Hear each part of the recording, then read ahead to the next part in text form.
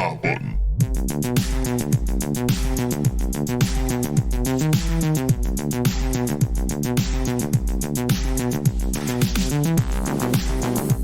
Welcome back to Hot Button's third day of the Game of the Year deliberations. Around the room, we have Austin Blakesley. Yo. Sean Chambers. Yo. Chelsea Romano. Hey. Matt Nudeboom. Hello again. And myself, Randall Beatrice. You didn't do Zug Zug this time. I was like, it's the bit's gonna get old. You forgot someone. And Fuse. And Fuse. On the sofa. But yeah, a crack team of professionals, if you will, who knows the best of what 2021 had to offer in the realm of video games. Wait, you guys are getting paid for this? Yeah, none of my checks have showed up yet. Mine did, but they bounced. Yeah, that was the shit cuts. You all are chumps. I just told him to pay me in cash.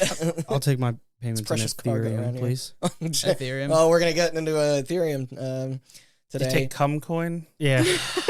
I thought they were called cummies. They are called cummies. Did you just not want to say cummies?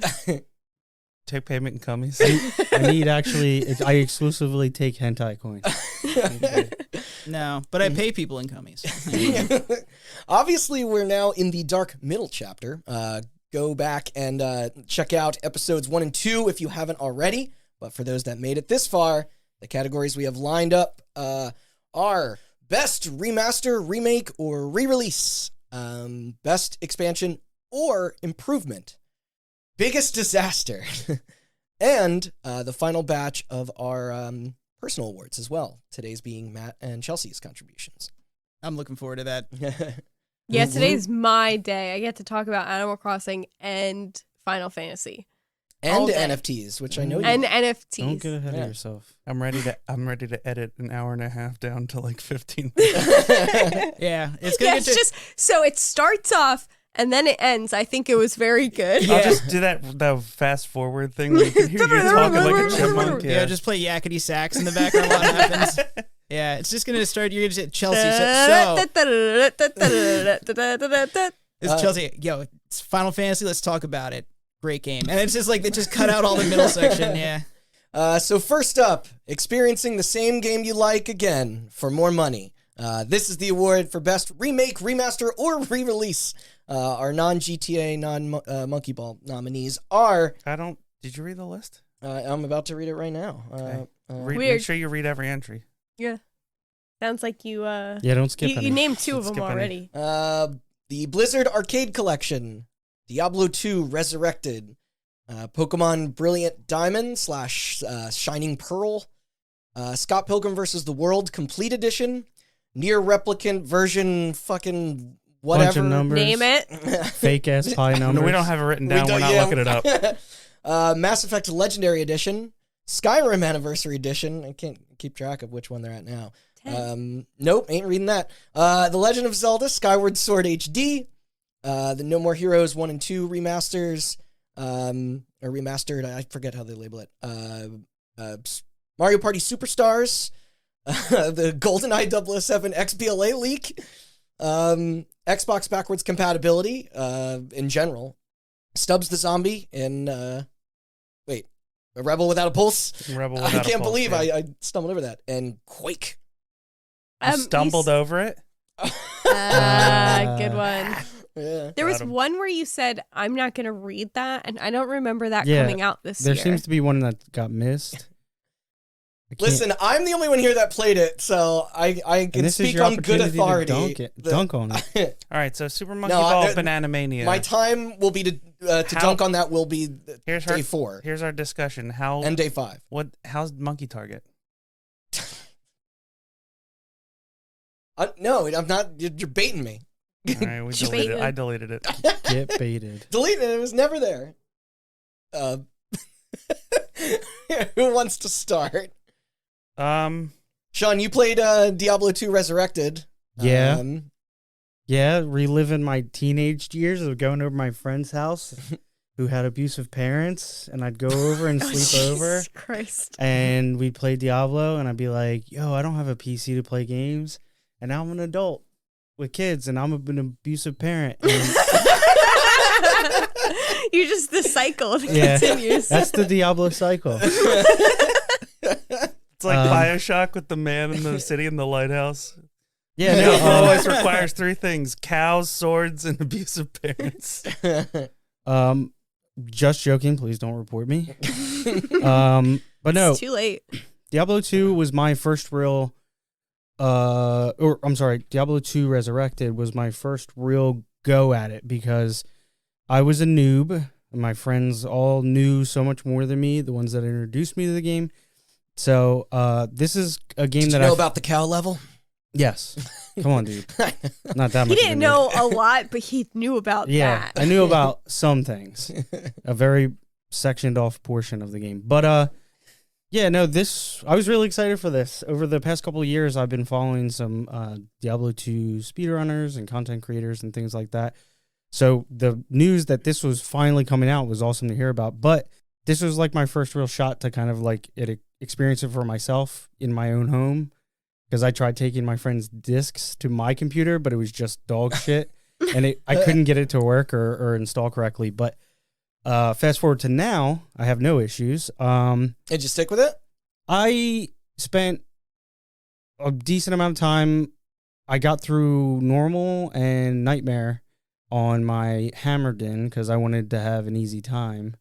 But I didn't really go through with hell because Did you play it on PC? I did. Because I think it's on console as well, right? Right. Does it play like like what they did with 3? Because The controls That's pretty for cool. console are like really well done. yeah, From what I understand, having not tried them myself, but any purist Diablo 2 fan will tell of course, you. Yeah, But this is that's also, blasphemous. that the year this came out was 2021, and get bent. It deserves to be on every platform if it can. That's why Diablo 3 was so successful. But Yeah. I did fall off of this relatively quickly, but I was all absorbed by it when it came out. But it's something that I see myself going back to. Like prior to release, we were like, you'd think our Discord would have been like all over that, but I don't know. Then when the allegations came out, suddenly no one had a taste for it anymore. We'll get to why we didn't play it. Yeah. Right. And biggest disaster. Yeah, I mean, kinda it's just, also like, a pretty large investment of time It too. So came there's and Right. went. I was like really hype about Yeah, playing it, same. and then it was then like, it just- oh right, yeah. Yeah, so Yeah. And now we're talking about it, and I went, "Oh, it released." Yep. I think this came out in September, Mm-hmm. or like end of September. So Yeah. there's a lot of stuff I wanted to catch up on and stuff that was coming out that I, was looking forward to. So I spent my time with it, enjoyed it. I think it was really like the way they were able to transform that game from whatever year it originally came out. I think it was early 2000s. I think 2001 maybe to now was very impressive. This is the first time I've seen. Can you toggle between the graphics? Yes. No. This is the first time I've seen press the button and make it look way old, or press the button again and make it look brand new. I knew they did that with the StarCraft 4K whatever. Yeah. Halo too, right? Yeah, that was the Yes. first one. Yeah. Back in 2011. I mean, I'm sure this game They did a also- lot for people that really wanted it and that sunk time and had been playing the original till this came out. You know what I mean? You think cut or keep? Let me look at this here. Because it'd have to be you. And we wanted Personally, to hold on. out of what I'm seeing, I would put this pretty high. Okay. Yeah. we can keep it for now. Yeah, I think it's a pretty good Hold on contender. here. I have two that we can knock out real Go ahead. quick. Okay. So we have 2 games on here that are Wii exclusives that got ported to the Switch. Technically 3 games. Skyward Sword HD, and then the 2 No More Heroes remasters. Yes. And when I tell you that I was like, fuck, man, I'm finally going to be able to play Skyward Sword and not deal with bad controls. Oh no. And then they made the controls on controller worse than the waggle. Oh my They- god! I mean, really? but yeah, they both it's were bad. Really? The controls are awful in the Oh. Skyward That's Sword a shame remake. because Skyward Sword is A good one game. of my it's one of my favorite Yeah. Zelda games. But it's I held think the back story by like is the really good and the art input method. style is really good, but what Yeah, it's holds striking. that back is the waggle. Like the I- motion controls in the Like, original to are give- so horrendous. To give you an example, They were busted little, for me. little back then, anecdote here. You know how Link has he has the spin move, right? Yeah. Yeah. So on the Wii, the way you did the spin move was you just like aggressively thrust the remember, controller yeah. to the side.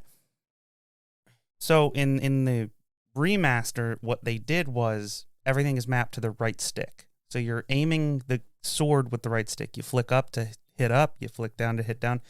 For the fucking spin move, you have to go left, right, left on the analog stick real quick to do a spin move in one direction and right, left, right to do it in the other direction. That won't get confusing at all. And let me tell you something about the Joy-Cons.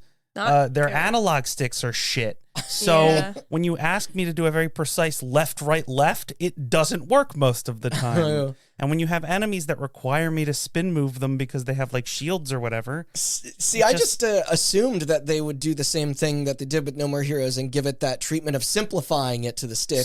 So to Zelda's credit, that's what they did. Right, yes. but I mean, but they did it poorly. To Zelda's credit, that was a Wii Motion Plus game. Yes, Yeah. you needed it, right? Yeah, Right, you actually need it. Which makes it more difficult. It's more complicated than No More Heroes. Yes. However, I did play through the No More Heroes 1 remaster. Because that game came out in like 2008. And it works. Yeah. So I say we cut Zelda Skyward Sword HD That's such a shame. and leave No More Heroes. I'm cool with that. I mean, No More excited Heroes about had that remake too. Yeah. They had at least like it's still good. They could go off It's of just- those PS3 and 360 versions. Yeah. So there's like the foundation was there, but I don't know why they didn't just give it No More the Heroes? Twilight Princess. Because thing. the whole game is designed around hitting enemies in very specific ways from Yeah, specific I know, but like a directions. spin attack could have just been like a wiggle. Yeah. Or, work with me here. You spin the joystick. I wouldn't want to do seems- that on a Joy-Con. Oh, that's fair.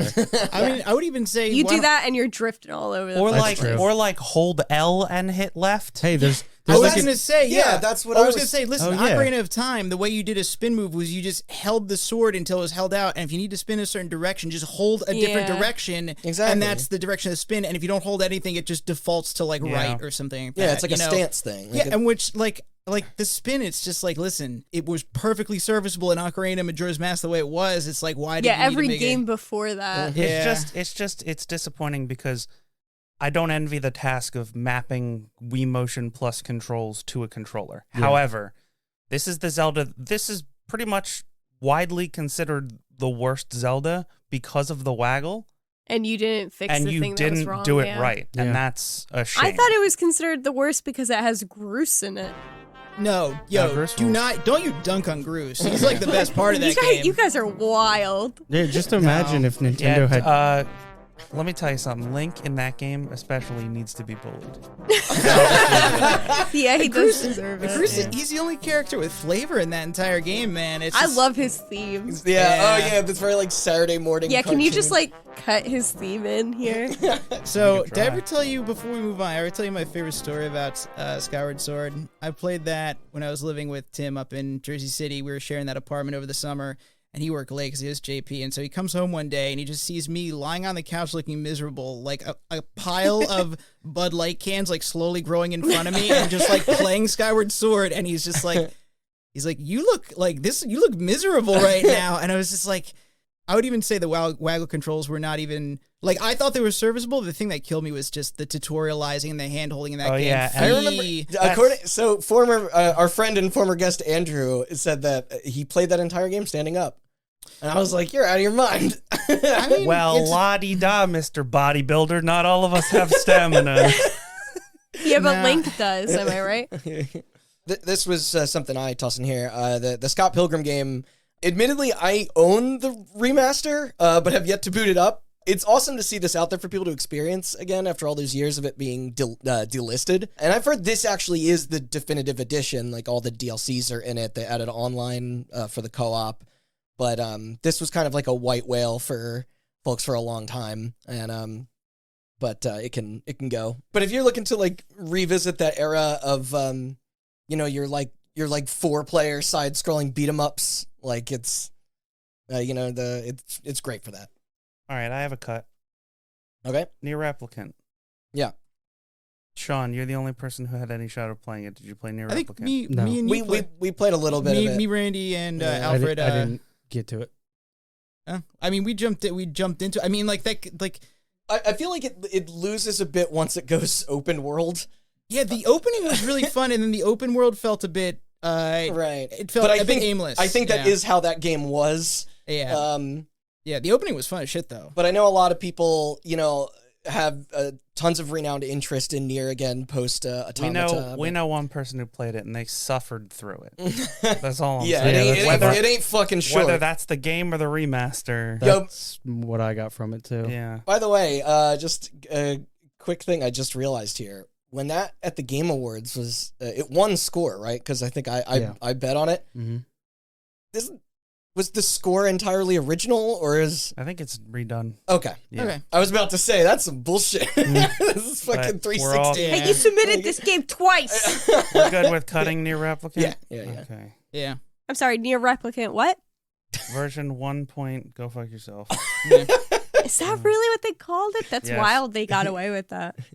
Version 3.141529. Speaking of which, What's funny because they named the Animal Crossing DLC Animal Crossing Happy Home Go Fuck Yourself. Mm. Yeah. Sean, tell me about how brilliant them diamonds are, how shiny them pearls were. I'm not sure which one you went for, but you did play this, right? Yeah. Got bored in less than 6 hours. I know there's people All right, gonna cross who that off. love I mean, Pokemon Shayna games. loves them. Yeah. I don't Shayna loves them. understand how you could play.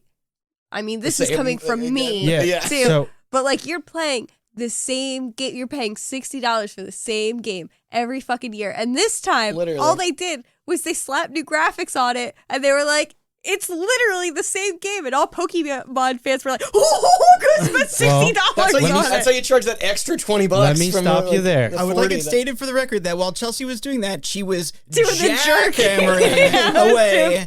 Right. Fake Furious days. Jack Tell and me all. Pokemon Furious fans are jacking. crazy. So really quick, let me stop you there because I never played the original Diamond and Pearl or played through them. I was gonna say you, but I mean like hardcore Right. Pokemon fans. But they buy every single one. I came off of enjoying Sword and Shield. Now that Oh, and that made you... that is a very much check it out. a modern yeah. Pokemon, whereas this is a modernized Pokemon. I feel like they've been doing much better as of recently with like new additions or like whatever remakes. Because I mean, The last one I played was X and Y. okay, yeah. So same, I I think, even actually. enjoyed Let's Go Pikachu and Eevee enough. Yeah. but Well, I guess there's a lot of spirit of the, or, like, Right. our right. Nostalgia, Weren't yeah. those technically red and blue. Yeah. Kind of reimagined. yeah reimagined? But The last yeah, one I played was Crystal, Gen 2. I'll just say one thing. Oh, This, actually, that was... I don't remember the order anymore. I have my final closing thoughts for Pokemon. This ain't it, Chief. Got it. Yeah. Master Chief? Yeah, to add my thoughts to that, listen, Pokemon games, no matter what, they are evergreen, and it's like if you haven't played them before, I think it's a good way to play that generation. Do I think that there are games on here more deserving of the best remaster? Yes. Yeah. So it's like I Yeah, would say Pokemon fans are like Dark Souls fans where they hate themselves and they'll just play the same game over and over again. Oh God, wait, you know, it's just such a common comparison, Dark Souls fans and Pokemon fans. They're Just the so same much people. so much overlap. one last thing.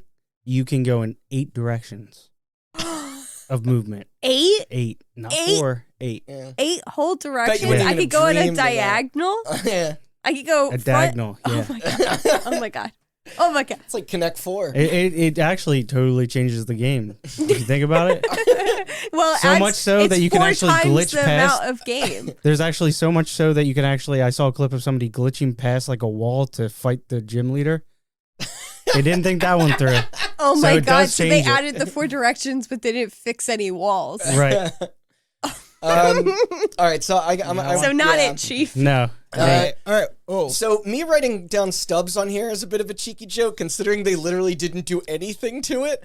Although there is It's a re-release. There is something to admire there. Yeah, like leaving it with its warts and all. That game Still leagues above GTA, and they didn't take anything out of it either. No, but I do have a reason why I think we should cut it. Unfortunately, every piece of the original soundtrack is there. Stubbs- In its glory.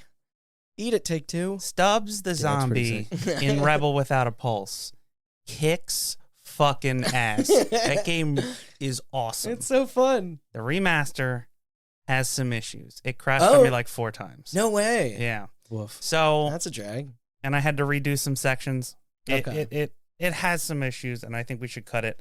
Let it be known for the record that Stubbs the Zombie rips, and everybody should play it. So okay, now we gotta bring up my favorite entry on this list. Oh wait, I didn't get to go. Lollipop. That was a good one. Lollipop, You can just splice that in somewhere. What were you taking aim at? We gotta talk about Mario Party Superstars, man. Like, Yeah. so it's like right. It could use more maps. it could, yeah. Well, maybe more characters minigames. So I would And say more personality as well. Didn't they limit the amount of turns you they could did. They match removed the turns? 50 turns It's mode. 30, yeah. Imagine. Not nearly It's as a fun. friendlier overall experience. But it is a friendlier. I did care way less. I had a much more I had a nicer time playing it. They because reward I- you constantly in because it, I as didn't give a opposed to- shit if I won or lost this time. It's 'cause So I- it wasn't for 50 turns I wasn't pulling my hair out. It was for 30 turns I was going, I get to play Book Squirm. Hey, So- Book Squirm's still great. Book Nice. Squirm's the best one. I'm not a big. I don't like that they kept the newer Mario Party stuff with the lucky and unlucky. So, like it's just like it. I don't know the way that like it paces the game. Like I don't even know what you're the talking about. tiles, like you like the. It almost it sounds weird, but it's like the economy of Mario Party gets really fucked if everybody has like a million coins all the Yeah, time. fair. Like just like. Yeah, Every they gotta few keep seconds. the pores in their place. Stop I see what treating you're us saying. like babe. You gotta go back to the savagery. Nice. I was gonna say. I want so- Mario Party to be mean and chaotic. I was gonna say No, I don't. The changes they introduced were, I mean, like they did make it friendlier for a modern But audience with. is- Kudos but- to them on the return of Paddle Battle, though. They Does- didn't shield us I from was the gonna say, I wanna- blister generator. I wanted to, but yeah, like comment on just like It's one. wild they put that game in there when the console they put it on has Joy-Con. Yeah, it has drift issues. Yeah. It That's does have hilarious. 100% support of GameCube controllers, which is so much better than when Super Yeah, Mario but Party Matt- did the single Matt Joy-Con was thing. playing on a Joy-Con, and And even when that game came up, he went, "Oh, I don't want to do Oh, this." yeah, no, right. I remember I was playing, and it's like, listen, I could Because listen. they were on the Zelda ones, right? Like listen, the, yeah, listen. yeah. Like these, I got calluses on these palms. I can go as quick as I want, but I'm sitting there. I'm using the nice Legend of Zelda controller. I deliberately just ate shit in that game because I'm like, I'm not destroying this poor fucker's controller. It's just like I'm like it's Yeah, this limited edition controller that even Yeah. if you get it replaced, it won't be. It a wasn't Zelda the theme. same, yeah. I gotta Yeah. say, it was ballsy of them to be like, because they probably are just like these games, like these. I they were- liked it. Yeah, they were probably like, listen, these Hey. games are so like often like they're often remembered in these games, but they failed to consider that like We're talking they're about the often- company who refused to admit that their Joy-Cons had an issue for like 3 years. Still to this day. Also, No, because they'll fix them. it's the spirit of the thing because you know what else had shitty joysticks that broke all the time? The Nintendo The 64. N64, I was yeah, gonna it kind of just say, makes true. it more Yeah, nostalgic. It's more you know? authentic. I yeah. mean, in the very least, like Except now you have to pay $90 fucking to replace the controller. yeah, exactly. And that's how, I mean, God, the N64, and it's like they were hard plastic, and of course it was a wide thing. But of course, like Yeah, the it was thing just holding like it up a- was it was like a the size of a toothpick. toothpick. Yeah. Yeah, and it's just and the spring that spring was doing God's work, okay? Because it tried. Dude, by the end of that era, probably like by GameCube, all of my N64 controllers had like limp analog just like syndrome where it's like they I just know, kind of held down. When we moved out of our place, we figured out whose controllers were whose by the fact that my joysticks still work. Yeah, they still stand. You weren't at playing attention. enough Mario Party, man. I had a controller, one Oh, a controller dedicated one. This is the Mario for Party. the lighting up the bulb game, and it broke. Yep. But yeah, no. So, but problems with that game. One, like the items were way too cheap. Yeah. Two, and I agree that if anything, it needed more maps for sure. Yeah. Oh I yeah, think the, only the 6 items is- we were plowing through items. Like every time you'd pass that store, you were like, might as well stock up on everything because it's 5 coins and I 5 have coins. 50,000. Yeah. I was gonna So- say the game simply became, can you get to the star in one turn? Because if someone had the Oh yeah, it was just Yeah. making your roll as long as possible. If No, someone it was had- because everyone kept buying the thing that moved the star. Well, they either had that or the one that took you to the star. So Yeah. it's like if you Magic lamp. they would just move it. So it's like you had to beeline to the star immediately. But we can cut that. yeah. Cut it it. doesn't sound like you guys are gonna Yeah. fight. I for mean, it too at its hard. core, it's like it's still fun, and we'll probably play it again. I don't know. We'll return Alright. to it maybe at one point. I have one. Okay. Finally, people can play Skyrim. I've On a been modern waiting 10 console. years to Yeah. play Skyrim. Yep. What did Thank What God. did they do with this one? I don't Nothing. fucking They know. just put like a 10-year anniversary sticker on it and went, here you go, you fucking idiots. I think They they put, rallied like, up the I think they put- Pokemon fans telling me and they were the- like, you guys like buy this same game over and over, You're right? telling me the water ain't shinier? Like, I think they put like mod stuff, like popular mod stuff in. And it it's all or the something. DLCs, but that's like the bare minimum of what I mean, you do they with an already anniversary had edition. 3 editions that included all the DLCs. Yeah. this Yeah. has to be it though for it, right? Like, You would think. Sure. It's like- I Nah. heard that they put a picture, the CD, the picture on the disc for consoles. It actually has a picture of Todd Howard laughing and pointing at it. No, that's one of the old editions. The 10-year Oh. is his ass and the hole in the CD is his And when you open it, Todd Howard Goatsy. Listen. I'm sure they're gonna have enough launch issues with Starfield that once that hits, that's all they're gonna be able to I mean, make. they so. made a VR version already, so it's like, and All right, Yeah, what's more to say about Skyrim that hasn't been said in the last 10 fucking years? mark my words. Prediction right here, right now. all right. When Elder Scrolls 6 inevitably comes out in 2028 on the PS6, they will update Skyrim again and include it as a pre-order bonus for Elder Oh, Scrolls 6. yeah, no, that's a good bet. Yeah. Yeah. All right, we're cutting that. Yeah. or did you say PS6 because Starfield's gonna do so terribly that Microsoft's gonna release them and then PlayStation's gonna buy them? Oh, right. Oh, yeah, right, yeah. Dystopian future. Sorry, the Xbox Series Y, whatever. Yeah. It's actually a fridge this time. Yeah. The Mass Effect trilogy. I think Yes. I know our friend and again previous guest Kay went hard on the. I have that not. This year, I but- have not played it, but from what I understand, it's Mass Effect, which fucking rules. Is one of the best trilogies of all time, and they apparently updated Mass Effect 1 to make it play way better. Hold on. Makes up for Andromeda. You ruined my joke. I was Oh, going to did say, I? but there's 4 Mass Effect games. No, everyone knows the trilogy. There are only 3. Yeah. No. You know how That's they did fair. the Ghostbusters collection recently, and they cut the 2016 one out of it? This has to be a mistake, right, Sony? Yeah, fuck off, Paul Feig. What a wiener. I say it stays for now. Okay. So Yeah. I mean, it got people hyped on a new one. Like I thought the damage from Andromeda was going to like put that series to keep it dormant for a bit longer. No. But If then they came back with a new logo and they're like Mass Effect's back. If I can give EA any credit, Everyone's and like, there's "Eh." not much to go around, their remasters are the perfect combination of updated and still the same. Yeah. The Burnout Paradise remaster Yeah, you're right. is also good. Yeah, I I think EA, I think the Dead Space and Skate stuff could be promising. Like well, Skate's a sequel. is it? Yeah. What's it called? Skate. I hate this industry. So With good reason. I gotta The new Scream is just called Scream. It makes I me gotta- so angry. I gotta ask too. It's like the this fifth one. seems like a surprisingly short list for remakes and remasters. Considered like it feels like the vast majority of games that come out Because these there was days. a lot of shitty ones this year. I was gonna say, are these just the ones worth bringing up? Yes, Okay. GTA, Monkey Ball, Sonic Colors. There's a lot of remasters that I was gonna say- ActRaiser. that- right? Yeah. that tripped and just splatted right on their Alan stupid Wake, faces. actually. Alan Oh, Wake did anyone remastered. get to play that? No, I did. I put it on. Yo, did you? Yeah. Oh, I okay. I Yeah. would have attached it to this list but I didn't think anyone could speak on it. What do you think about it? Yeah, I love Alan Wake. This is Alan The Wake, same thing with but updated graphics? pretty much. I mean, like That's cool. sounds Well, good. Okay, that's it what it should wins. be.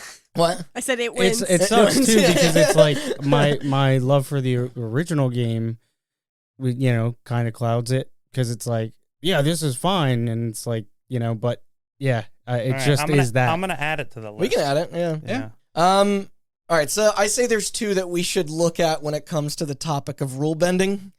Yeah. No. What's this GoldenEye thing doing on also here? Xbox backwards compatibility, like in general.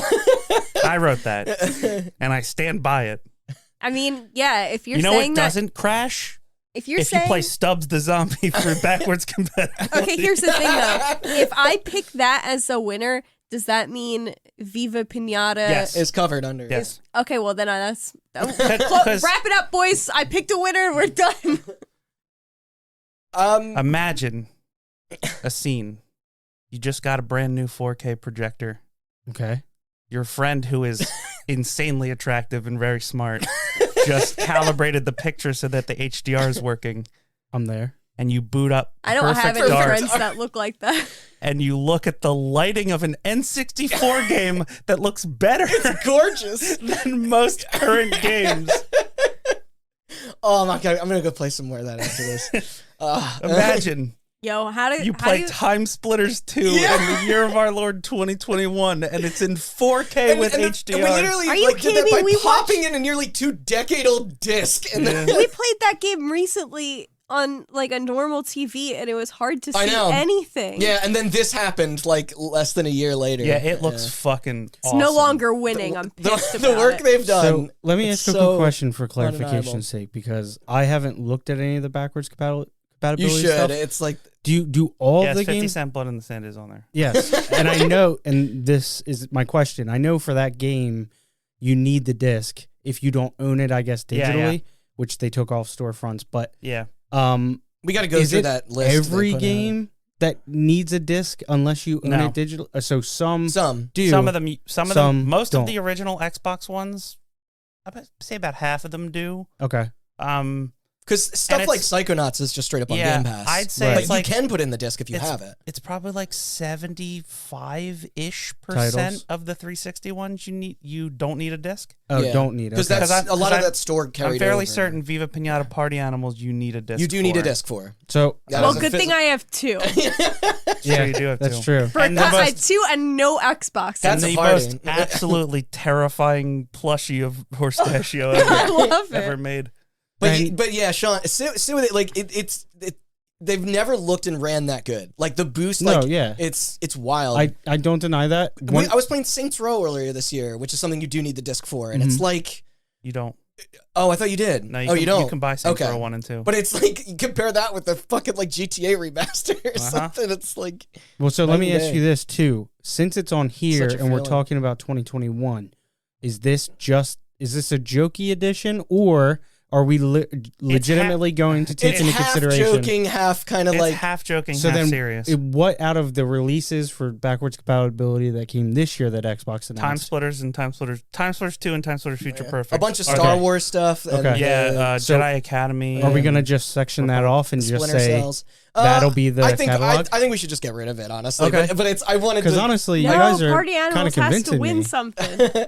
You're kind of convincing me. You know what I mean? Because Yeah, like, I mean, if Randy wants to cut it, it's I want to cut it just because it's too.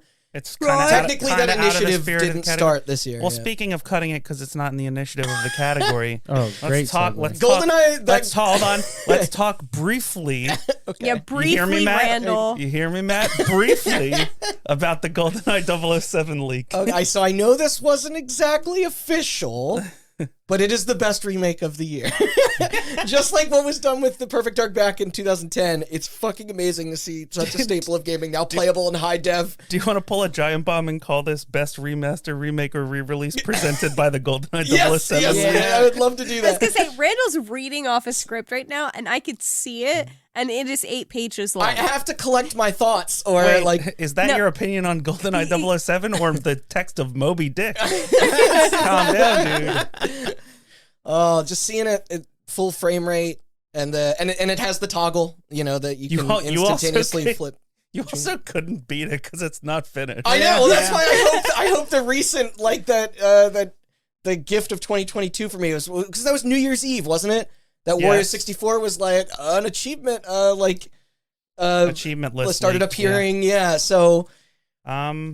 perhaps there was some deal made that Nintendo can get the original on their Nintendo Switch Online service, and then Xbox will get the that they were this thing that was almost done but not technically complete because you're right, Done. a bug did. Done by the same studio that did the Perfect Dark. Yeah, and that's why it's so Zero? good, and it proves just how solid the core of GoldenEye is. Like it's just fun and fast, and it has yeah. all the Okay, that was unique brief. questions and I was stuff. gonna say, I think when you said it, and I And that meant- pressure control method, is more. It makes felt more great. and capable. It felt or- great on just a modern. I just got my 360 control plug-in. It felt Yeah, great. And it's one of those things where you go, is GoldenEye good for the time or is it good? And then you play this and you go, nope, GoldenEye's Well, that's good. no, you're right. Yes, This, it is. this It is. reinforms my genuine belief that if a kid picked this up for the first time in the current age, this version, you know, like, because I can understand the limitations of the N64 could be tough to go back to. Yeah, it doesn't run Some well. It people- has a bad controller. Yeah.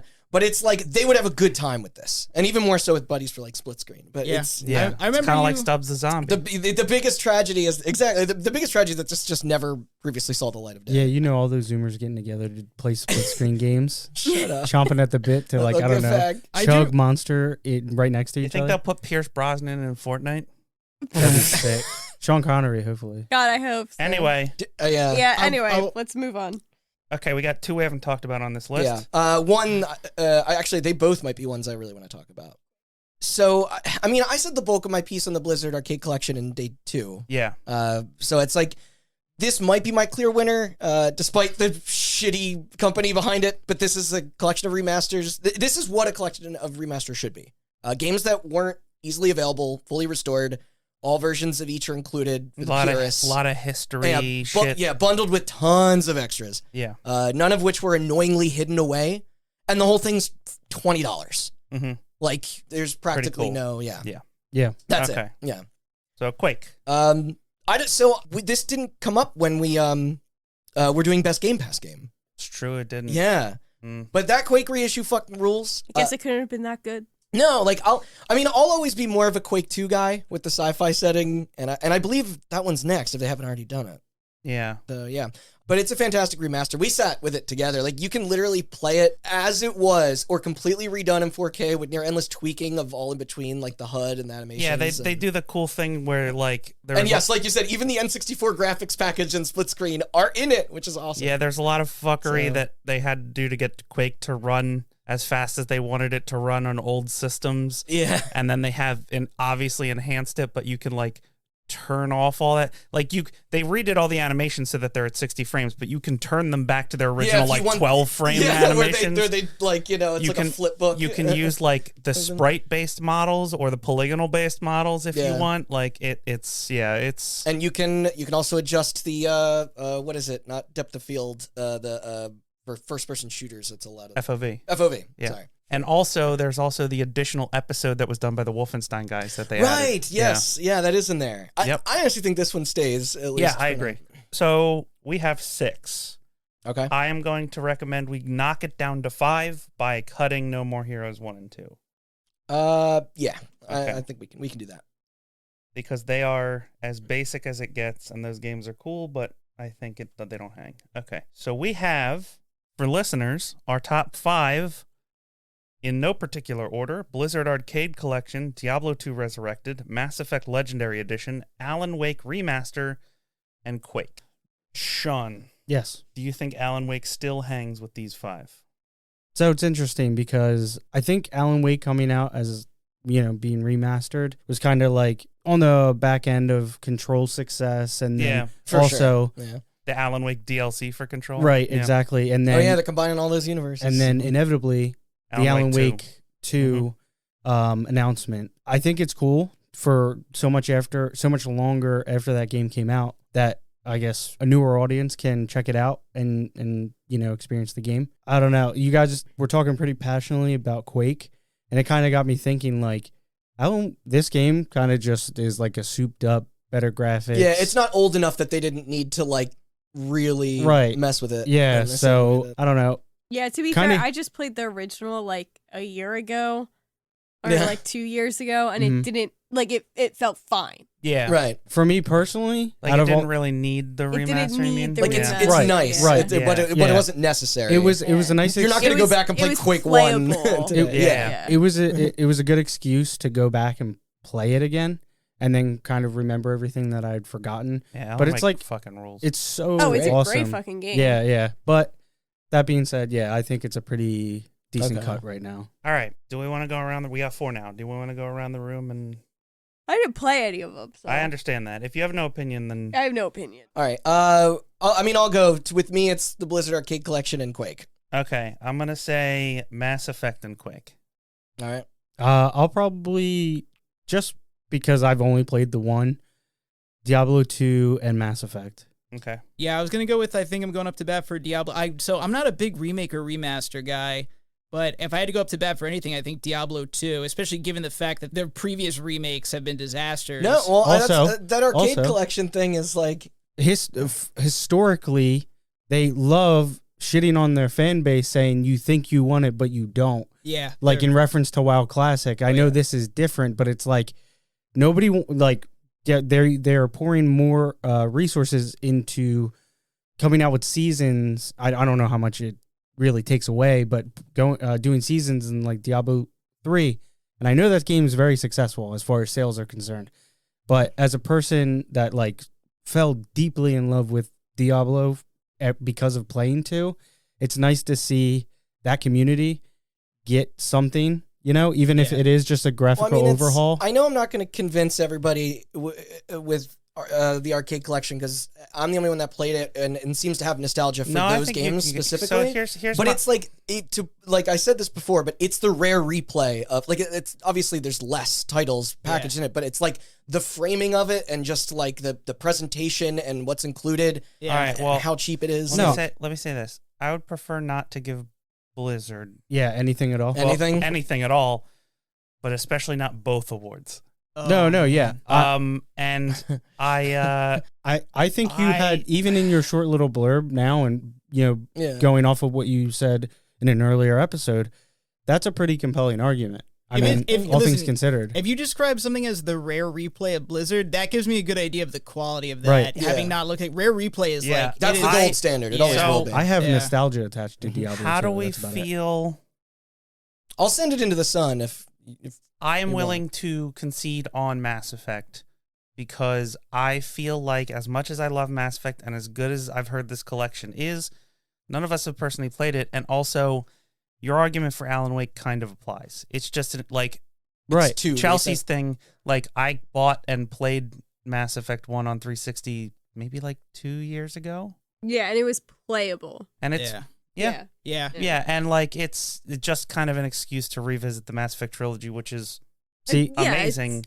But I have an alternative reason for picking it because I have no affinity for Quake, you know? So with the 4 we have here, Mass Effect is my second pick because the fact that they re-released it and it's all 3 games, and like you said, they improved on how Mass Effect 1 plays and everything like that.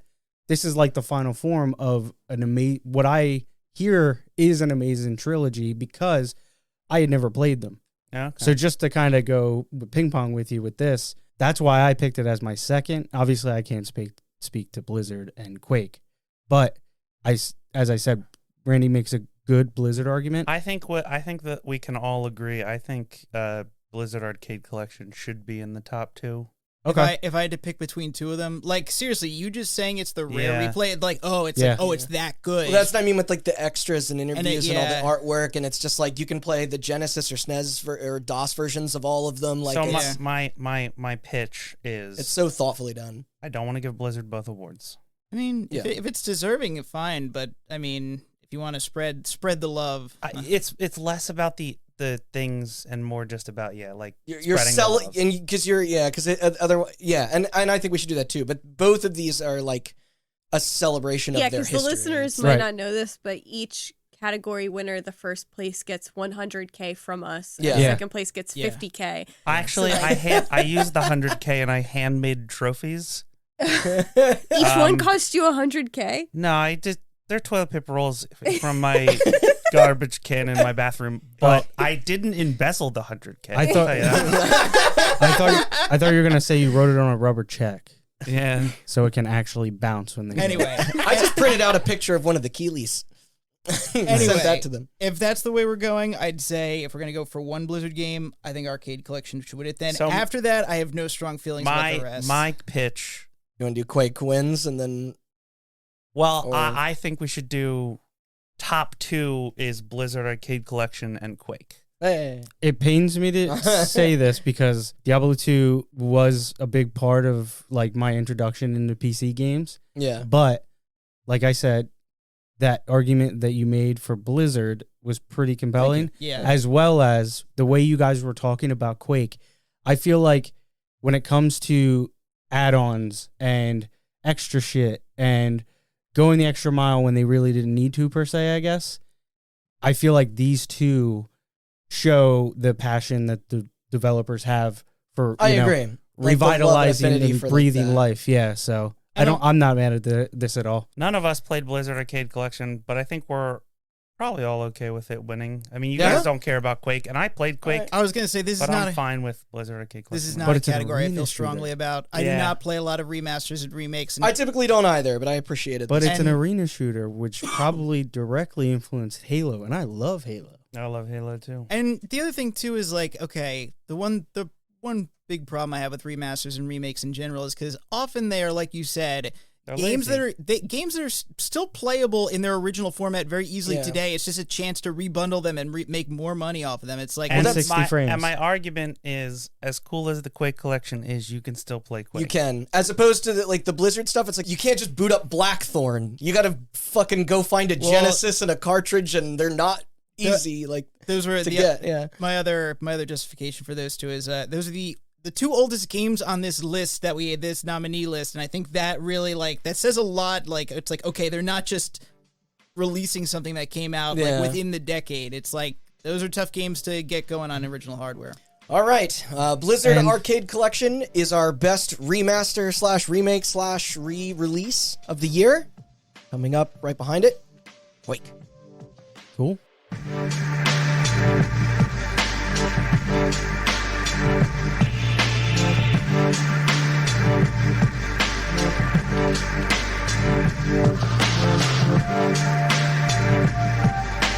Following in a similar line, next we have best expansion or improvement.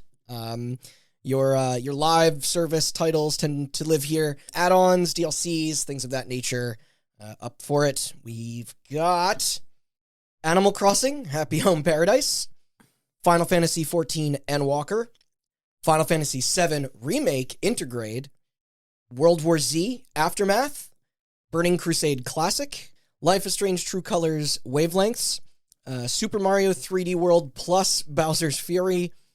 Then we have the Super Smash Bros. Ultimate Sora update. Tom Clancy's Rainbow Six Siege. I think it's Operation Health. Is that how they their big yearly? Yeah. Yeah. Hitman 3, Outer Wilds, Echoes of the Eye, Disco Elysium, The Final Cut, Hearthstone's dumb fucking Pokemon. You'll have to get into that for us. Death Stranding Director's Cut, Ghost of Tsushima Director's Cut, and the Halo Infinite Cat Ears DLC. No. What? Ooh. Yeah. What are you trying to say? Ooh. Those things are a big hit. You'd be surprised. Yeah. Oh, I wouldn't. Me and Sean look very adorable when we're slaughtering people with gravity hammers. Yeah, I always know the vibe of my teammates when I see somebody else with them. I go, Mhm. I like my Prometheus. you better not go looking dude. 5-20 because I'll kill myself. No, if they have the ears, that's how you know they're really good because they don't have any friends. True. They just play that game all day. True. I had friends, Yeah, then you put on the ears. and then I put on the ears. yeah, exactly. But That's what I'm saying. But really, which came Now first? you've got lovers. The which chicken game- or the Yeah, ears? which came first, the lack of eggs or the eggs? Lack of God damn it! What's Which came the- first, the lack of friends first or the cat here? It's like The lack of friends came, yeah, and then Halo came out, and then I got friends, and then Halo Infinite came out. What's the quote? I wasn't anybody until I put on the mask. Yeah, I wasn't anybody till I put on the ears. Should we do You this? Oh, that's let's I'll do do a couple. Animal Let's do a couple Crossing. others. All right, well, before- if you're a gonna- little fast and heavy. You can do one, and then we'll intersperse. No, some Yeah, you got smaller and okay. we'll Yeah, talk I'll do last. Animal Crossing because that's getting cut. I'm telling you Okay. that right off the bat. Because I'm assuming we're just talking about the DLC itself and not the update to the Correct. base game. No, no, because it's part of it. update to the base game is part of it. Okay. Yeah. Yeah, Okay. because it's It's still expansion or getting cut. improvement. Yeah, okay. Well, before you do that, educate us on the trials and tribulations of. Here's the thing. Yeah, what's up But- with this? the- Wait, and Base this is game- their first and final paid update, right? This is their first and final paid DLC. Okay. So I'll start with the DLC. The DLC adds a lot of nice features that you could do on your island. The DLC itself of that grind of designing houses over and over and over again, and you have to do 30 of them just to quote unquote beat it. It is so bad. I hate it. Other people love it. I get it. Other people like decorating houses like that. I thought it was just fucking awful. I hated Happy Home Designer, hated Happy Home Paradise. What a fucking surprise. Did you finish it? Did you do all 30? Yeah, I did way more than 30, but all of them look exactly the same, and I'll tell you why. I go to the tab of furniture where it's like, these are the things this character wants. I press on each one very quickly. It gathers in a pile in their house, and I go, see ya, douchebag, and I leave. Sounds It's not graded in any way. They basically calculate it by time. So, like, yeah, I have to do more to get the same amount because I'm doing it really quickly. But, like, fuck it, I don't care. It sucks. It sucks. It's so bad. I hate it. And, like, in my head, because I put them all on what I call Crack Rock Island, because there's an island at the bottom of the map that's just a rock. It's just a shitty rock, and you could put a house there. So I make them all go to Crack Rock Island, and I make them their shitty crack houses. And then I tell myself, when I find someone who matches with that character really well, I'll like make them roommates and I'll move them to a nice spot and I'll give them a nice house. No, I don't do that. I just keep putting fuckers on Crack Rock Island until that place, until my game's gonna crash eventually because I got 30 houses on it or whatever. And I just move on. You sound like you're a corrupt mayor. I move on with my fucking life because that DLC is trash. It's called redlining. It's so bad. I hate it so much. I thought this one you went really fast in a car. Now, for the base game, the update to the base game. This is where they added the museum, right? Or the cafe to the museum. They added a lot, and I appreciate it, and it's very nice. However, knowing that this is the last upgrade this game will ever get, no more quality of life. There'll never be any quality of life updates. There'll be like little seasonal shit here and there, but nothing big. It's trash. So Nintendo put a Band-Aid on a gunshot and just went, hope it's good now, bye. Why are they stopping? Like, that game because Nintendo sold hates ridiculously its fans. well. Like, I don't... Nintendo hates its fans. I don't get it either. Here's the thing. Like, in every single fucking Animal Crossing, the store upgraded a certain amount of times and looked a certain way when it was done. This one gets one upgrade. And that's it. And you know it's never going to upgrade any bigger. There's like 3 things you could buy there each day. And that's it. What do you think the possibility is that they're going to continue to develop a new game since they cashed in so hard with this one? Like, do you think they're going to double dip? 2 on the same console generation would be pretty insane. Right. But because they typically don't really do it like that. But I don't know. But I mean, it sucks. that last they brought a lot of features from previous. They put in a lot of features that like it was really nice. But like knowing that I won't get everything else that's missing is like it. That would take the wind out of your sails. At first, you're like, this upgrade is great. There's so many new items, so many new things to do, and then once you do them, you kind of sit there and you go, well, what about this thing that I used to love to do, and what about that thing, and then you realize, oh, I'll never get it. Yeah. If this was even just like a yearly upgrade that they did, like they just did one of these a year, I'd be like, this is fucking great. This was the best upgrade all year. I would give it my fucking vote. Yeah. But it's not. It's the very last one, even though the game's not that fucking old, and they're never going to do anything about it. Yeah, Austin, you should pin this. I think it has a chance of taking. No, fuck you. It's just heartbreaking for me. Yeah. I think, and it's just very sad. I instantly fell off of it when Endwalker came out, but it's just, I wish they didn't. Even if they just never said, "Hey, this is the last one," and I was kept there waiting without any closure, I'd be happier because I'd be ignorant. Right. Speaking of heartbreaking. That's my rant. Wake me up when we want to talk about Endwalker. Let's talk about Hearthstone's dumb fucking Pokemon mode. Yeah, what? I don't remember what it's called. So Hearthstone Pocket monsters. Hearthstone has been dying a slow, painful death. Like everything else that Blizzard is. Yeah. Yeah. And I was gonna say Overwatch. I stopped playing it years ago, which is a bummer because I spent a lot of money on that game and I got a lot of hours out of it. And I love Hearthstone, but they have taken to trend chasing now. When Slay the Spire came out, they added a bunch of roguelike modes to capitalize on that. Yeah. When Auto Chess came out, they added Battlegrounds, which was their own Auto Chess thing. Let me know when the inscription update. That's the roguelike thing. And then this year came along and they needed to add a new mode, but there was no trends to chase. Pokemon? So they added this weird Pokemon mode Battle where Royale. you like summon monsters and then they each have like 4 attacks like in Pokemon, and there's elemental types like fire and water and grass. And that is very Pokemon. And it just sucks. Every once in a while, I'll check back in on Hearthstone. It's usually when these modes come out, and playing that was heartbreaking because that game is dead. And they have officially run out of ideas. And no. I was gonna say, man, I distinctly remember playing Hearthstone when it first came out. Chris introduced me to it. And of course, Chris is like, oh yeah, he looks at a board, he knows exactly the most efficient. I wonder, move does he still? Do you know if no, he doesn't. And no, so, everybody I know that plays Hearthstone doesn't anymore. It was Dan. fun for a time, Yeah. and then you know what happened? I had like a really solid deck, Warlock deck, and then whatever the new set came out, and a bunch of my cards no longer were legal, and so I got very high up in the rankings, and all of a sudden my entire meta changed, and I'm just like, I struggled. I tried to get back up, and I was like, this is not fun. I'm sick of the fact that I can't. Yeah, I played Yeah, it pretty this is sort of just like the cherry on top of that game's spiral. Yeah. I think. Wow, man. Yeah.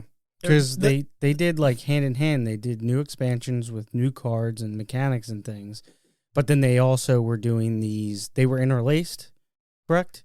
Yeah. They were doing like a card expansion and furthering that ever changing format. Because I know they did kind of like what Magic does, where it adds legacy formats, and then they were like new release of cards, and then it's like new event, new release of cards, and you would think that kind of fresh content would keep people engaged.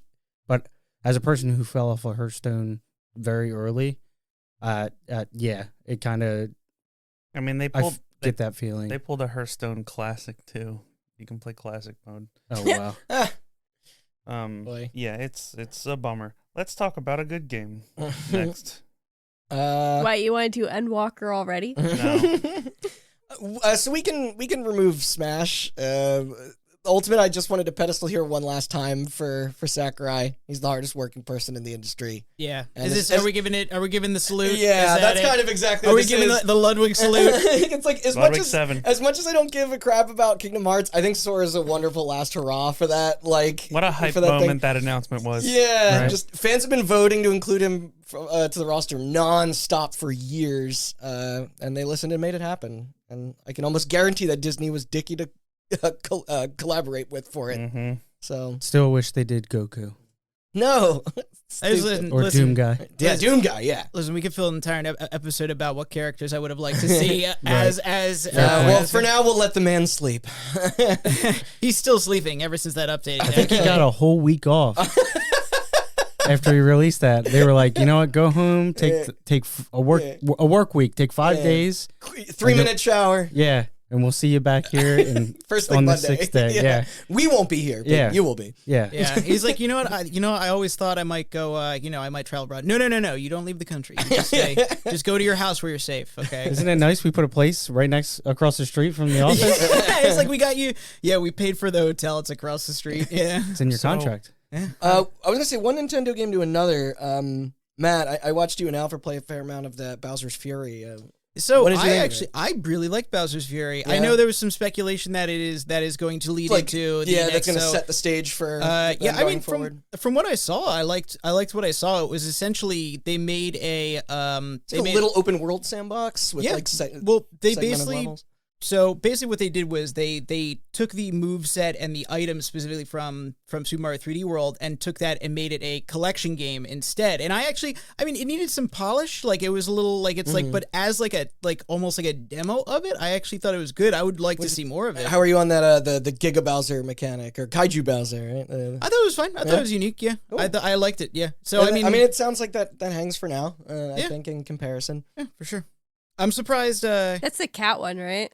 Yeah. That is the cat one. Oh, let me tell you. When you hear Mario like do like the little meow sound, it's upsetting. It's not. It's awful.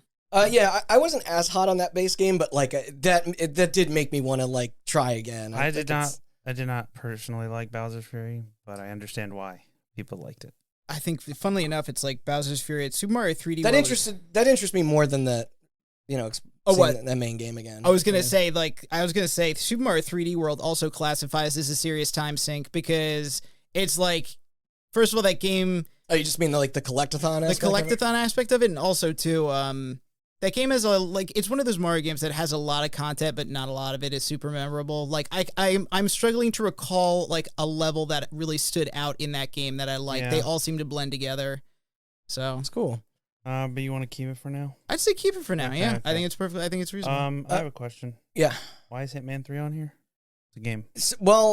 So I was more like I think I wrote that in here because You can play all the old levels. that in was the new my engine? okay. remade. That's what I thought. I'm just Yeah. double checking. Because I think just having those whole 2 first entries and sticking them all into one Yeah, complete package. I know why it's here, but can you explain to me why it's in here? It contains all the Hitman ever, and that's fantastic. All the Hitman ever. Yeah, well, Maybe. So many Hitman. I should say since this new All trilogy, Hitman. not all the Hitman. And maybe not mentioning the entire kerfuffle that happened. Oh, like who published fucking what? yeah, and how the pricing worked and all that. Yeah. Oh, that shit. too. Yeah. That's So- that's fair. Well, I mean, Sean and Austin, you played this more than I did. Like, how do you feel about it with these, or do you think? I think it should be cut. All right. I think it's a cool thing, but like Sean said, there was a lot of issues with pricing. There still are a lot of issues. The with messaging was pricing. confusing. Yeah. And also, you can just play Hitman 1. Like, the engine doesn't really add much. They haven't changed Hitman a whole bunch since. Right. So. Fair enough. I mean, it's cool seeing on Series X and PS5 just how sharp it looks and how well it runs. Yeah. I'm trying to think of another There's game. hundreds of characters on screen, and then I'm trying to think of another game that did something like this. Nothing comes to mind, but like you have like 3 games release 4 or 5 years apart, and then the last game's like, hey, you can play everything from the previous in the newest, Rock Band. Okay. Oh. There You could play all Hitman. Kind of cool though. I have 2 I want to cut. We can get rid of Siege. It's one of those games that I imagine like Was it year 6? Yeah, or 7? I think now is 7. It's now 7. Yeah. Or 7 will start in March, technically. Yeah. Yeah. Because it was 2015 was Yeah. Siege. Oh, boy. I can't imagine Yeah. not winding up on lists like this year to year. It's supported so well and continues to tweak changes and I add love content Siege. I don't play it regularly. enough, but damn, does it make me good at other games. Yeah, you want to jump into the deep end. That's a good way. I played Apex with a friend for the first time, and I got a lot of kills, and we got second. And he was like, "This is your first time?" I was like, "Yeah, I'm really good at shooters. I used to play Siege." Yeah. And I knew there was that one huge update that, like you said, I'm sad to report that we didn't dedicate as many hours as we had in the past. You saw, I think you took a look at the Halloween stuff and the Christmas stuff. Yeah, and they were both really cool. They were different, unlike Overwatch, that just recycles the same event over every year. Junkenstein's Revenge again. Yeah. Except this time it's Christmas.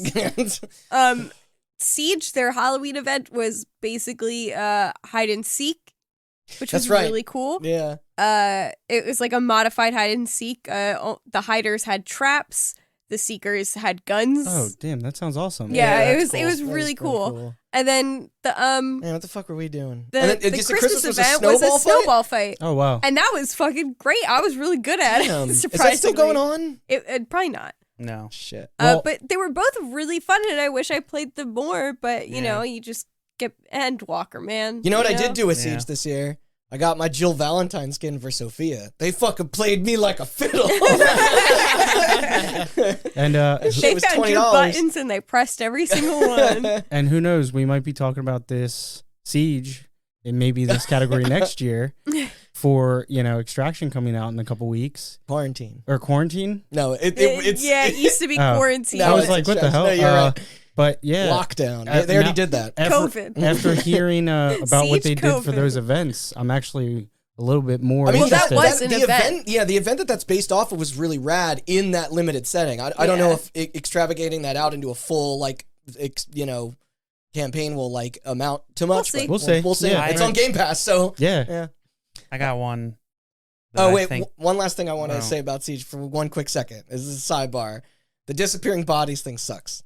Oh yeah. Yeah, gamers should have sucked it up and done And the with it. weird fucking babies. the weird hollow logos. Yeah, that appear. it's like I get it. It makes the game more accessible, but it is a little immersion break. They changed the aesthetic from SWAT team to sport thing. Yes, It's like sport. Yeah, theme now. it's very simulation like. Yeah. And I don't know. Catering to Yeah. that shit eventually leads to the homogenizing of anything. Did they They take don't out stick bodies figures. because they wanted to make it more, I don't know, less They violent? had a lot of problems with bodies were client side, and Not server sometimes side, they would yeah. you would think you were hiding behind it, and you weren't because I think the it's other cool. person couldn't see. So it's like the if body. or you Okay. could shoot someone and their corpse would fall in the way of they'd block an area because you'd have to look around them. I mean, But that's now- what bodies do. When That they, is what bodies do. But now when people Yeah, die but it in wouldn't that do game, it for everyone. now Yeah, when but people the- die in the that game, they problem- hit the floor and The disappear. problem was you would think you're hiding behind a body, but the person shooting at you doesn't see the body because the body fell a different direction on Yeah. there. I see why they did it. I Yeah. won't. That's So whatever. I understand. I see why they did it. I think it's lame All right. that they did that. But Can I talk about Echoes of the Eye? Go. Yeah. Believe it or not, I'm actually up to the very end of the DLC now because I did wind up going through it afterwards. is that DLC in the middle of the game?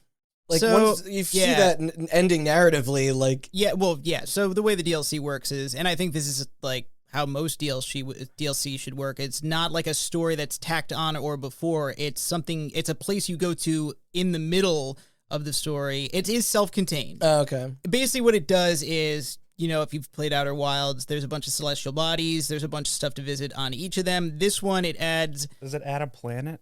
Yes, it adds Okay. I'm gonna try and keep this spoiler-ish free, but obviously if you're listening to this, it adds a spaceship that is in the solar system, and that was inaccessible previously without the information. They basically they give you information they give you a breadcrumb to go try and find it, and then you'll find it. Alfred had warned me that there was there was a little bit of a backlash on this one for people who played the base game. The thing I will say is very it's very strongly horror themed. Okay, in a way that I was not expecting. And in fact, That's I was the most surprised. interesting thing I've heard Yeah, about the- Outer Wilds. So Sounds that's like everyone who played the base game is a bitch. that's the way it was phrased is anybody who's played the base game doesn't like the DLC. Anybody who's never didn't like the base game is curious about yeah. the DLC. Okay, so now How long is the DLC? I'm going on I'm on hour 13. I'll probably be done it within the next 2 loops, so one more hour maybe. I'd say Okay. like 12 to 15 hours depending on how quickly you do it. Okay, so you get that prompt in the beginning, reduced frights. I didn't do it, but I'm curious what it does. But it's Randy, the best way I can describe the horror part to this game is are you a fan of Amnesia: The Dark Descent? No. Well, then you aren't going to like this DLC. there is Is anyone? Yeah, it's let me get wait. It's not like a stealth section. It is Just- very much a stealth section. Ugh. Okay, so I'm going to Let me know when they do a DLC that's based off of Amnesia War of Pigs or whatever the Machine fuck. for Pigs. Machine for Pigs. Pigs. Because that was the good one. so and I'm now going to say spoiler heavy part from here on. If you don't want to listen to this, skip. But there is a part in that game where you're on this ship and you essentially get teleported to a world from that point. Okay, let me tell you. Okay, the world is basically pitch black. You have a lantern that can either illuminate an area around you, or you can focus it like a flashlight, but you only see that, okay?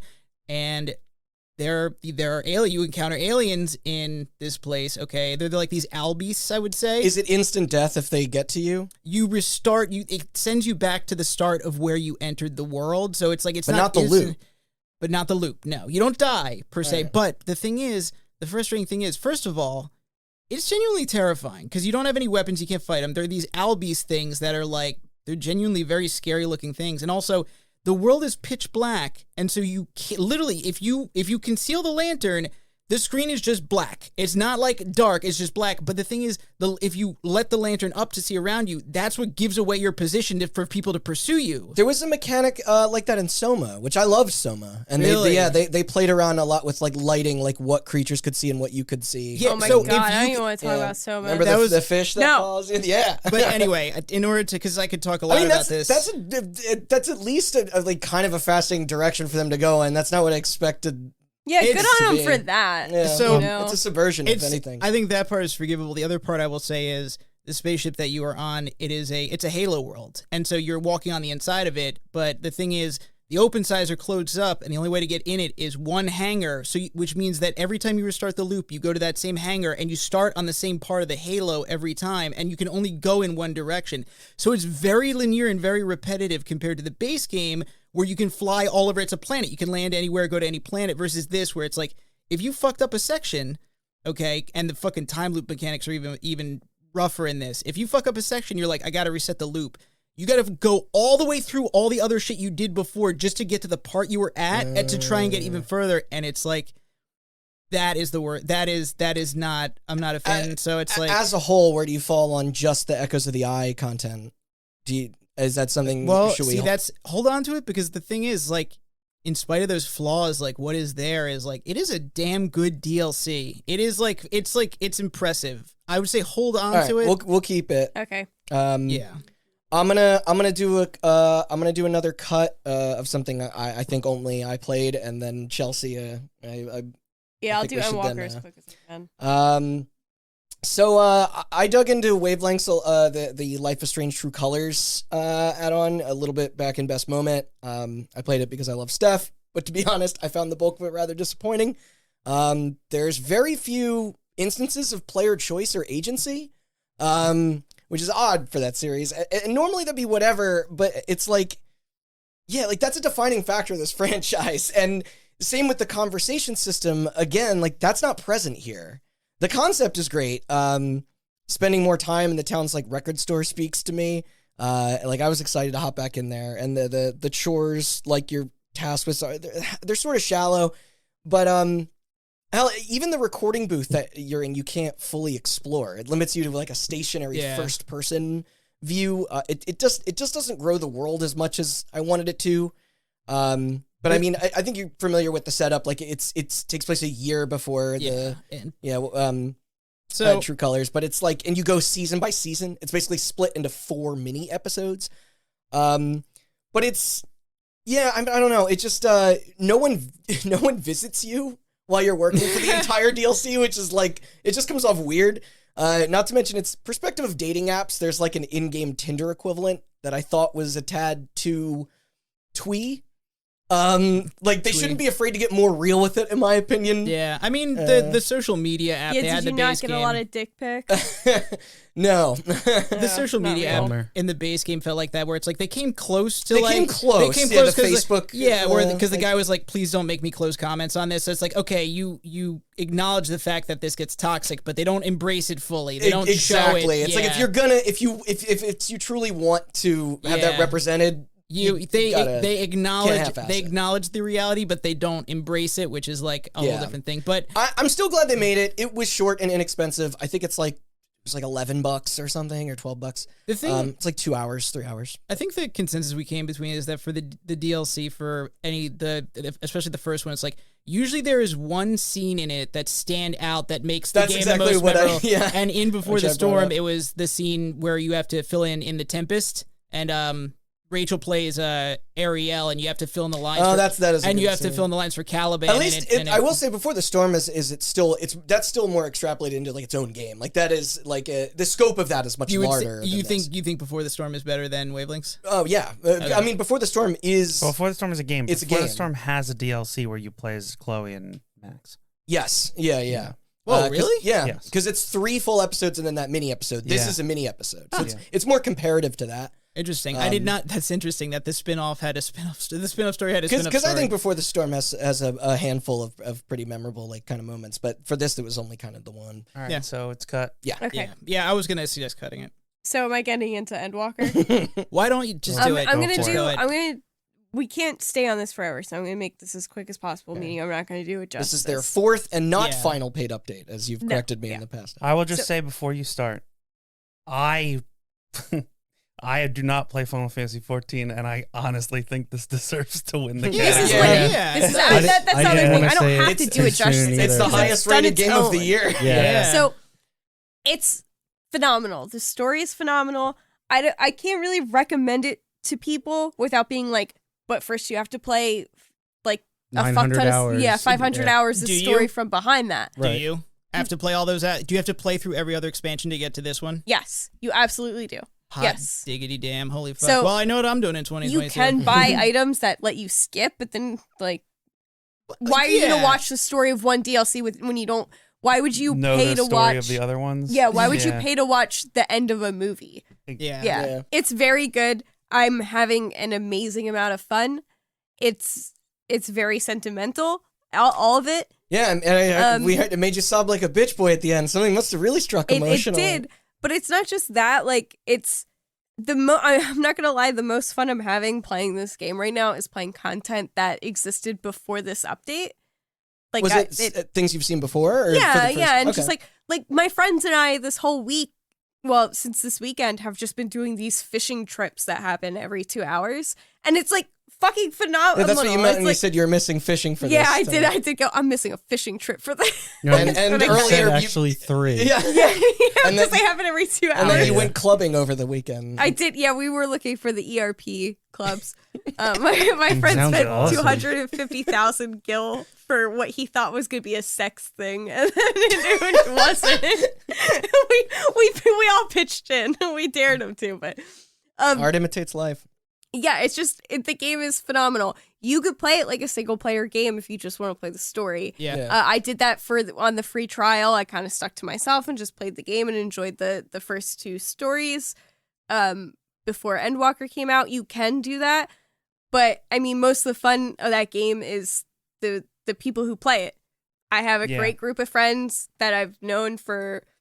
Some of them that I've known for like nearly a decade now, and they're my some of the closest friends I have, and it's Gee, guys, we're not wanted. Yeah, fuck off. One of them being I'm listener not gonna play Final Fantasy Jin. 14. Who's an absolute sweetheart. Yeah, I mean him and someone else in our like what is called a free company, but it's like a guild, actually bought me the expansion, which was very sweet of them because they knew I wasn't going to play it. Now you're looking out because it just keeps getting extended, like the subscriptions for... No, I think they stopped that. But what was the queue time when you tried to log in? How many people? The most I've seen was like near 4,000. And it's about 1,000 an hour. So how much time in the first week of the game's release was queue time waiting and actual gameplay for you? Or were you a server squad? She just leaves the queue up and does other things, and then when it logs her in. No, right? because the problem is the queue would break. That you'd lose connection to the server, so you Spoilers. had to stay there and watch. We have this in our next category as well. Yeah, but I'm not gonna say that I have a plugin that puts in key functions every once in a while, so I don't get kicked from the game because that will get me banned. I do that at work, but so it's fine. That's a lot more high stakes. I may or may not log out ever, so I don't have to deal with the queue. I was gonna the ask drinking bird. Is that I have a drinking bird that hits a button every once in a while. We got to cover your tracks. Most of the time, it's not that bad Lakesley anymore. just walked in and said that Austin's twin, definitely not Austin, right? Yeah. Right? That was your twin? I work at a garbage company. Yes. So we're currently at 6.05. meaning there's been 2 major updates since the expansion. Both of them are really good. And I said Halloween's still coming. Yeah, they're doing the Halloween event soon because they missed it this October, so they're just gonna release it soon. But, interesting. Yeah, well, I think they were trying to get Endwalker out, but they like still worked on it, and they were like, okay, well, it's always something new for the event. Yeah, they don't just rehash last year's event. No, because they want to add new things, so you have to buy the old stuff with real money. Does it have the old stuff from the previous year? No, you have to buy that with real money. Gotcha. Yeah. If you miss it. Yeah. Yeah. So anyway, it's really good. I can't wait to see what 6.1 will be because they're adding the Harvest Moon shit in 6.1. So goodbye. Yeah. So once that shit comes out, all over it. Goodbye. In summary, obviously it stays. Yes. It's in summary. Fuck every other game that you guys want to talk about. It's winning. Well, the numbers don't lie. Outside of your so passion. real quick, do you guys want to stay on brand and talk about Final Fantasy VII intermission? Yeah, that's somebody else's problem. Or do we want to? Yeah, or do we want to stay in the MMO corner and dig into what is it? The Burning Crusade Classic. Oh wow, nobody cares. Wow, nice. Is that what it's called? Nice. Whoa! Wait a second. I just heard that. Okay. MMO. I thought it was called Wow, nobody cares. No, barely anyone cares. Okay, BC. Yeah, Matt, do you want to talk about Burning Crusade? I don't know. He's fired up now. You're the only one that played it, so it's all. Yeah, and I mean, I want to I think. Yours. Long story short, it's like I want to keep it on this list because I think it. It's the Burning Crusade again, and it's the Burning Crusade again. I mean, I think the thing I have thoughts about most are about the Timesink stuff because I can speak at length about that. But we'll save it for your category. Honestly, shouldn't this be in re-release? You know what's funny? I was gonna make a bit where I added it to. I was gonna add a bit where I added it to best remaster, and then you guys would be like, "No, it's an expansion." Then an expansion, you'd be like, "No, it's a remaster." A remastered expansion does pose problems. Yeah. Yeah, I think this here's the thing. Industry. I think it should have been a remaster, which nullifies its chance in DLC. Unless you can talk to the stuff that they did, unless that was just classic. They didn't do anything. They didn't do anything. They re-released Didn't they do some type of thing for classic recently? I don't know. I remember No, seeing they something. re-released it, and all the 5 WoW players left all jerked off. No, there's more people playing classic. Yeah, there's at least enough for one raid on one server. I would just like to point out, beyond I could speak at length about the things I enjoyed about this game, but I think it's just I feel like it's very telling that right now, WoW Classic is Blizzard's only surefire title that is holding them up. I'm fairly sure when this came out, I'm fairly sure they released it as an afterthought, basically let's get these stupid players off our asses and they stop demanding. And then when it blew up, they were just oh, and then it's look at WoW, WoW retail, they're just You think you want it. Dying. You think you want it. Trust us. You think you want it. I think it's so. I know the exact interview you're talking about. What was his name? Brack. Jay Allen. Jay Allen Brack, was that it? I forget his last name. But yes, they are infamous. And then it's then they gave it to him. And it's just oh wow, is that keeping your company afloat now, Jay Allen Brack? Fuck off. Imagine if they did a survey for people that are currently paying for the subscription today and said, why are you paying for this subscription? For retail or for classic or, Burning Crusade? Yeah. I would love to see the numbers. Keep it on. Yeah. Let me talk about Final Fantasy VII Remake intermission / Intergrade. Intergrade. We duked it out before we recorded. Intergrade is just the next-gen update for Final Fantasy VII Remake. That game looks great. PS5. It looks even better now. It's it runs gorgeous. at 60 frames. Holy fuck. Yeah. Looks great. There's ray tracing in their eyes. You can see the reflections of it's Final Fantasy VII Wild. Remake intermission is how much of 4 or 5 hours? Oh, that's more significant than Yeah. All right. You play as Yuffie. Mm-hmm. Yeah. And this is in the middle of the story, right? Yes. Yeah. It's running concurrently with the remake. Yuffie comes into Midgar and she's just yo, I'm here now. I'm a ninja. Let me hang out with all my ninja buddies. And I can't really describe the story without gushing for 20 hours about how fucking weird the story and the remake is, which I've done in this podcast before. So I was about to say, obviously you finished the game on PS4. If you just buy this, can you jump directly into that content, or do you have to play the game up to that point? No? All right, that's cool. No, I upgraded. I transferred my save. And that was seamless? With the relatively? PS4 disc, it was free. The Awesome. DLC was not free, but I bought it. Worth it. Cool. Yeah. It's not a reskin. They significantly altered the combat for how Yuffie plays because she has the giant ninja neat. star. Yeah. Story's fucking cool. It's probably my favorite single piece of story DLC that I've played in a very long time. And I love the Final Fantasy VII remake, right. and this fucking rules. Then it sounds like that also Yeah, that should stay. stays for now. Yeah. I mean, I've heard good things about it. If that was your favorite, I'm now gonna get into my favorite. I don't think I'm gonna be able to win the fight against a lot of these other ones, but just to get it off my chest, World War Z Aftermath. I hated the World War Z movie. I enjoyed the book enough, but I love this game. Frankly, I think it's the best Left 4 Dead-like. To me, it buries Back 4 Blood, but we'll have that on the war on day 4. Yeah. Full disclosure, I did not play this game at launch. Just the base.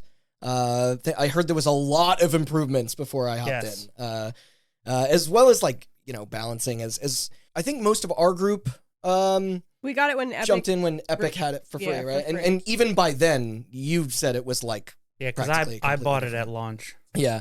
But the Aftermath expansion is $20, so it's it's somewhat steep, but not the worst. But it adds 2 campaigns.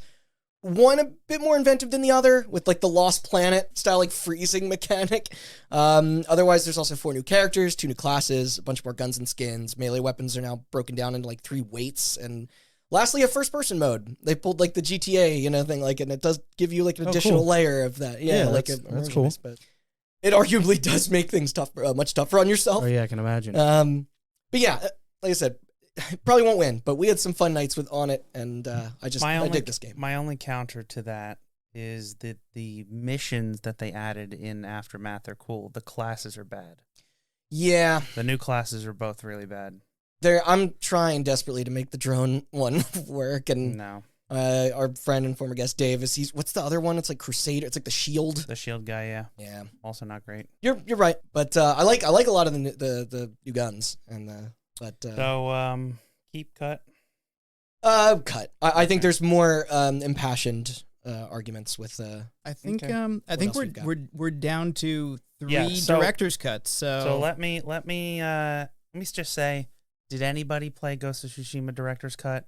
I Or- watched a bit of it. Or No. Death Stranding Director's Cut? Uh, I want to, but no. yeah. So Ghost of Tsushima was. I'm just curious. Was this where the co-op levels came from? No. No, that was The co-op levels were added 2020. I did see this running at 60 now. They which was added an cool, but- extra island of story DLC, which is, according to a lot of people, alongside Intermission, one of the best story DLCs No of shit. the year. I did not play it.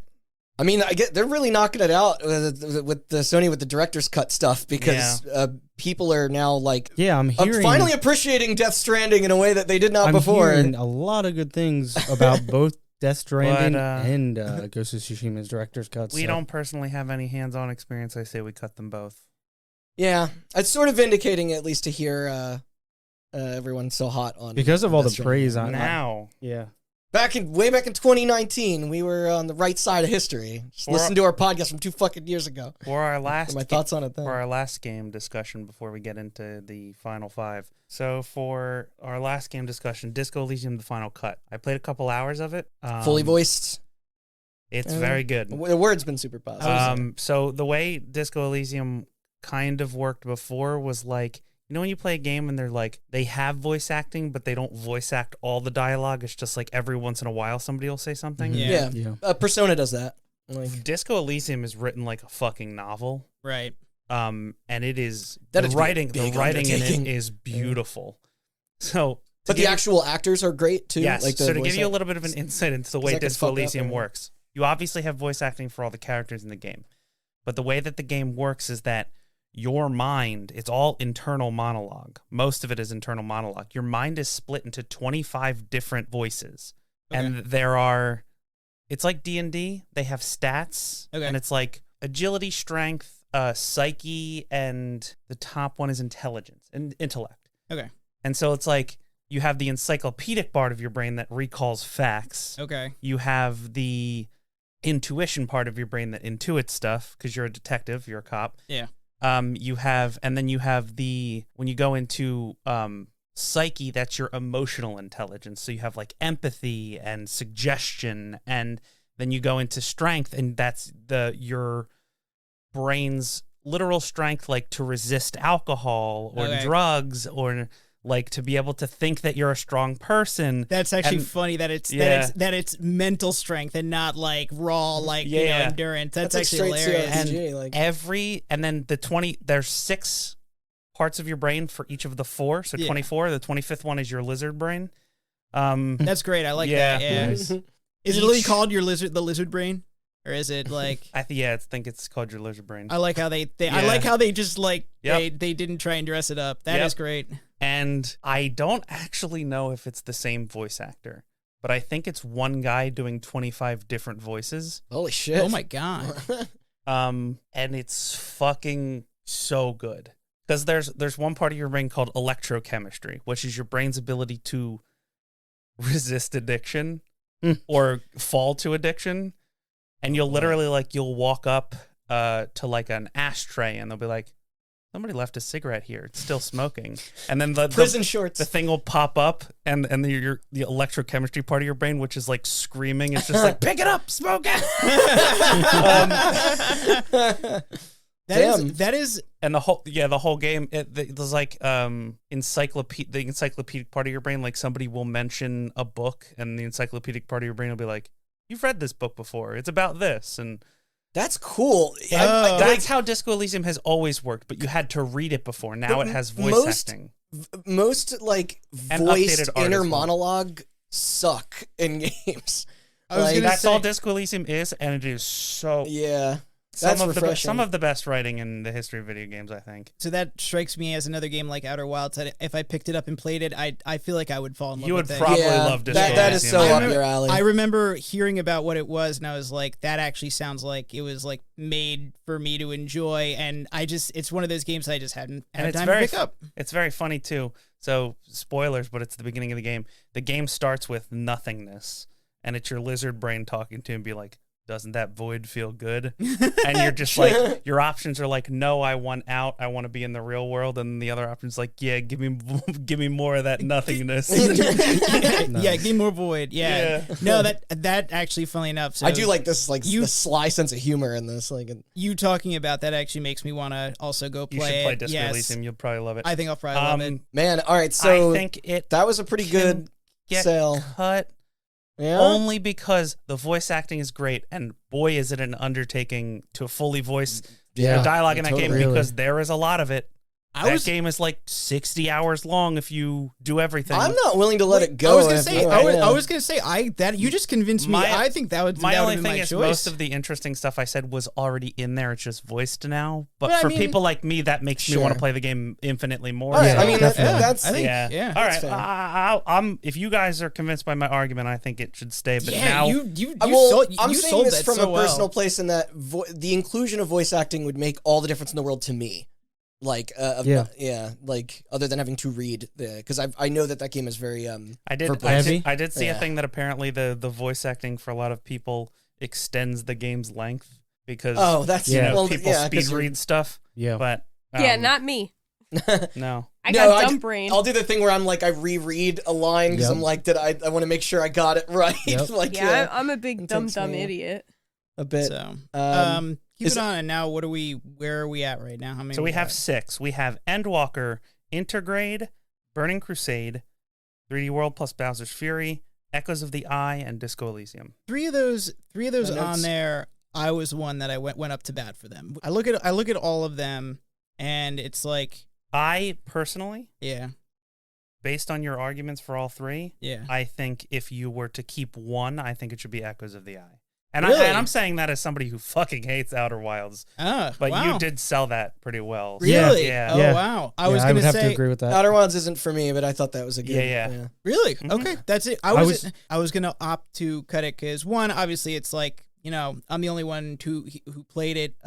What is there is really good. I think I have arguments about the structure of it. I think I've heard that. Yeah. I think the linearity really kills it because the thing that makes the base game It's so a bit strong. of the antithesis of what. Yeah, I know the thing that from- makes the base game so strong is like the time loop puzzles can get in the way, but if you miss one time puzzle, you just get in your ship and go to a different planet, and you're like, "I'll do this now." I would almost like a more directed experience, but Yes. you're right in the context though of it, that it's it's a bit weird given the fact like you were just saying, But that is almost more inviting of a because I was not a huge fan of the base game, so how you explain this one makes it more interesting to me particularly. So. Do you want to try and do a poll just to see where? I think if we're gonna, I was gonna say you can immediately cut Bowser's Fury just because Yeah, I wanted that's to where see my what head was gonna at, make too. it towards the end. It is a very good addition. It's not that long, or it's Right. So yeah, that brings us down to 5 then. that brings us Yeah. down to 5. So- I was gonna go up to bat for Disco Elysium actually. I think Endwalker stays. Endwalker, I think, wins. Yeah, I think, Do anybody? Well, my 2 votes were going to be Endwalker and Endwalker.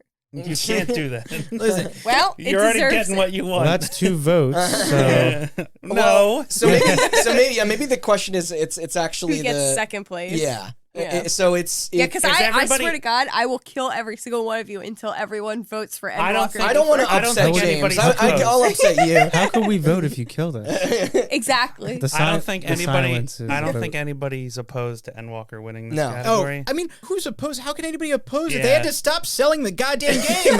How do you fight that? Yeah. What are you going to put up Can't. against Numbers that? don't lie, baby. So And- I think Endwalker's the clear winner, but Obviously, we're yeah. just Is discussing. it, is it between I think ready. Honestly, if so to Matt's point, Yeah. you have the other 4 are 2 of mine and 2 of yours. So I think the real question is, I will say this. I think Echoes of the Eye, it deserves recognition, but the real question is, does it deserve recognition over the other ones? It can is there another one that is like, it's like there's a clear cut one that it's like we need to recognize this. I think my 2. I'm you sure- guys talk because I'm biased, but I I'm think choosing and again, not having played it, but just from listening, I'm choosing the Final Cut as my second. runner-up. Yeah. Okay. You sold me on that final Okay. cut because it sounds like I'm picking Disco Elysium. Yeah, I thought Disco Elysium, and I do appreciate that you guys listen to my argument. And Outer Wilds, I think, is very as a game Hold on. deserving of recognition. You named this category, Austin, and it's not just best expansion; it's also best improvement. So Yeah, I think we have one that falls into Yeah, both. okay, I think, yeah. Or one, we have 2 that fall into each, rather. Personally, I played a couple hours of Disco Elysium. I'm very excited to play it now because of that voice acting. It's so good. Yeah. I would personally put Intermission over because, like I said, it's like my favorite single player DLC. I think we gave Final Do you think Fantasy you'd sleep at night if with Yeah, no. Disco? Final Fantasy Endwalker wins Disco Elysium Final Cut. Yeah, there it I'm is. for that. Okay. The best expansion or improvement of 2021 is Final Fantasy XIV's Endwalker Of course. with Disco Elysium, the No- final cut, No competition. for second place. No competition. Yeah, this is soak it in because this is going to be the Yeah, last today time. is my day, baby. I get to talk about Endwalker and Animal Crossing and all my dumb little farming games. Today is my day.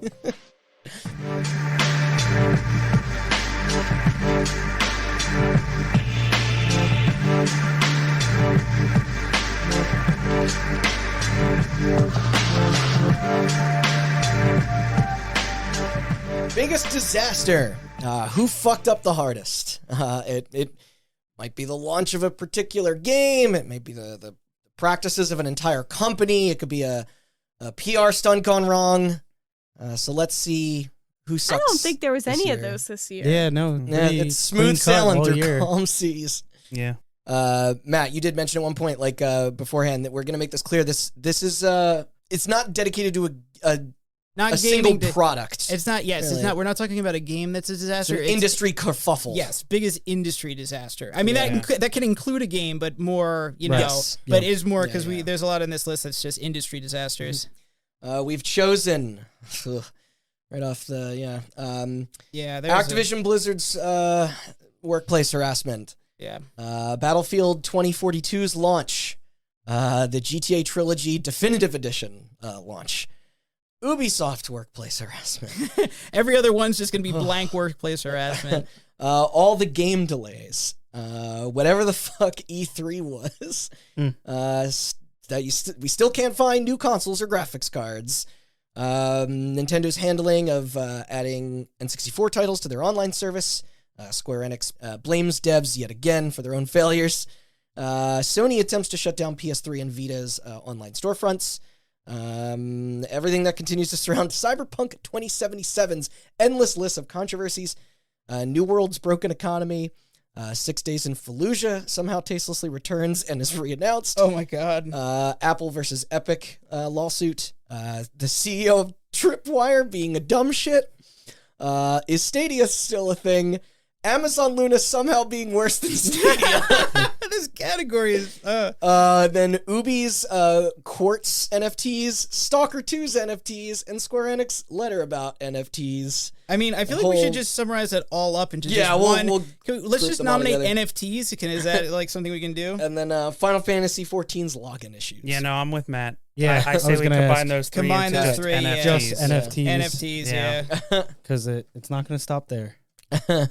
No. Final Fantasy's login issues, that's more of a compliment. Yeah, so it can definitely be argued that the urge for so many people wanting to play your game is a good thing. Yeah. However, them literally having to pull it from sale for new users, a digital product, because it is that popular, is pretty nuts. It's insane. I have friends who like their internet will like blip for a second and they're just like, well, I guess I'll go to bed. Yeah.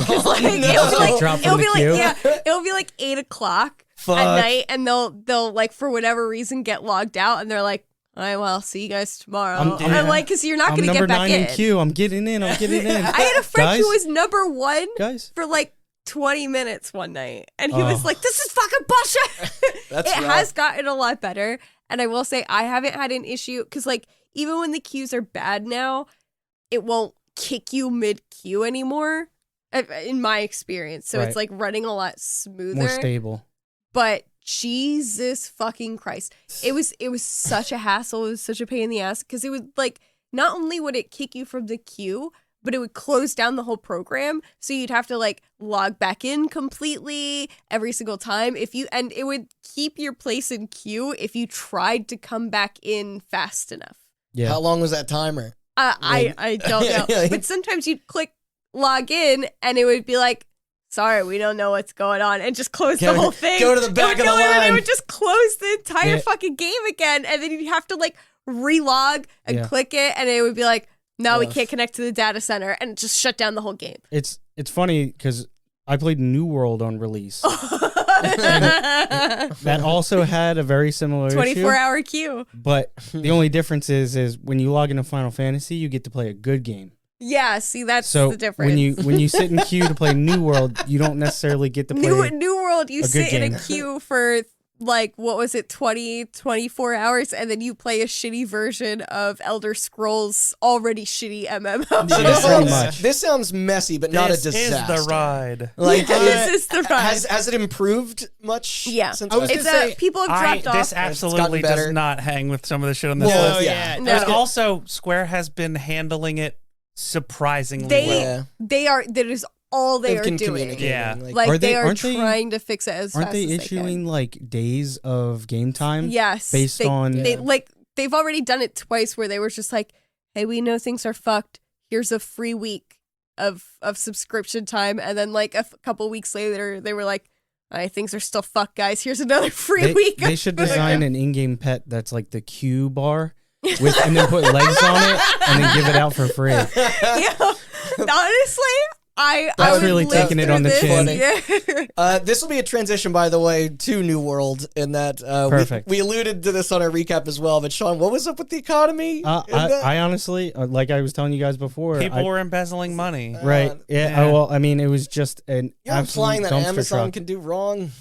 Okay, I will say right now, since we're on the topic, I know I'm kind of cutting in. I just checked my Final Fantasy Discord, and my friend went to go log in, and it was a 435 person queue. That was better than Not bad. 4,000. Yeah. Not bad at all. I like So it not bad. and what Yeah. it's Monday night. It's at about 8 Eastern. Before that would have been like 4,000. Yeah. So Yeah. Jeez. it's a lot better. Okay. I was gonna that's say good. it's Getting more of a better, mess, yeah. and I gotta say, let's face it, you're proud of it, aren't you? Like the fact that your game had to is like They had to stop selling digital copies of that fucking game because they were like, We're out of codes. we can't let people in. So Yeah. the New World stuff, like, did they Honestly, I didn't even play enough to see it? to actually All have I to know is deal with that it. people were embezzling money, and I think that's more hilarious than it is a disaster. All right, yeah, all right. Then we can. So we can cut Oh, that. and it happened multiple times, if I recall correctly. Uh-huh. yeah. I mean, Great. it's good to bring it up because it's the only time New World's gonna be brought up in any of these episodes. Very Like, true. None of Yeah. us were paying attention to that All game. right. I have an innocuous one. We can. Okay. So this one is just Nintendo being Nintendo, as in total boneheads, but they can't keep getting away with it. For a higher price, you can upgrade to a tier of Nintendo Switch Online that adds N64 and Genesis titles to the service. It also adds Happy Home Paradise. It does. What a deal! Along with the NES and SNES stuff that was there before. The emulation on those was honestly fine, although they did not update the libraries nearly as often as you'd want. And when they did, some of the selections were strange, to say the least. I know licensing is a nightmare, but the average consumer is going to care about, like, they're not going to care about that when they're angry of not being able to find Mega Man or Castlevania as an option, even though, like, the mini Super NES rightfully acquired them. I don't know. But regardless, that isn't necessarily the issue here. How do you go from having questionably one of the best online marketplaces Yes. to, and The Wii obviously and Wii U virtual consoles retro were crazy. marketplaces to, like, just jacking up the This absolute prices, dog shit. adding Yeah. 20, what is it, like, I forget how much was it $30 just to play those games? Yeah. Yeah. And you need online to do it, or Mhm. was it bundled in or something like that? How do you transition from so- like godliness And down to like maybe the worst value? well, here's Yeah. the most terrible part is that the Genesis output is fine as far as what I've played, but the Nintendo 64 though, I don't know what the fuck happened, but like performance problems, awful Yeah, input lag, right. like terrible button layouts with little paths to like customize, like Also, Happy Home. but yeah. it's like Not to mention, can you buy that separately? Yes. Yeah. yeah. Oh, okay. But putting these all together it's like, it makes a handful of the games offer completely unplayable. And like this shit was figured out eons ago. It should felt not, like it should it, not yeah. have been an ordeal, but like a slam dunk to just, Randy, one of to these- tap into people's collective nostalgias, but it's One of downright these- insulting. One of these days, somebody will figure out the N64 emulation. Yeah. Yeah, when Science is progressing every day. I mean, man. it was like me and you sat with Ocarina of Time, and it was like practically instantaneous. Oh, yeah, You're I like, played- You're like, this is wrong. Like it's just wrong. I tried to play Ocarina of Time too. I usually replay that game roughly every year, and Yeah. I booted that up, and I went, no.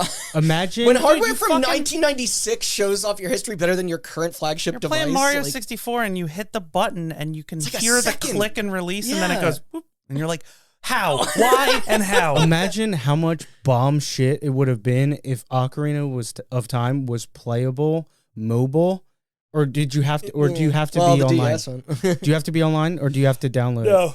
No. So don't have to be alive. just like imagine what kind Yeah, of you do. Yes, you do. Oh, you do? Yeah. Absolutely. Really? You don't. Okay. Yeah, you don't It's- download it's- it local. Well, just in No, general. you don't download. You download the app. the to run it app, from, and yeah. it Connects checks to the internet. before because Okay. you could lose your subscription. She's 100% right. just- but Because if Christ, you really? if you because lose I your- tried to play something on one of the other ones when I didn't have Wi-Fi, and it went, no, you can't play this. You don't have. I thought I got panicked, and I was Yeah. like, did I let my subscription lapse or something? But no, it's just because I was out of Wi-Fi. It has Oh, to cool. double check. I always thought as a kid, you know what the Nintendo 64 needs? Always online Yeah. server check. Yeah, it's really missing that feature. Yeah. I mean, Just plus- imagine how good that would be, though. them tossing out a single title at a time on there like every 2 months is ridiculous. Table I mean, scraps. I guess that's one way to pad out your Literally pipeline table scraps. when you aren't going to team up to bring us the They like got rare one guy demography. working on emulation for the Switch. At least that's what it feels like. Yeah, well, he Silent Hill HD'd up the Ocarina of Time's fog like a dumbass. All right, so to sum this up, I say this hangs for a little bit. Okay. At least. I would like to address two here back to back. One is all the game delays and then whatever the fuck E3 was. I'm just to address those. The first one for all the game delays. So it's like, is it too nebulous? Like it's like, is that? No, I don't think so. There was a lot of Like a master very, list very of all. public statements on Twitter of being like, "This is because of COVID." I think that's I think what we're both referencing. really were.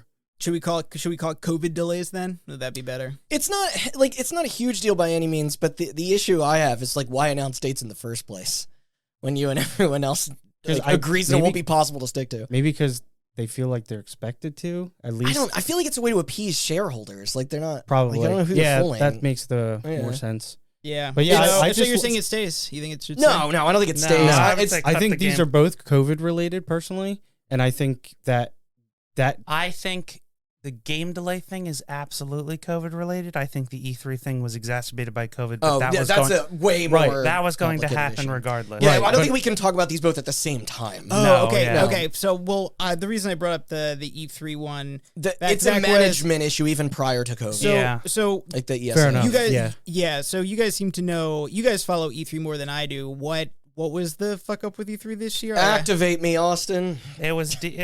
Wait, last we talked about it on the air, it was all blur. I don't even. Well, we don't have to go super far into it, but it was all online. And like the thing about the ESA and what they do with E3 is that they gather all these people together in the convention center. Yeah.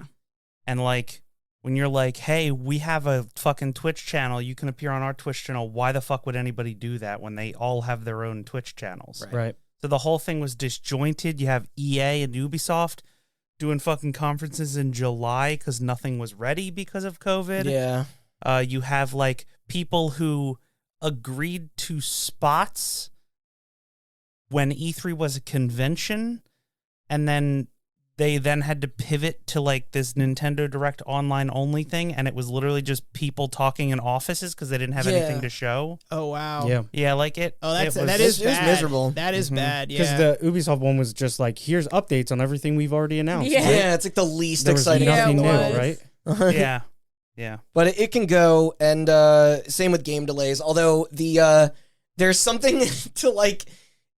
For a while there in 2021, it was like every time you went on Twitter, there'd be another apology picture Yeah. for people to get mad at, like just that format.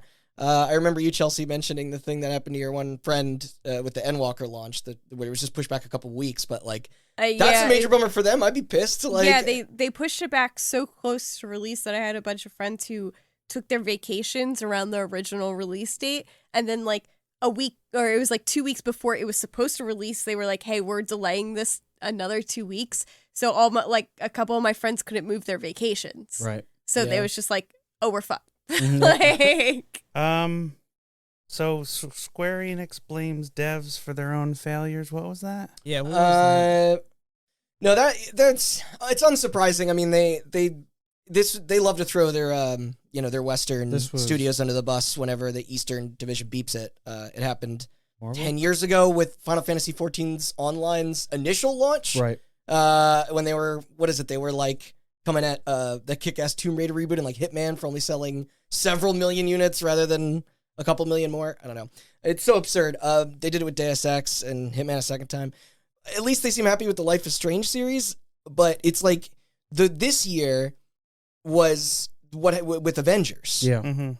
It was basically them that decided that it should be a live service loot game. Mm-hmm. But then when it like didn't go as well as they wanted, then they were like, well, the devs weren't experienced. Yeah. And it was like, I don't think they wanted to do it, Evan. Like it's Yeah. Was like I'm that sure not- the trend will continue, but it's like it's not of the fault of your American team that you chose to fund like fucking Balan Wonderworld. Like and the Tomb Raider people like to make single player narrative Yeah, because that was campaigns. Crystal Dynamics, right? Yeah. I don't have a lot of complaints about their work in the past. No. I don't have a lot of complaints about their work on Avengers. Okay. Avengers is a good single player game if you rip out all the loot shit. Oh yeah, All the yeah. loot shit that Square Enix wanted. Right, Exactly, right. yeah. But yeah. So cut I wanted that. Yeah, we can cut it. to address still can't find, basically console and graphics card shortage. That's a So- COVID thing. Yeah. And it is a COVID thing. And I think I was Supply going to say, this to me in my mind sticks at the top of the list only Yes, absolutely. because it's like a lot of the stuff. It's like, okay, well, a lot of these things are specific companies or specific games. Because but there's it's- no end in sight. It has a snowball effect, Yeah. which is that like you have these things don't move at like a quick pace in this industry. Yeah. So you have Sony and Microsoft were like, okay, 2020, PlayStation 5, Series X coming out. And they line up all of this marketing stuff. They line up all of these releases. And then 2020 rolls around, and right as these things are getting announced, COVID hits. And then all of the sudden, everything they have planned seems like it's frustrating for the consumers, and it seems backwards, and they have to like scramble to like put games that were supposed to be exclusive to it's one worse on seeing other platforms. so many next-gen titles get divided into crossing like two families of because- systems. because then you have like You'd have to be crazy to only target one. because Right. like we've talked about it before, but like Ratchet and Clank The Rift Foresight, Apart, like- phenomenal video game, but like it's only on PS5. And that Yeah. turns Yeah. like what should be a celebrated release because it's really good Into, and like, it's a a great quieter exclusive one. into a frustrating thing for a lot of people because they're like, hey, motherfucker, I'm a big Ratchet and Clank fan. I love those games. I can't find one of your fucking consoles, and I'm not paying a scalper $1,200 for it. Yeah. You know, Yeah. and you have the things we've been talking about with NVIDIA where they're like, they're doing the same thing that they've always done, right? We got a 3070, we got a 3080, later we got a 3060, then we got the 3070, 3080, and 3060 Ti, then we got the 3050, the 3090, now we got the 3090 Ti and the 3050 Ti, and they're just like, they've always done this shit. I know, and now Right. they're But doing now- it. We're like, why? Every time The they do it, worst time. everybody's just like, great, I'm not going to be able to buy it. Why the fuck do I care? Yeah. You know, you have PC gaming is like becoming this giant monolith where it's like for the first time in history, and because of the pandemic, a lot of people got turned into gamers. You know, Steam is setting Yeah, new like concurrent records, records for users. And like as a person who has built computers for people in the past who knows about that kind of stuff, You the helped me? amount of I helped you. I built Randy's computer. The amount of people who have come up to me and was like, "Yo, I want to build a good computer and get into gaming." I'm like, Couldn't have picked a worse I could time. not have picked a word. I'm like, buy a computer. it's wild that we're still living this. Bobby, my old roommate, was Like- also like, yeah, it's like, I was like, dude, like you can, but I was like, he came up to me saying he was building one, and straight up, I'm like, dude, you're gonna get scalped like a fucking crazy on the graphics Yeah. card. He was asking, he's like, where can I get this type of graphics card? I was In like, hell. yeah, but I think I don't know. I think he either got lucky or he found It's something. just it's already been 2 years, and I mean clearly this also affects outside industries as well. But it's just I was the gonna say, the happenings of trying to get a car is even more ludicrous. But keeping in our wheelhouse though, whatever Nintendo had planned apparently got pushed back with the like their The next upgraded Switch. the thing, actual upgraded one. And then I know it delayed the Steam Deck and the Play Date and the So- Analog Pocket. Like production on nothing is so the reason I originally can't wanted to fix or point upgrade at your PCs. the reason I wanted to point it to the top, it's like, it's one thing if a disaster affects one game, but it's another thing if people just can't play It's it all at games. It period. affects every game. Every And game. and The whole all of industry. and the whole industry. and the whole yeah. industry, You and know, it's like that needs to. That's like a I agree with you 100%. Yeah. That's a top contender. All right, so the Yeah. the last thing I'm just gonna say is, can anyone guess how much longer that this might? I'm re- gonna Our guess, realistically- lifetime. I'm gonna guess mid 2023 we might start Yeah. getting some. that you could just improvements. walk into a store and buy a PS5 or order one from Amazon. Like, I'm gonna say 2024 okay, for like readily available. And by that time, they'll Right. Mm. probably have like an upgraded model. I have, Right, yeah, I have different genuinely form no factor. clue. I have genuinely no clue. Yeah, Me me neither. neither. It's My optimistic guess is mid 2023. Years. My Yeah. pessimistic guess is 2024, if not 2025. And beyond, yeah. Yeah. yikes. All right. There is a hopefully slight but still very real possibility that this entire generation He's screwed up by this. is going to be screwed by this. I'll be dead before we see him. So Damn. real You're quick, gonna die in a couple of years, huh? Oh yeah, I'm not living long. I got a quick All one. according Okay, to plan. go ahead. This will be a funny one. The Tripwire. Ah. what's his Oh name? my Do you remember God. What a dumb exactly? asshole. I, Yeah. I, let me, Start Fuck this talking about it. guy. I'll look Okay, up so his name. yeah, it was instant career suicide. And for what? Yeah. For the babies. For talking about what you believe in, man. That's really important to discuss on Twitter and defend your position. Yeah. We should say this was in the middle of the recent John Gibson. John Gibson. Mhm. Yeah.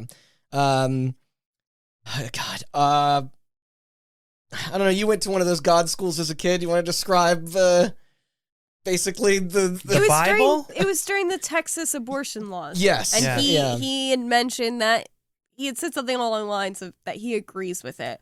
Well, Which, I was what I was hinting at was like his band that he's in, right? He's in one of those He's Christian in a death metal Christian bands. rock band. And if you don't turn the in-game music off, the Yeah. lyrics, like we would have seen the signs I have the tweet. much earlier, but in Killing Floor 2. I In think you Killing should Floor 2, specify what yes. game, because not Sorry. everyone knows what I have the fucking- tweet, which is surprisingly Tripwire, who is still up. wow. Oh my god. Proud of the hashtag U.S. Supreme Court affirming the Texas law banning abortion for babies with a heartbeat. Fuck you. As an entertainer, I don't get political often, yet with so many vocal peers on the other side of this issue, I felt it was important to go on the record as a pro-life game developer. So he's obviously yeah, always now he's an unemployed Yeah, game 'cause developer, He's am I always right? had those backwards views, but like that's what I was referencing. Like the music stuff. But like, what?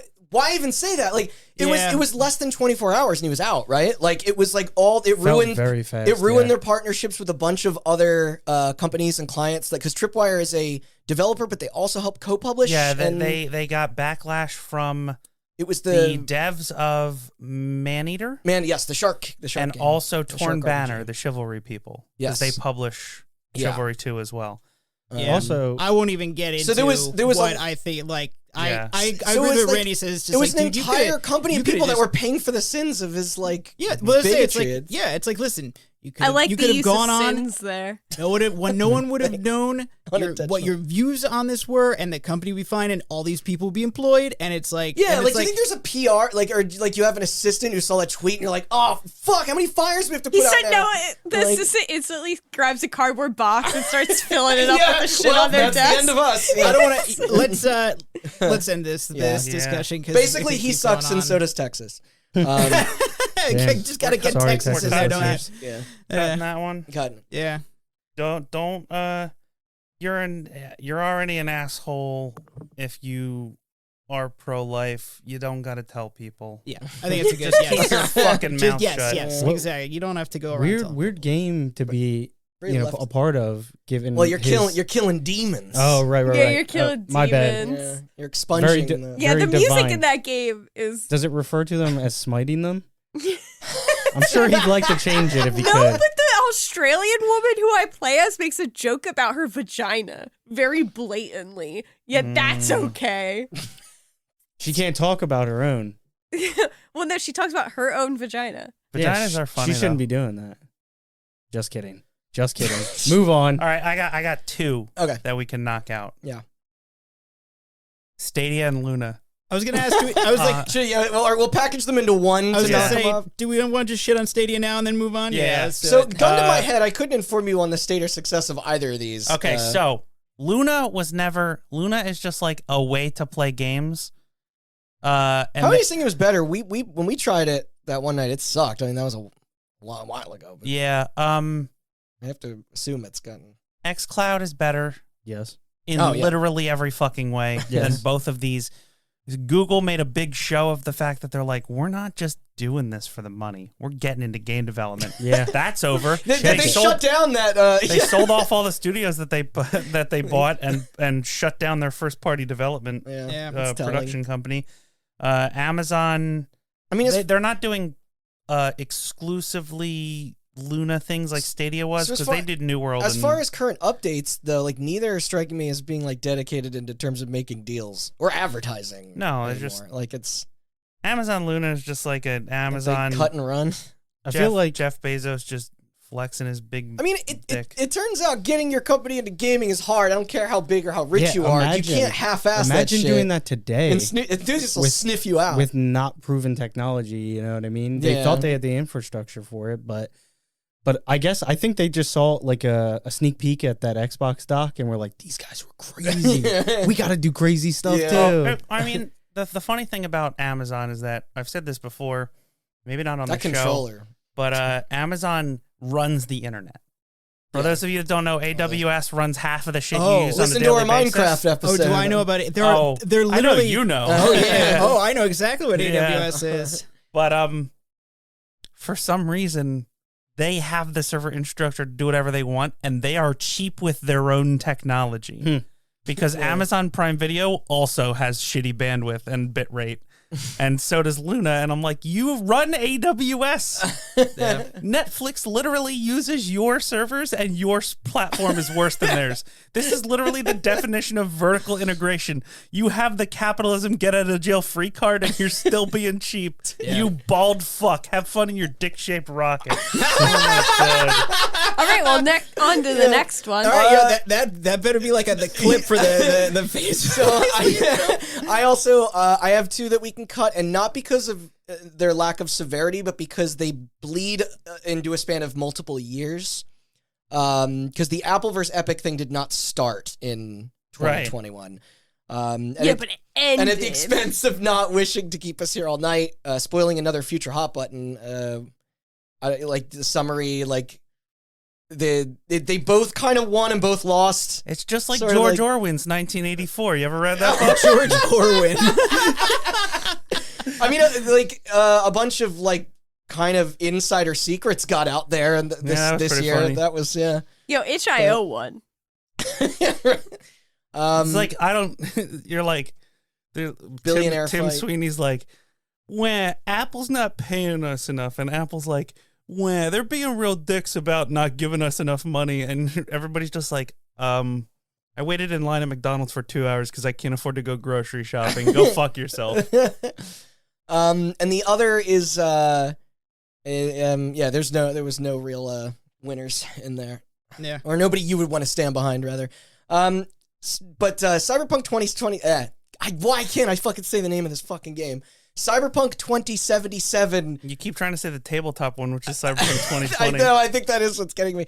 I think we should just wait until we can do an entire episode or two on Cyberpunk, because It's that's also- a lot to get into. It's a long story, but like, And it's still ongoing. in the grand scheme of this list, it does not hang. No. No. But the hack and the lawsuit were like, that was pretty major. It was. This might be, as a single game, one of the most controversy heavy Yeah. ever, because it just didn't end. And you know what's Like- actually crazy too? It's like It was like every day. What's new with Cyberpunk? you forget that it was just like, that is technically the very beginning of 2021, and you get to the end of the year and it's not up for any game awards at all, and you're like, oh, it was Aside from eligible. score. Yeah. Yeah.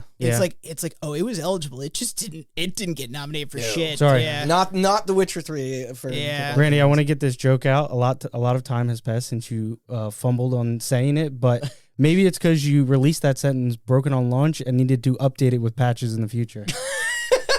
Got his ass. Got him.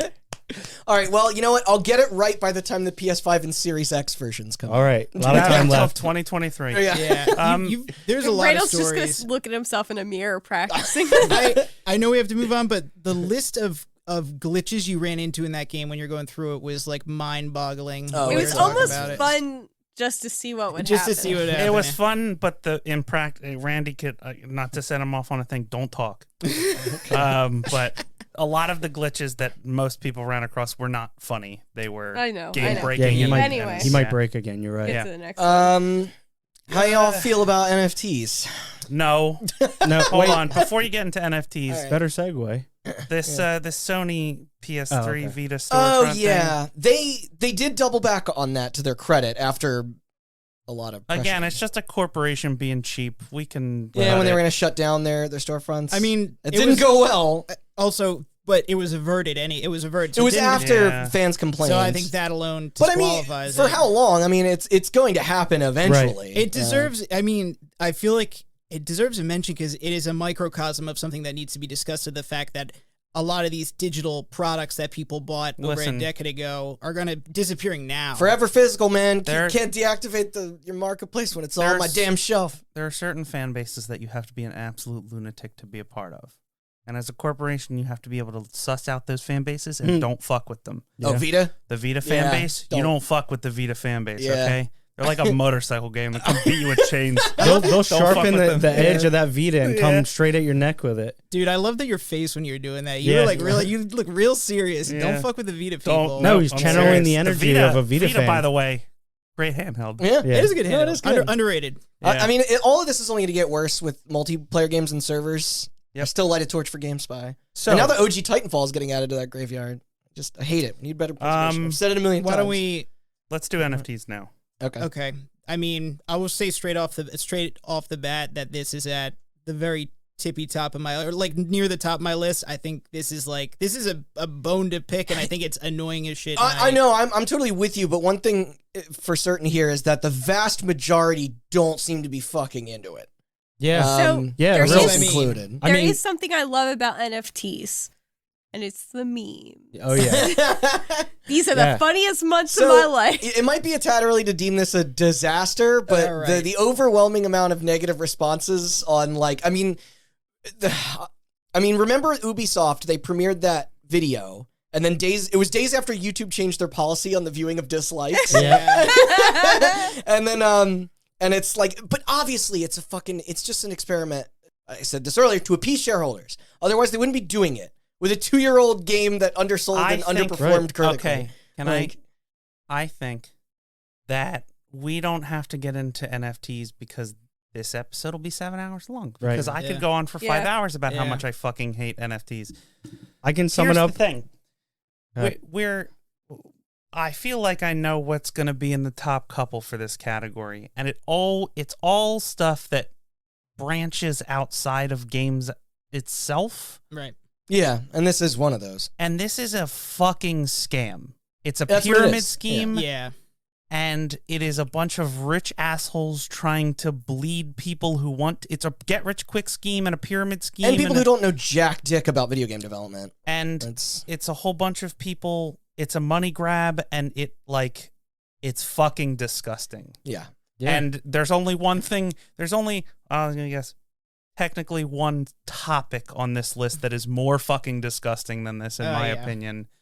Oh yeah, for sure. We'll get to that. We'll but get to to that, there's one. but- The last thing I'm going to say about this is that there hasn't been anything in the language from any of these companies that would signify that any of what they are showing has to be done exclusively on the blockchain. Which is like, it's 'Cause they don't so have to. trendy and buzz. No, totally. And That's part of it, is that it's just the blatant yeah. laziness And of all of this. in It's Ghost Recon clearly- Breakpoint's case, it's even crazier because the skins look bad, but also they're not.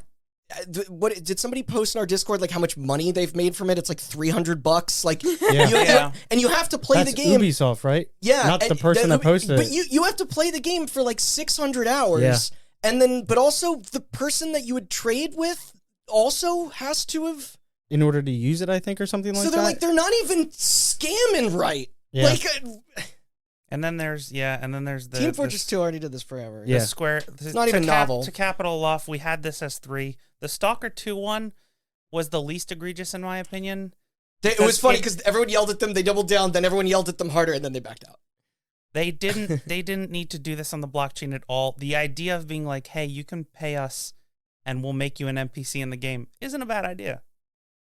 But you don't need. But you don't need the blockchain Yeah, to do right. that. You don't need to it kill the be an environment. NFT.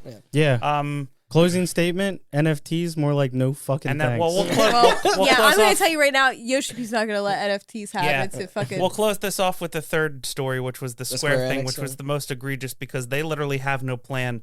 It was just their president being like, we hear you. We know you all hate NFTs. I don't fucking care. I want to be richer. Yeah. That was literally the letter. I saw someone who was just like, if they put NFTs in Final Fantasy 14, they used like actual in-game terms, but they're like, I'm gonna kill everyone who has one on purpose. Like, I just love when they're like, this is really great for everything, and people are like, why? And then the conversation ends there. Did Like, anybody- Yoshi people save I us think, all. I Don't think let it to draw a happen. comparison, it's just like people already were up in arms about loot boxes and pay to win. Right. NFTs is just that plus. It's like it feels like it's like It's you're that, but 10 times 10 times- scummier. yeah, it is, and and 10 it's times scummier. scammier. Yeah. and it's like it's not only that, but it's just like Jesus. At least when you pay for a loot box, you get a loot box. And NFT is like the most like just like it's the most nebulous shit, especially in the like. Yeah. I don't know. Let's. I would need more time to come up with a more cohesive Yeah. thing to say, but we don't need to say more to know that this is at the top. Whittle us down, Austin. What can you say on the release of Battlefield? Because I believe everyone here knows my situation. Um, Same thing happened the with me in game. Knockout City. By the way, game wasn't ready. it did not appear so. Yep. No, and there's a video. You can go watch it. I don't think this hangs. I think we can cut it. There's a video, a 30-minute video. I wish I knew the guy's name, but I don't. He's a very famous Battlefield leaker, and he has a 30-minute video about the development of this game and the absolute audacity of EA to do that to those fans is sickening. Kind of. They pushed the game back really a month. Why interesting. didn't they just? That was all they would give them. Yeah. DICE asked for it to be pushed back to summer. And they said you get a month. That's just tragic. For Yeah. the Yep. sin place. Both Oh my you God. got two different sides of the coin. You got Halo, did it successfully by pushing it off. You got Battlefield, they pushed it out. I will say Yeah. this: Frostbite is EA's engine, correct? Yes. Frostbite was They own it. developed for Battlefield. Oh, and if that's Half, I shit you not, half of this game's development was porting Battlefield to the latest version of Frostbite because Wow, they Jesus. couldn't get Battlefield working on Frostbite.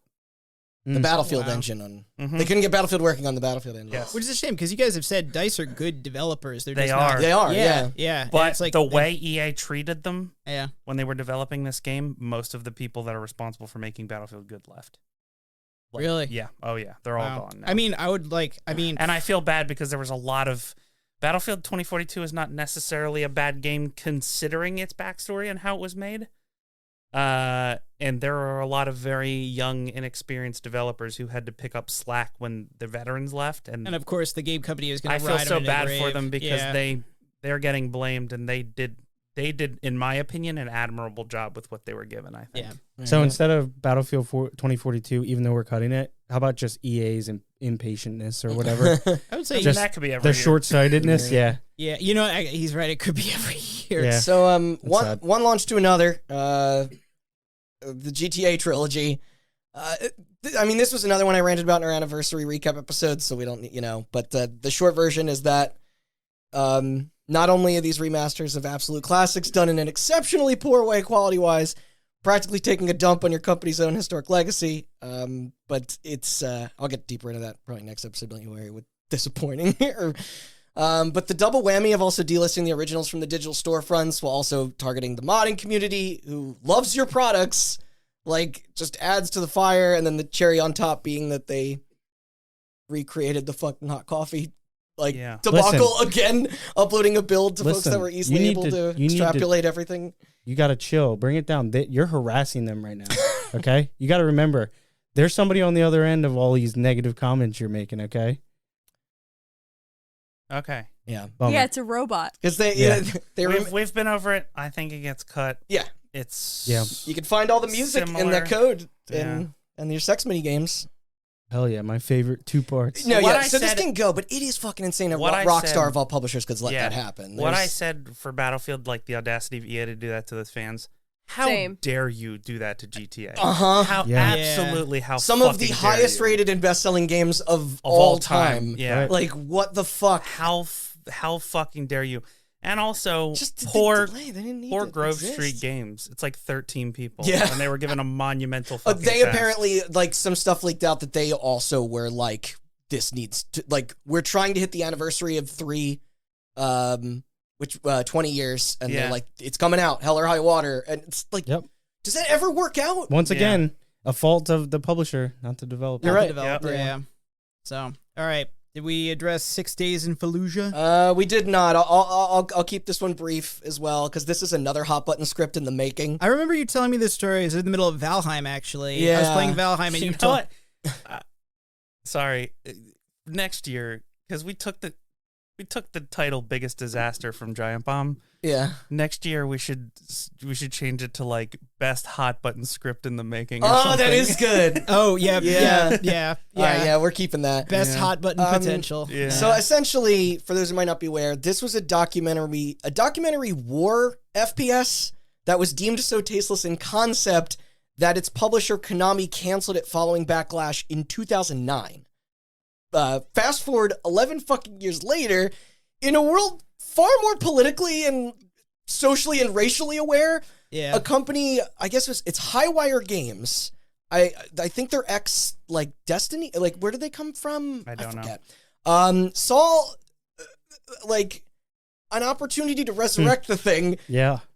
Controversy then rightfully ensued, and the case against them only becoming more apparent when the title was shown to be confusingly pivoting to a roguelike. Huh. Something you can't really do when you're supposed to be And basing then- it off true stories involving real people in Yeah. active conflict. And then the tasteless video they released with the interviews of the it came off Iraqi massively people. disrespectful. Yeah, I think the one quote that stands out, and which I think I laughed out loud when you had said it, I think the guy, they claimed it's like, we don't want to make it political, and it was just like, It's the Iraq fucking war. How is That's that not insane. political? I will see if this makes it to retail though. Again, if ever. And how they do it, because it seems like a Herculean task to get all sides to it. Hey right. man, I don't. CIA funding is kind of never ending. I think the joke I cracked after that. Yeah, we was have a copy of Blackwater over there for Hell Connect. yeah. so- That's not CIA. That's private military. Yeah. Eric Prince, baby. They share some of the same atrocities. And, Oh yeah, they do. I think the joke I cracked is just like, yeah, we're making a game about the Israeli-Palestinian conflict. Don't worry, it's not political. It's Yeah. just like, dude, like, I'm no. doing a you can't- documentary about the Republican Party. It's not It's political. not- I mean, Ubisoft said that about Tom Clancy games. The- Like, and I mean, Activision about Call of Duty, but I mean, I don't know. Siege is they're basically like G.I. Joes at this point. Oh, I don't know how political that No, game is. They said it about, They said it specifically about the Division 2, which is set in a war-torn fucking Washington, Washington D.C. Yeah, Yeah. like by the very nature, war is a political. Like it's a political thing. Yeah. Like if you depict war, there's politics. but Cut. yeah. Oh yeah. Okay. Now I have a proposal. Is it to combine the workplace harassment stuff? 'Cause we know that those are not the only two companies. I was gonna say it's just like Activision can't- Blizzard is at the forefront, and Yeah. Yeah. to your point, or from earlier, but much more fucked up, the Ubisoft thing was not uncovered in 2021. It was uncovered in 2020. Oh, Oh. I think there's been like a response for them to address it. That There has been a gone lot of unfulfilled. updates, unfortunately, but it is ongoing. But it did not start in 2020. All right. So, So, I mean, how what about do we- this? are You we- only got you can only pick one workplace harassment. And I didn't think I'd be saying that tonight. but The Activision Blizzard stuff, it's just too big and too. Oh, yeah. Like it doesn't just need its own episode; it needs its own series. Yeah. Yeah. Oh yeah. absolutely. In order to tackle this entire like fucking Yeah. mess as Can I go- appropriately and as respectfully as we can, it would take hours of dedication. Yeah. Can I say Like combine them? yeah. Come on. I say Save combine. save all of this for a future episode. Mm-hmm. A one that's going to be very tough to write. We look it up. I urge you to look it up if you don't know anything It about takes it. a special It's- kind of disaster to attract the attention of the government. Yes. Not only that, Absolutely. but it's like the one thing this year. It's like when it was happening, it's like it's all that was coming out of gaming news was just We're still in it. Yeah. Yeah. Yeah, and the funny thing is, so that was the time that was happening. I was playing WoW as this stuff was unfolding and just hearing more and more news, and it's like I was following a lot of WoW stuff, and it's like the thing that everybody just kept said is just like they're just like people are leaving WoW. We'll start our research when Bobby Kotick gets. Let's Yeah. can't The shake fucking hand. boot. That's never going to happen. Well, yeah. so going out on a limb here. Mhm. Is anybody opposed to this winning? Absolutely This not. absolutely wins. I think it's yeah. Undoubtedly. Not it affects the most people. Yeah. Yeah. Way It's- too widespread yeah, to be ignored.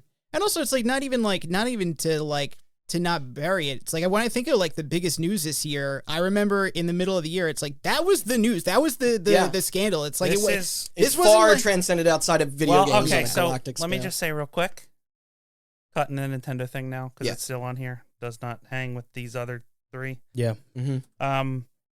Now that is cut, these are the three news stories that I have read about on MSNBC, on CNN, on Yeah. These are not video game stories anymore. They are, Yeah. but Yeah. this is like world impacting news. This Yeah. is like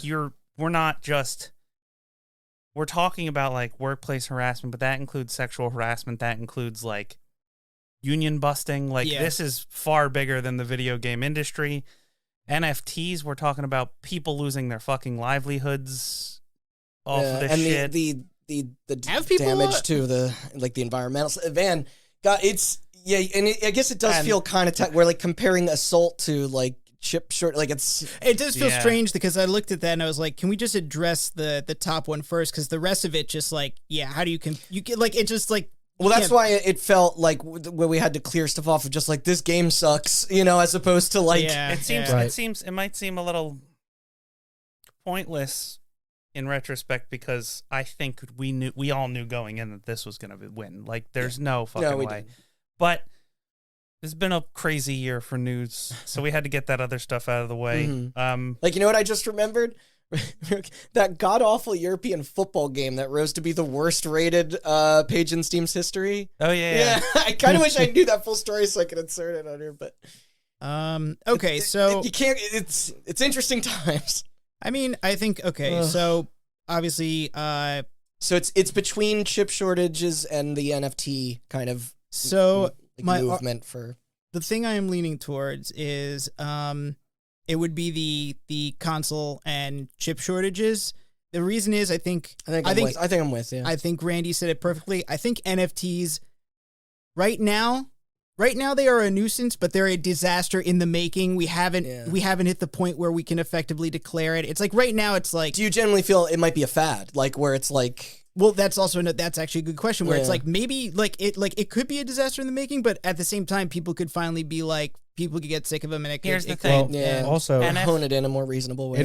This didn't specifically start in the gaming industry, and I know an argument can be made that the chip shortage stretches out past the gaming industry, but I would say NFTs started as their own, in their own way, their own thing, and then they spread into. As Chelsie stated before, there's memes.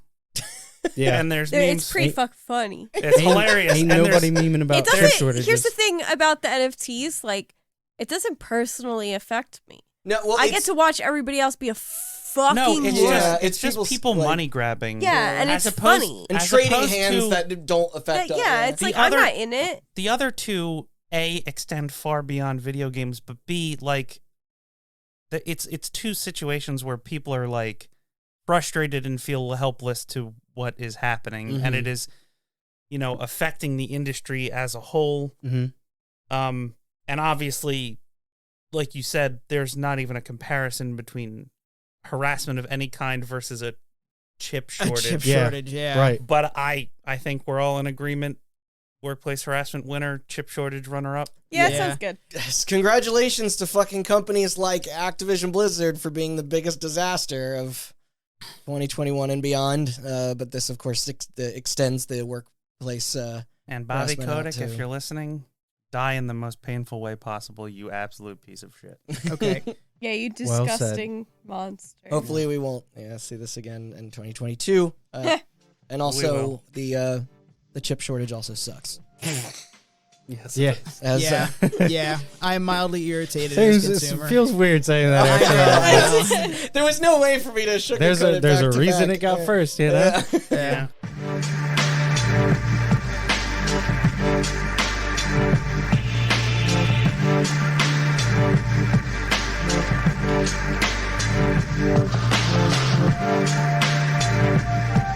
Alrighty, and with that, the big categories of the evening are over. So now let's try and segue to something more positive. Chelsie, would you like to take us to our first personal award of the episode? Perhaps our most personal award, if you'll care to explain.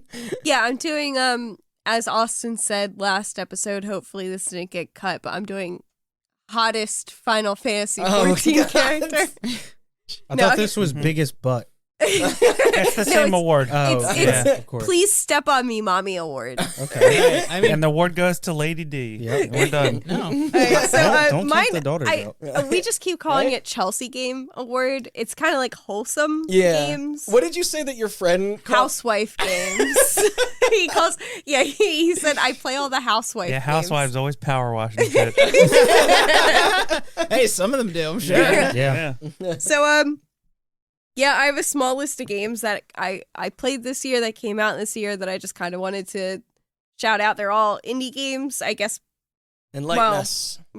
for the most part, but it's just like, farming, wholesome kind of games, except power washing, which I'll get into.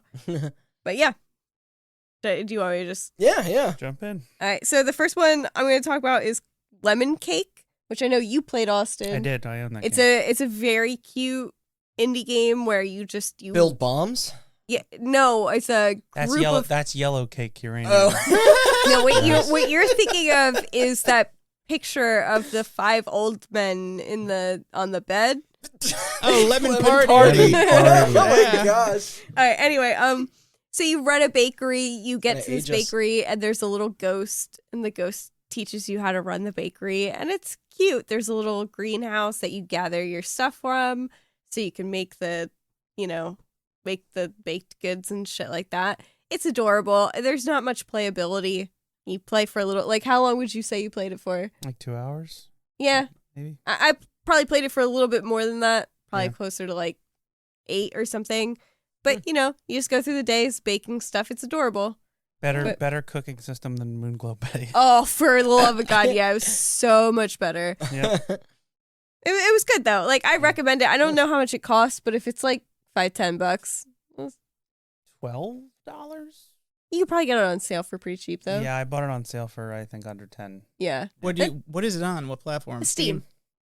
Yeah, I guess I should probably say any indie game that just made in Unity. There's I'm sure. one on here that isn't a Steam game, so Yeah. Oh, I know which one. Yeah.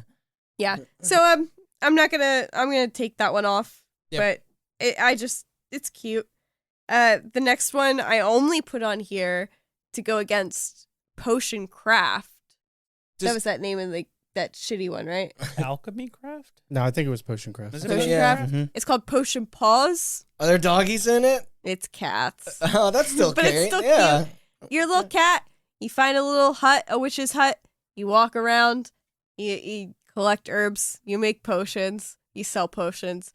You unlock new areas to get new herbs to make new potions. And there's cute cats. Do you Yeah, have it's definitely like an in-engine.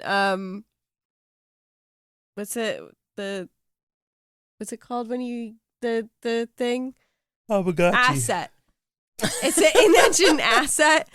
Wait, hold on. You held up your hand like this, and Austin said Tamagotchi. Yeah. It's an in-engine Tamagotchi. No, the assets are definitely in-engine, I believe, because I've seen they made another game called like Garden Paws or something like that, but I've seen a Oh, game. they're just sharing a lot. Well, no, but like I've seen a game that's not made by that developer with the same assets. Yeah, it's Unity Store assets. Great. So The it's like little it's like when animals? is it like when Phasmophobia had house flipper Yeah, like furniture in it? yeah, something like that. But yeah, it's cute. I think it's better than Potion Craft. Does the cat have like a little herb gathering pouch? Oh, that would be really good though. Yeah. It's very That's grindy. I immersion wouldn't say it's breaking. like I hardly played Is- this game at all. This is already Potion- pleasant. It's so low stakes compared to all the rest. But we just had to talk. Potion Craft is the one through that is like drawn on like Yes. Yeah. I didn't Then- like that. I know game's- everybody else did. I hated it. Game sucks nards. Yeah. Yeah. Damn.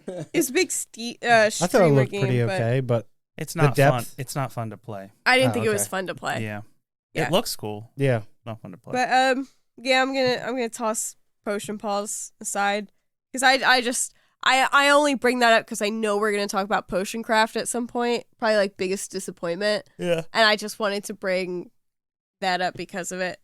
So now I'm gonna get into a heavy hitter, and it's power washing.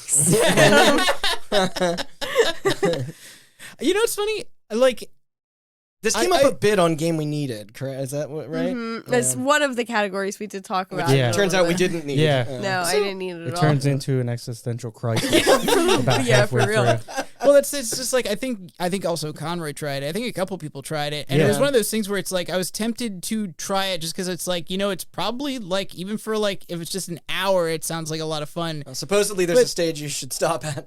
Oh, really?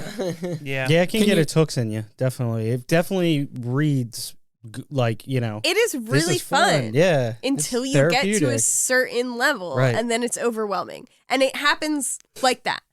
Like you're playing, you're going through the levels, and you're like, this is really nice. I could turn my brain off, watch something on the other monitor. I'm relaxed. Yeah. And then you finish that whatever level it is, and you go on to the next one, and you're like, I hate this. Wait. Define overwhelming. Is there a fail state in Power No, Wash it's Simulator? just so much. Yeah. And like you miss a little It spot, seems to and be it's just hard. excessive. Like, Oh, It's you just- know what?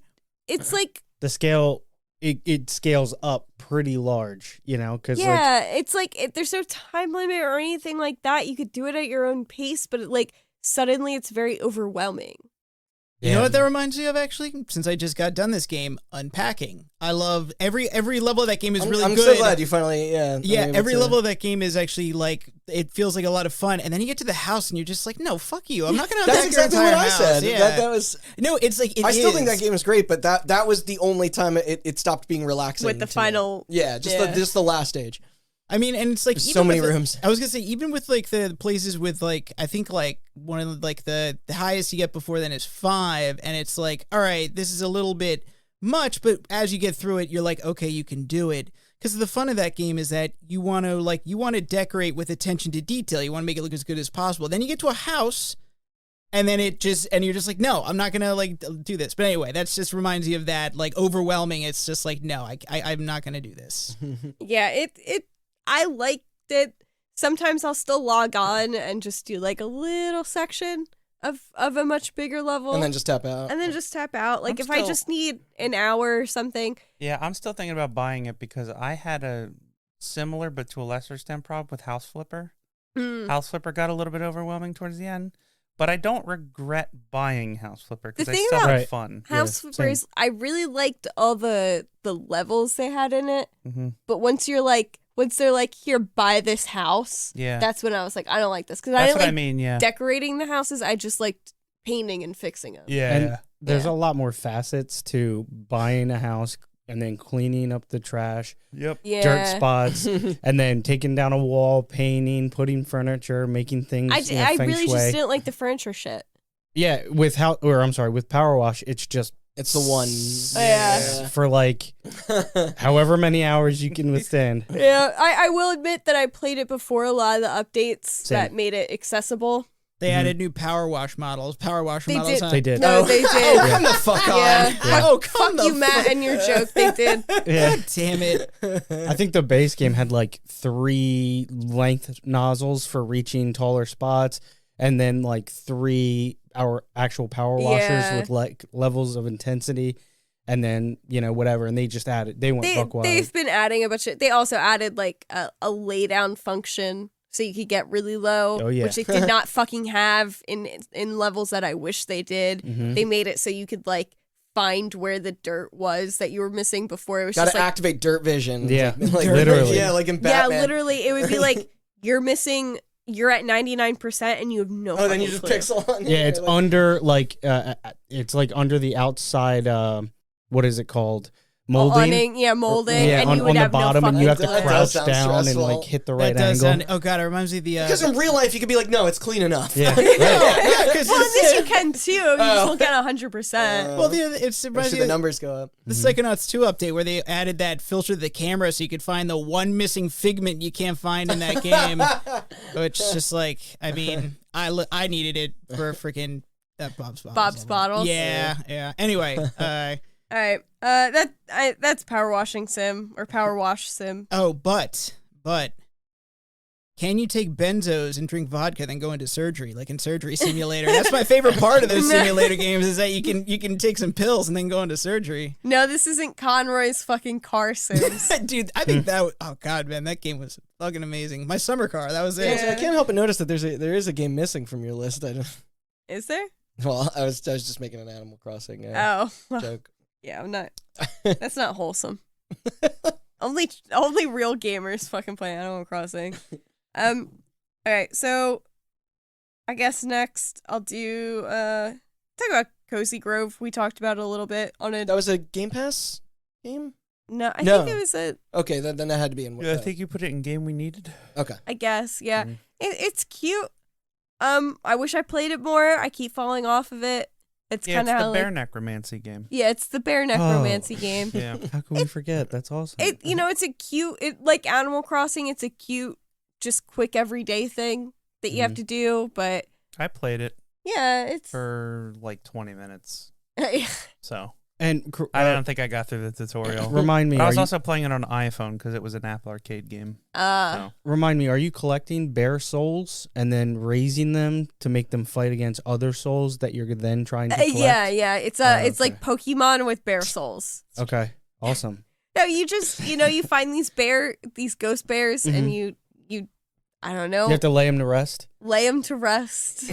Except when you lay them to rest, they become real. Are they? Oh, so it's like reverse. You're reviving. Yeah, necromancy. Okay. Yeah, it's bear necromancy. Pulling them out of purgatory and into the real world where they belong. And then you just like do little quests for them, and that's it. And then as you do it, your island expands and more bear ghosts show up. And do they like go off and like maul a campsite or? Yeah, you're actually you play as like a little Girl Scout or Boy Scout. And is this for the bear necromancy badge? Yeah, once you've completed your area, they all actually come in the middle of the night while you're in your tent, and they rip you to shreds like a grizzly man. Nice. Yeah. All right, that sounds pretty good. I suggest you destroy these tapes. Bear? No, Bear! Bear, what are you doing, Bear? I suggest you destroy these tapes. Oh my god. Oh god. Oh fuck, I just lost the hold on, I lost the Google Doc.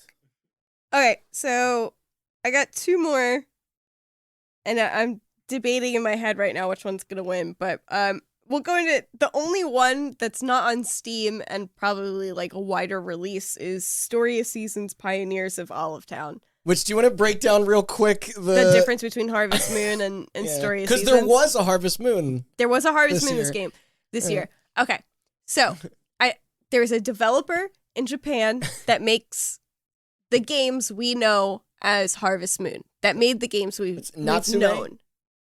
I thought it was Marvelous. Or is it the other way around? I get them confused. I believe Natsume is the dev.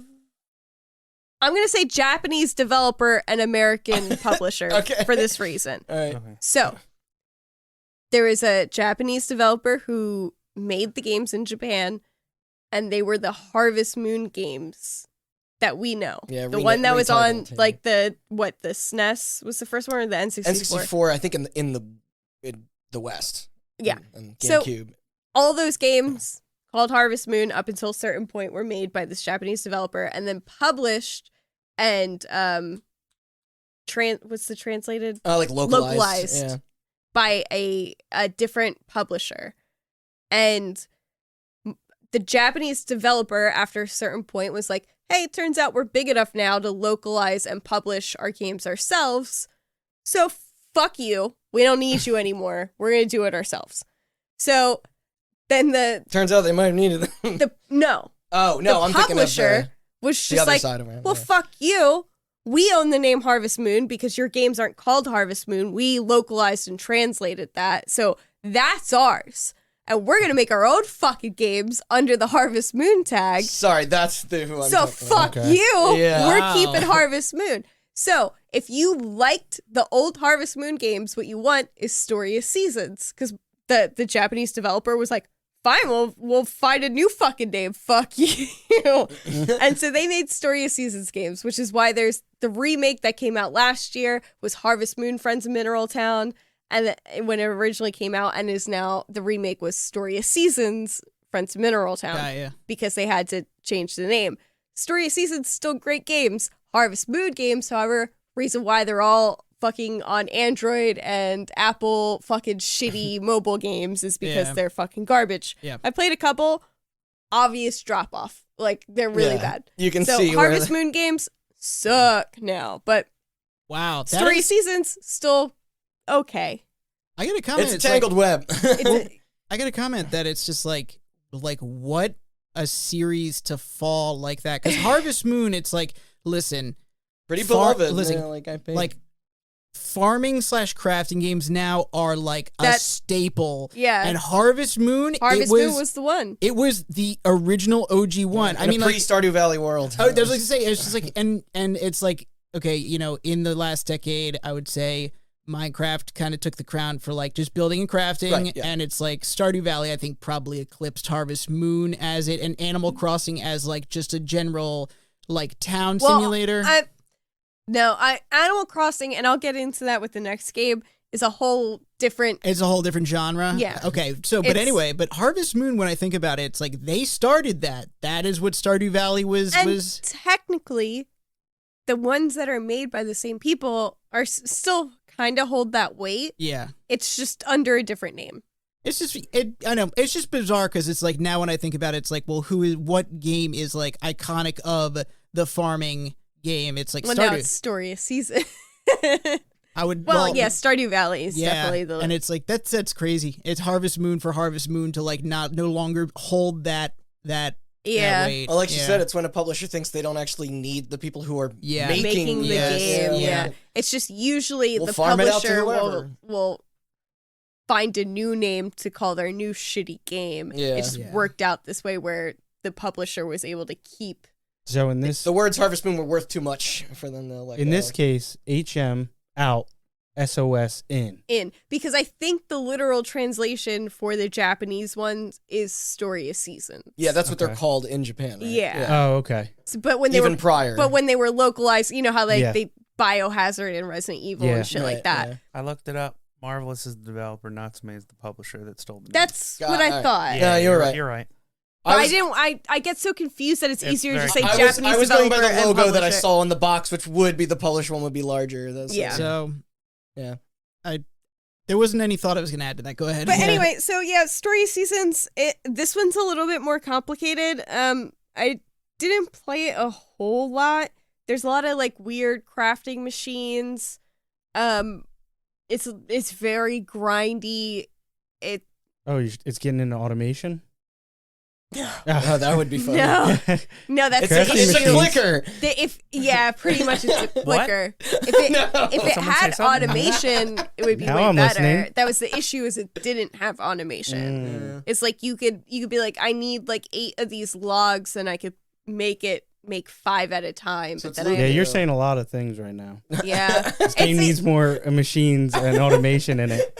yeah. I mean, to be fair, that's what I want. I I'm want just gonna automation edit in my the fucking farming clip games. of Morpheus in the Matrix where he just goes machine. But it's a harvest. Well, you know, it's a farming game. It's I know. For Would you say it's for like a legal reasons, farming sun? allegedly. Yeah. Yeah. It's a gathering sun game. There you go. Yeah. Gathering sun. I wish they went in that direction with it. Well, no, if sun is opposite of moon, what's the opposite of harvest? Let's go with gathering. That's Because I said synonym. farming. It's planting sun game. Okay. Yeah. Planting sun. Planting sun. Yeah, I don't really know. It's fine. It's not the best farming One of game these, I've but- played ever in my life, but it's made by that developer, and it's, you know, it kind of scratches that itch. Yeah, you were saying when they transitioned to calling their game Story of Seasons. And you could be gay. Hell yeah. But when they It's about transitioned time. to releasing them under the Story of Seasons, they had the weight. But I guess the vibe I'm getting from what you're saying is they're kind of losing the weight. They are a little bit. Okay. They're trying to I think they're trying to make it match things like Stardew Valley, because in Stardew Valley you've always had like makers Mm-hmm. and stuff in Harvest Moon games, but this is like a little bit more complicated, and I think they just kind of dropped the ball a little bit. They didn't really know how to do it very well. Gotcha. But whatever. I like that you could be gay in it. You Yeah. could be gay in the remake of Friends of Mineral Town too. I should point that out. But so this is the first non-remake where you could be gay. Okay. So good on them. Yeah, especially coming from Japanese Japan. developer. I, Yeah. I was It's thinking about about time. making the comment, but I was like, I don't know if I. Yes, no, it was like for Japanese devs. Good Oh, for I them. wasn't saying that as a joke. No, I it's was. Yeah. straight up. Yeah. No, that's what I meant. I was Yeah. like, do I want to bring that Finally. up? Draw Finally, attention to it. farmers can be gay. It's about That time. was a huge thing when they added marriage in Final Fantasy 14 is whether or not they'll let gay marriage happen. That's good. And that they They did. did, yeah. And it caused a huge controversy of a bunch of people quitting that game Wow. and being like, well, I'm not going to play this Jeez. fucking game if they let gay people. Well, they didn't say gay people, but you know what I mean. I mean, were those players Western or Japanese? I would assume Western because I saw it in Okay, English. yeah, so okay. Yeah, there's Yeah. also a lot of people that are homophobic here. yeah, it turns out. Yeah. All right. So I'm just going to. Yes, I guess This that was was supposed to be the fun. sorry. I guess that was Yeah, a dumb this is That probably was going to question get to ask. cut out, right? So that leaves me one, and it's probably my pick. Yeah, I don't know what this is. So you'll It's I don't know how to pronounce it. I think it's have Hoko. Poco Life. Yeah. So basically, this game was made when we didn't think Animal Crossing was going to come out. This is the when I heard about this game in development, it was like, oh, something to bridge the gap before Animal Crossing. I want to And see then what it looks like. If... Oh no, don't do that. And then a year later, after Animal Crossing came out, this game did. And it's Oh, this looks like it's infringing on some patents. so this is the difference between a Harvest Moon and an Animal Crossing, where a Harvest Moon, you're a farmer and you do your farming and you get married. An Animal Crossing is a village It's full like a social of animals. Also, Oh. this and, looks. and this an is- island you control. This is way higher def than Animal Crossing. No, it's not. No. No. All right, maybe it's just the resolution of the screenshot. That might Yeah, be it's fan art. PC. Yeah, that's it's like- and it's cute. It had a lot of great ideas. Like you could make it has a furniture creation menu where you could actually like shape everything Oh, wow. to like make all your own furniture, which is like super fucking cool. And I've seen people make like these incredible fucking things, and you could get those items Yeah, too. look at this band room. The only thing that player made in this room is the rug. No. I maybe I'll take your word. It was maybe the table. just- in the I back. wanted to look up screenshots. But and yeah. that was like. It's a really cute game. It's definitely my pick. I didn't play it as much as I wish I did. They've added a fuck ton of things to it, so I should probably look at it again and see what they added because this, I played it at launch. Steam? Or... Yes, Steam. There's a surprisingly big community for such a small game. Like usually these games, I'll go in their Discord and it's like me and 50 people. You know, like. I'm in a couple of those Discords. That's always a good But time. like this one has tons of people constantly making like just really fucking insane pieces of furniture. I suck at the furniture making, but I've like there's a whole channel in that Discord of just things that the people have made, and it's fucking incredible. Can you like download them? Yeah. Oh, okay. Yeah. It's a little wonky. I don't know if they fixed that. Before it was like a creator could only post like four maybe five Yeah, of okay. their creations. And like obviously the people who are really good and big into it, they Yeah. make Constantly making things. constantly making new things. It's almost like limited releases. yeah. If they delete it now, does it like It doesn't disappear? delete off your island, well, once that's good. but you can't ever get it until oh, they. they should add How- NFTs. how lo- and... I was gonna say, how long before the next Banksy shows up in there? But like this is kind of has the same kind of New Horizons feel in the fact where you have to like build the new houses for new people to come in. I don't know what the limit is, but it seems pretty big. I had a lot of houses for a lot of new characters to come in. There's a lot of variety in the characters, and they were all pretty cool. There just wasn't a lot to do when I was playing it at launch. Mhm. Yeah, it's an adorable game if you like Animal Crossing and things like that, and especially if you're one of the people who's actually like good at being creative and like if you make Animal Crossing designs, I think you'd really like this game because you get to make all your own furniture and it's really cool. It's just a cute game. So that's why it's my pick. I think it's like one person making that fucking game. jeez. He's been working forever on it. And I think he did a great job. And I think he deserves recognition for it. Not that I don't think like games like Cozy Grove are good, but I think this guy deserves All a right. lot of that. Well, we have our Very winner. Cool. So curiously, what? So was number 2 your was Story of Seasons? Nah, I think Cozy Grove is. Cozy Grove. Yeah. Cozy Grove, interesting. Wait, no. We're supposed to vote. Yeah, we on- picked you guys number are two. supposed Oh, I to know. vote. I Yeah. was just seeing how Oh, okay. you know. So now, see, this is fun. See, Because like this is why my category is so weird, is because it's mostly games that none of you have played. I mean, I have played 2 of them, and I have seen a lot of one of them. I was gonna say, see, this is actually a lot of fun. I like the fact that it's like a Chelsea game because now we all get to collectively vote on what game most represents, encapsulates Chelsea's gaming. I think it is a lot of fun. So, I mean, I think we can all we all know what's on our mind. Power Wash Simulator. You know, just like- The game that gave me the most anxiety this year. I'll vote for Lemon Cake. It is a cute game. Yeah. I was That's gonna the bakery game. I'm gonna look up Lemon Cake. really that I one's art style is actually pretty I just cool. want to see Yeah. what it. Yeah. I Story think it of has Seasons. a nice art style to it. It's very artistic. Story of Seasons, when you were talking about that, and it's like when I think of like a Chelsea ass game, I think of Harvest Moon, and then it The becomes spirit of Story. the category. That one's Yeah. especially grindy too, where it's like, Oh yeah. that one's a time sink. Wait, what's it Yeah, called? but see, I got that's the what I'm movie saying. Layer Lemon Cake. Cake. Oh yeah, that's lemon what it is. cake. Not the Daniel Craig. Lemon film. Cake, and it's Yeah, like it's okay. the Daniel Craig film Layer Cake. See, the thing is, it's just That's like my pick for the year. okay, ready? Lemon Cake. Okay, when I think Chelsea game, okay, the first thing that comes to mind isn't like cute or anything like that. Even though that is Really? often the case. No, what comes to mind to me is ready, crafting systems. Okay, decorating. Okay, and just time sync like games you can just sync time into. Basically making My decorations. favorite games have I'm just getting So, like- photos of have cakes. building. Yep. They have crafting. Yep. And they got animals. So like Yeah. a housewife type of Yeah. So like amalgamation a housewife of like simulator. Yeah, like ready? a housewife sim type of That's it. It's like It's I love Terraria, but I love Terraria because I like building all the houses. So I think Right. I think Chelsea game. I think my time at Porsche, like boom, right there. And if Sandrock actually came out this year, that probably would have been my number one. And but so- Sandrock didn't come out, yeah, and which is so the game made by in the same universe made by the same guy. and speaking of which, I remember wasn't there talk not too long ago there was a game being made. It was a mixture of like Animal Crossing and WoW or something like that, where it was like Oh yeah, the Galea. MMO one, Galea, Pala- yeah. I actually really Galea. that looks interesting. I And kinda wanna if play they that. opened up that beta, because it's a closed beta right now, I or if see. I'd gotten into it, Yeah. I would have talked about it. But Yeah, and so it's that'll like be next year. so Cozy Grove, okay.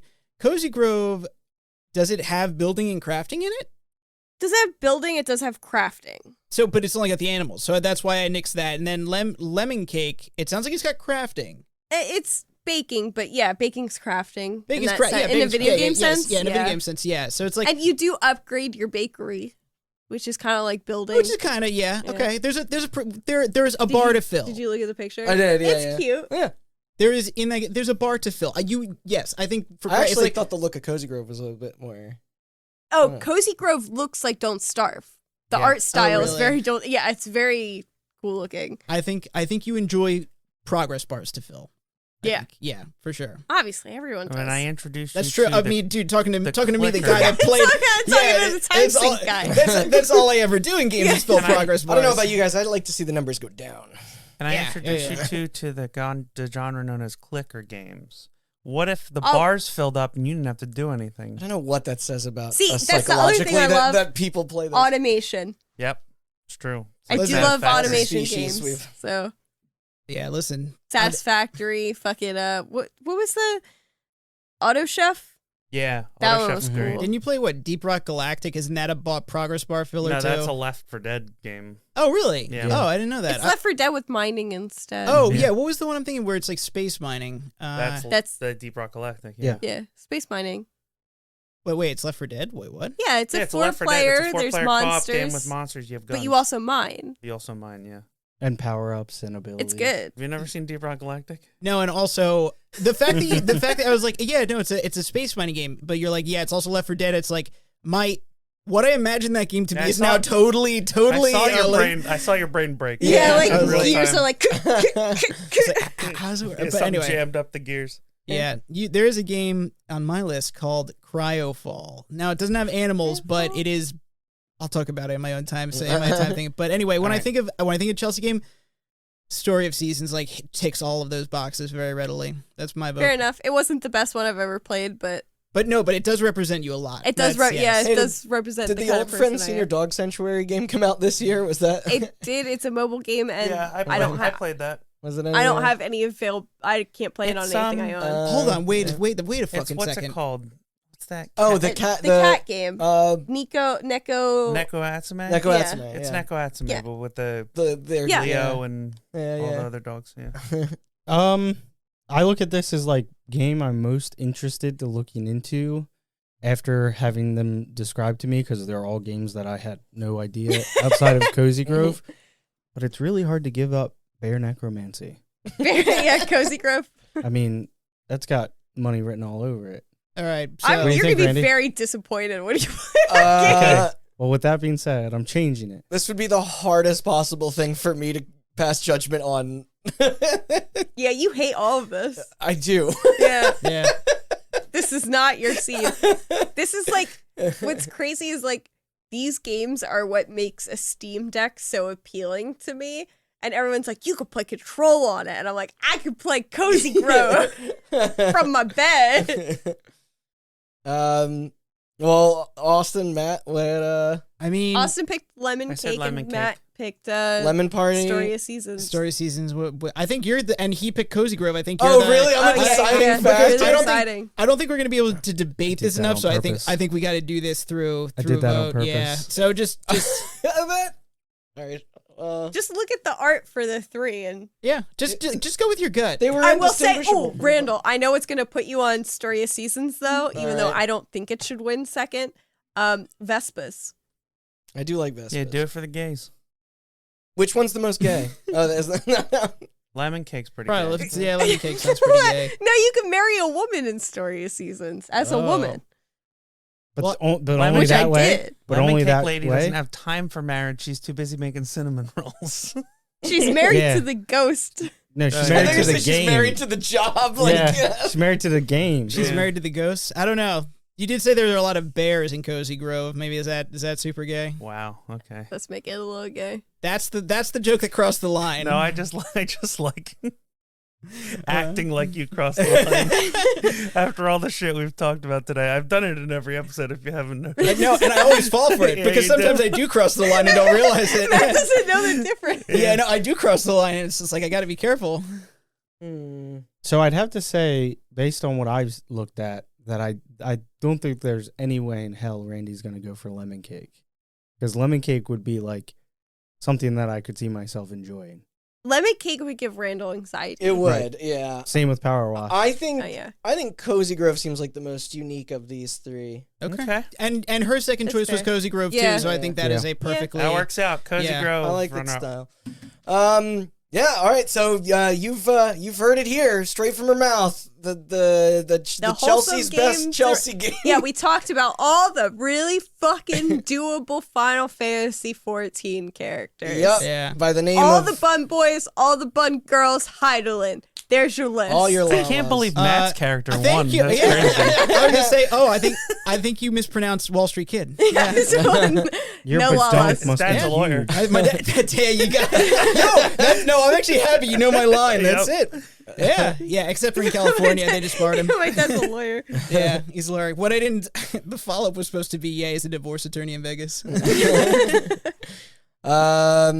Yeah, But those are my cute Best little Chelsea games game that I is- wanted a chance to talk about because most of those games, There's no way in hell. most of those games are just made by like a couple people. Yeah, they and you want deserve- to give props and shout yeah, out. and kinda. Yeah. if you're into those kind of games, check them out. They're really good. Yeah. for the most part. You're broadening our fan I'll base's probably horizons. buy Power Wash Simulator when I get home. I was gonna say like Not that I'd one, play though. Power Wash. That one has No, I'm enough gonna- I'll money. play it. I'm They gonna got play it. enough I'm gonna notoriety. play the first 2 levels over and over again. No, I'm telling you, It they happens with No. all of these they simulator have games. enough money. I did the same thing with Cooking Simulator. I did the same thing with I PC did- Building Simulator. I played like the first 4 levels over and over because Yeah. after that it gets too What frustrating. about Yeah, drug dealer simulator?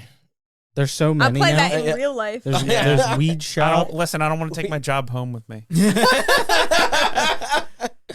All right, Hoko Life is our our best Chelsie game, and And sorry, if by chance any of those developers hear this, I appreciate you doing what you do. Very nice. I don't know. I mean, Next year, I think we should go closer to the source on this. It's. I mean, it's, No, next year we'll have. There's another mailing game coming out that's kind of like Lake, but even cuter. I think it's called Mail Time or something like that. I've been following that game on Discord. I am so fucking No. pumped.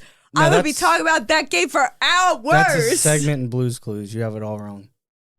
Mail time. and Here's a mail it never Never fails. It fails. makes me want to whack my all right, tail. and we as I guess we think as a as a collective group, as the With rest our of the best panel. yeah, no, Undead Bear We Fighter. closed our eyes and threw the darts on the board, and they landed on Cozy Nick- Grove. Yeah, it's Can I called- grab on Game Pass? I think so. I'm gonna try it. I don't know. I haven't. I bought it I on feel Steam. like I saw it, but Yeah. I can't be Yeah. sure. Next year's gonna be a good year for this category because you get Slime Rancher 2, Mail Time, Paella or whatever it's called, Paella. I don't remember what that. Peyote. And Little Witch in the Wood. Cozy Grove is on Game Pass. Hell There yeah! you go. Yeah. All right, cool. All right. Check it out.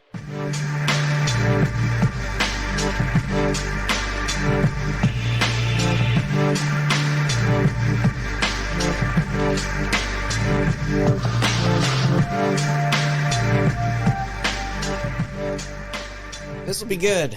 And so it's our final category of the night, Biggest Timesink. Matt, as this was your clever idea, would you want to do the honors? I would. Thank you. What was the grind this year? What was the grind this year? Yeah. So, actually, starting out at the top of our list, Valheim, which was what premiered in January, February. Yeah, that was the very beginning of the Very year. That beginning. was like everyone's quarantine game for a while.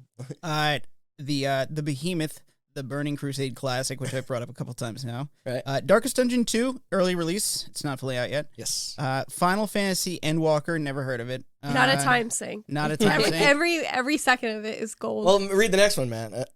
Animal Crossing, Happy Home Paradise. it is right? a time sink. It is a time Yes, sink. I will okay. agree with you on that one. Diablo 2, Resurrected. Earth Defense Force, World Brothers. Yeah. Cryofall, which I don't think any of you know about yet, but I'll tell No, you. yeah. Battlefield 2042, which I'm interested Mhm. in hearing Austin talk about. The Outer Wilds, Echoes of the Eye. Not a long game, but a lot of time looping. And then finally, Deathloop. Yes. Literally, yes. Which you just started, right? Which I just started, and Yeah. I'm glad because now I can speak to. Cool. Yeah, now how I that we've feel talked that. about it for hours, you could finally chime in.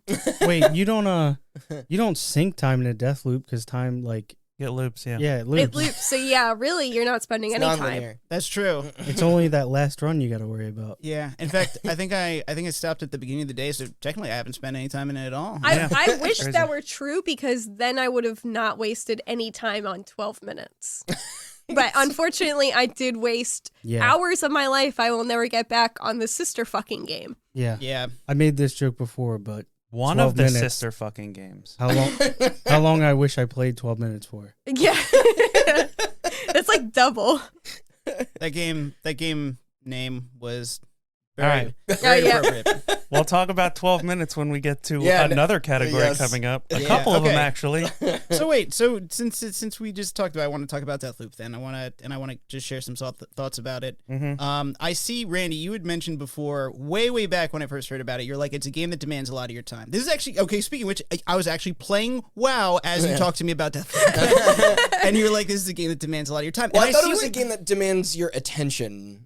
Like it's just in the way that it's crafted. Because I found a lot of the notes and files extremely verbose, and like the pacing. It's not a All right, podcast hold on. game, is what you're saying? No. So you beat it, Mhm. Sean. Yeah. I don't think it belongs in here. No, I mean, because it takes like 20 hours to beat it. I don't think a time sync necessarily is dictated by But the length of hours. the thing about times, and it's Matt's category, so correct me if I'm wrong, but the thing about time sinks is that it implies repetition. It implies repetition. It doesn't move forward until you sink time into it, and I feel like Deathloop is always moving forward.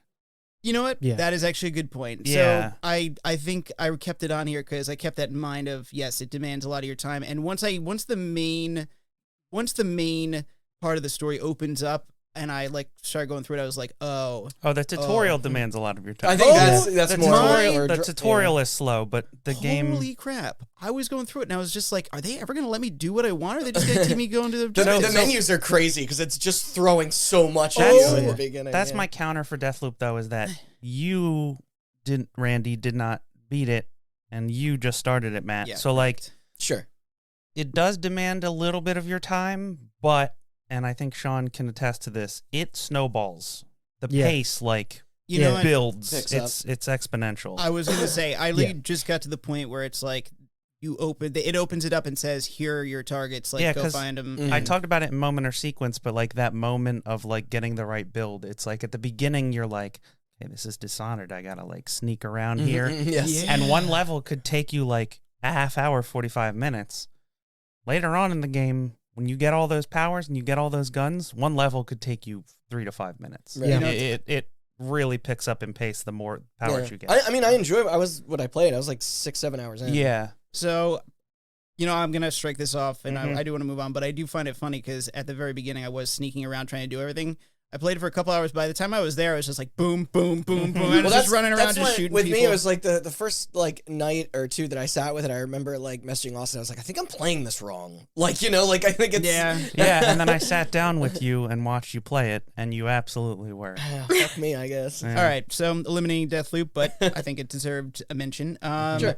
Real quick, EDF World Brothers. So, EDF. yeah. EDF. EDF. EDF, I feel like it's very much a niche game that we haven't learned It broke from. into the West with 2017. It kind of like was a cult game, Yes. and then there's a small pocket of crazy people like us that will pay attention to a latest release. It happens like once every 2 years, Every 2 maybe. years. I was gonna Yeah. say, is World Brothers the We'll be on top of voxel it. one? That's the voxel one. Okay. Yeah, it's kind of like they shifted their aesthetic to be something kind of like Saturday morning cartoon kid friendly. I thought it was Oh, cute. yeah. It's cute. Yeah. I mean, Yeah, I don't yeah. really like a lot So- of It voxel changes stuff, the but- entire structure of how the unlock system and the Yes. progression Oh, work. well, that's what I'm Yeah. going to get to with this So, loop. Oh, sorry. 2017, which is the first one that came over in Mhm. the States. Year of our Lord. I love it. Yeah, great. But this absolutely belongs on this list because there's a reason I haven't played 4 or 5 or World Yeah. Brothers. Yeah. I think it's been about that long since Four, I Yeah, played those one. four and games- 5 are World Brothers shakes up the like kind of the like the replaying and But that game, acquiring weapons. that game and vehicles absolutely, and for stuff. better or for worse, It's incredibly addicting. and incentivizes satisfying, but replaying. That's yes. Oh, it- yeah. that is, and that's why it's on here. Is that With it this, is, it's like characters rather than yeah. guns, It's also I gotta say it's also like it's good that they did it very cute because It's their otherwise limits, yeah. like every character is like from a different country of the world and it's pretty much like what is the stereotype or like Oh, like yeah. It's yeah. very racist. It is it's But a it's little kind of bit, like, yeah. but Yeah. it's racist in the same way that Overwatch is, where they're Yes. caricatures, where it's like everyone's on equal footing Yeah, because they're. it's not really cultural appropriation so much. It's more like a cowboy and a ballerina. Like it's Yeah. insane. yeah. It's I'm pretty insane sure cultural appropriation. There's someone from Mexico who's wearing a poncho and a sombrero. yeah, Yeah, that's why I said insane cultural appropriation. Like Yeah. Looney Tunes cultural Yeah. appropriation. Yeah. Looney Tunes not racist Yeah, at all. I was gonna say, yeah, Looney Tunes always politically No, correct. it's not. I don't. It's, Yeah, but, like, it's fun. doing it in It's kind fun of racism. in like a. Yeah, it's like can be seen as harmless, but also kind of It's still not implying harmful. any sort of inherent inferiority. It's Yeah, just sort of it's- like. I think that's the difference. Is like Yeah. I feel like racism implies that you are like putting down. It's like they're not putting down anybody. They're just No, costumes. it's cultural appropriation. Yeah, it's Yeah, cultural. there you go. But I will say that But you know what else is a time sink? the shift in Cultural appropriation. the shift in art direction in this game is kind of to contrast EDF 6, which is post-apocalyptic and probably going to be M-rated, so they just like Yeah. Not- yeah, this is not just for like nothing. a little one Yeah. in between, right? Mhm. Yeah. Yeah, It was- it's a spin-off. It's made by the oh god, I forget the Unix or no Unix? Ukes. It's made by the Unix? Made by Linus Torvald made Yeah. the World Brothers. I was- But, So not- I didn't know whether to go with between like Unix with X or like little Unix like God, people like, who don't yeah. have. Yeah, Sorry. I was like, But anyway, back to the category though. We did Yeah. fall off of it. yeah, we did, and it was. I think the reason it's on this list is because I think, as Austin says, it does incentivize like just replaying it constantly. But the Yeah. question is, True. did And you, there's probably 200 levels. Like did there you are in the fall others. off of it because it required too much time? Or did you fall The off? levels are short, so it's not. I fell off of it mostly because like it's like We had a after crew, and then the schedules didn't match up. But I think and also it's like once you've cleared like about we kind of saw what it had to offer. yeah, once you clear about 50 levels, you're like, I kind of get what this game has to Yeah. offer. Gotcha. I actually Okay. think the way that they that EDF 4 and 5 distribute new ways to play does a better job. Yeah, I 'Cause mean, it extends it out longer rather than like. I think But- I mean, I think all those games do, like you said, incentivize just, and also it's like you play it and you like percent completed, it's like almost nothing. Then you realize they want you to play the game on like what, like all five, Yeah. all 200 levels on all 5 difficulty that. levels. It's like no, But it caught our eye and it was a fun time. I think it deserves to be a little mentioned at while. least somewhere in here. Yeah. yeah. I it would was fun. hold on to it for now. Yeah, hold on to it. Definitely so, sounds like a time sink. So okay, we are going to jumping down. I want Battlefield 2042. So I kept it so Oh ready. boy, I included on here because of I'm gonna like crack my knuckles. I included on here because Randall, you've talked I about sunk my time into EA's customer service. that's Oh, I was like, yeah. and I was like, oh my god! But then I hear that the progression and unlock system in that game is something to behold. Yeah. So basically, Battlefield, much like Call of Duty, Yeah, is still stuck in the past, where they want to extend your playtime by making you grind the shit out of the game. Battlefield got a lot of flack, rightfully so. 2042 got a lot of flack, Right. rightfully so, because there are not a lot of guns in that game. Really? There are maybe 5 assault rifles, like 4 SMGs, 3 Battlefield's usually known for having a pretty 3 sniper rifles, heavy like arsenal. 2 or 3 shotguns. Not a lot. And a partridge in a pear tree. And a partridge in a pear tree. And then like five grenade types and like 7 kinds of equipment. They also condensed the class system, I think, a couple games back, but yeah. Yeah, well, they got rid of the class system now. It's Well, it's operator right. based Yeah, now. yeah. Ugh, I hate that. But trend. okay, so like in Overwatch, right? You know how in Overwatch you play like a couple of games and you level up? Yeah. Okay, but what you get out of leveling up is a loot box that gives you cosmetics. Right. Yeah. Okay, so imagine if you had to like unlock characters that way. And you didn't unlock all the characters until you got to level 100. Jesus. So wait, let me ask you level this. I mean, that's 100. What? Oh that's my! kind of how Yeah. Siege is, though, too. With the renown, Yeah. but you can buy it. You can buy them. Yeah. But if you yeah, get but the out if of you get the full version of the game. yeah, you the can- base game when it launched still had like, Mm.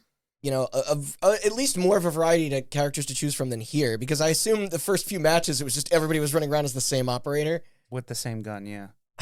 Okay, so it's like the Clone Wars. So no, on Yeah. top of that, one of the innovations that Battlefield 2042 was really pushing was this cross system, like Crisis, where you could Yes, at any it looks time- just like Crisis. you could anytime hit a honestly. button and you hold your gun up like this, and you can swap out the thing attached to your barrel. You can swap out the scope you have attached. You can swap out the magazine, and you can swap out an underbarrel attachment. Right. Okay. So you can put like a grip on your underbarrel or a grenade launcher. You can put a silencer or a flash hider or Do you a have to unlock all compensator. those too? You can also put a red dot. You can put a holographic sight. You can put an ACOG. You can put a sniper scope, and you can also have the extended mags, fast mags, as well as different kinds of ammunition, armor piercing mags. I mean, what do you expect? This isn't a full price game. Well, I'm kidding. It I mean- is. I mean- yeah. so Yeah. so let me give you a little example. So you start the game off. You have 1 assault rifle, 1 SMG, 1 shotgun, 1 sniper, 1 LMG, and 1 pistol to choose from. Yeah. In order to unlock the next one, which is the AN94, which is their AK equivalent, you have to level up to like level 10.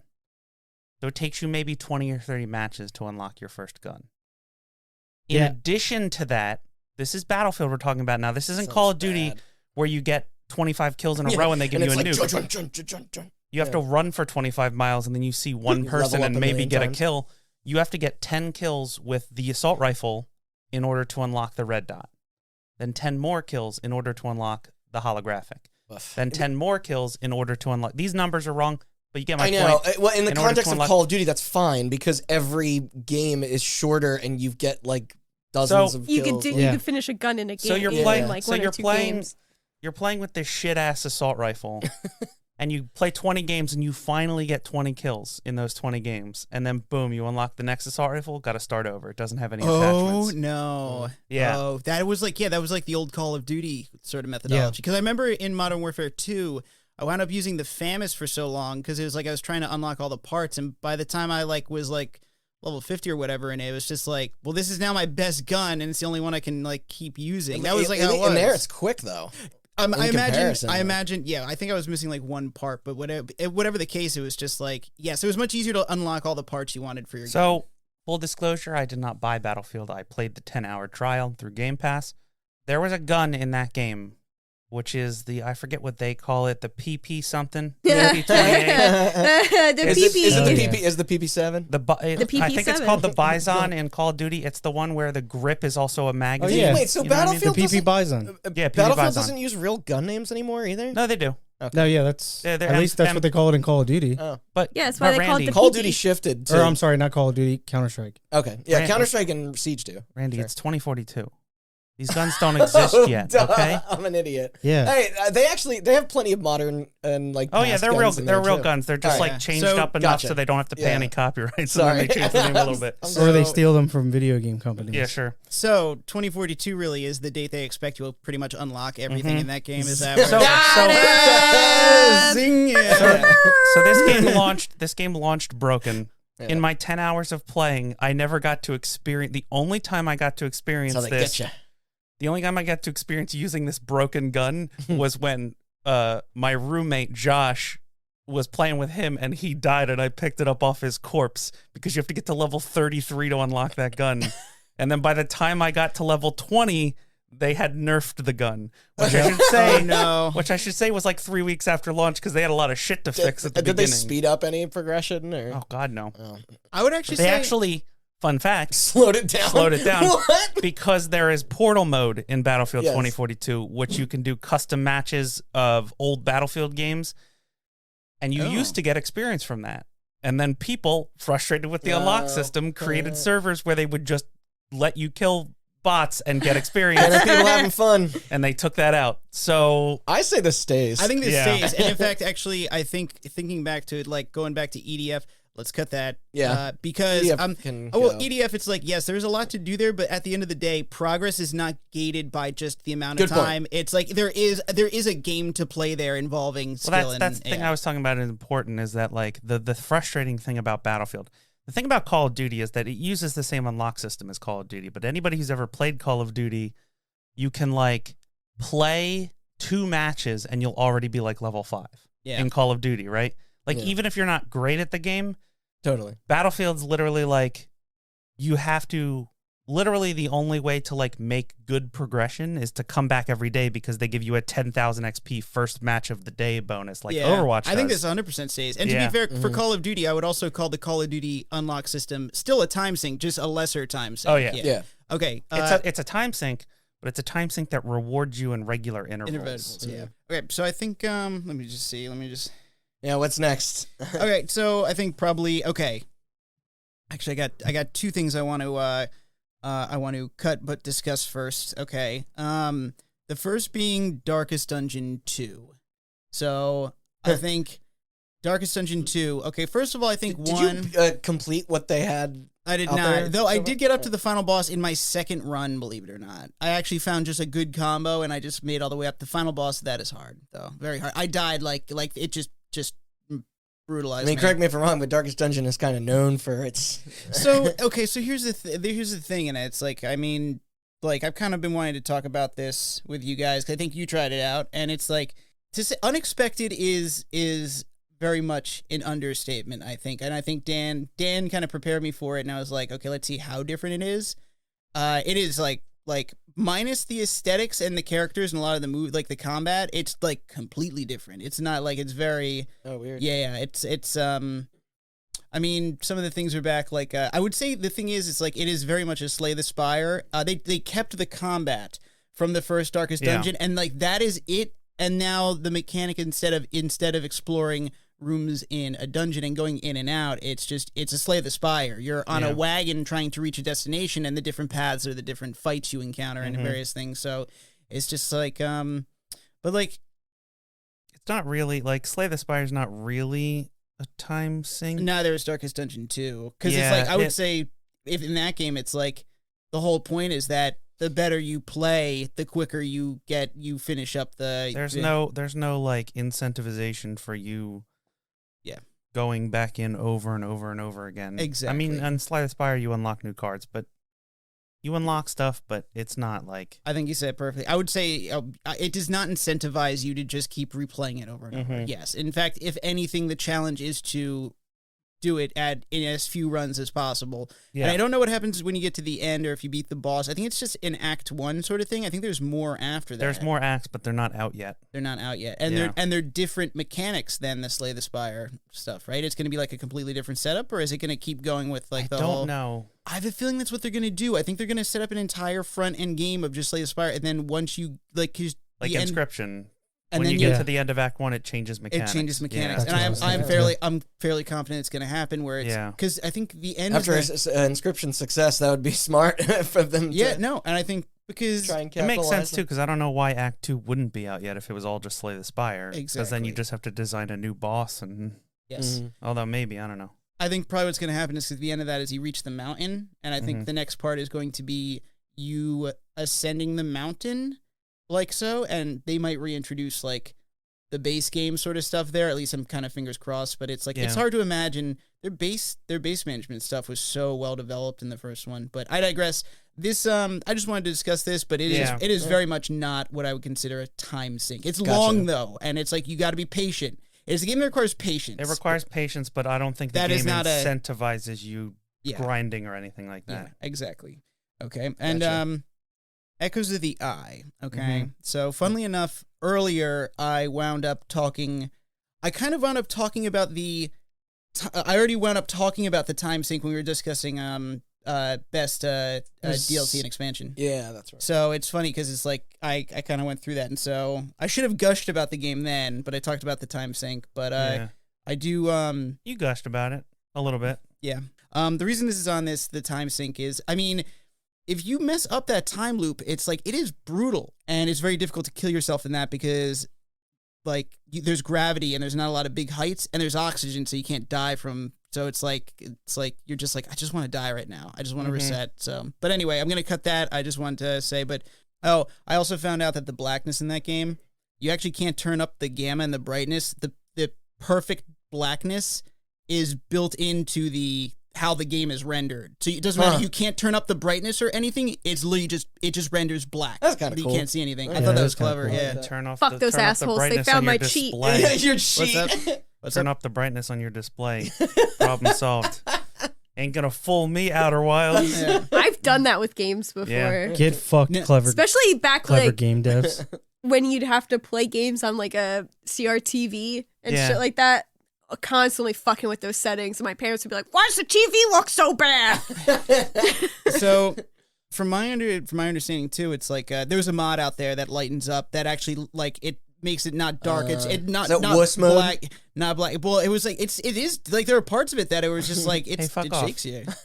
Anyway, I played Soma in Wuss mode, and it was great. I actually kind of want to play Soma in Wuss mode too. I hear it's pretty good. I couldn't play it in Wuss mode. I downloaded a mod that got rid of the monster. No, it was after. Yeah. Oh, we were on PS4. We were on PS4, so I couldn't play guys, it. yeah, that sounds like all those Returnal fans asking for save points. Get a life, you bunch of babies.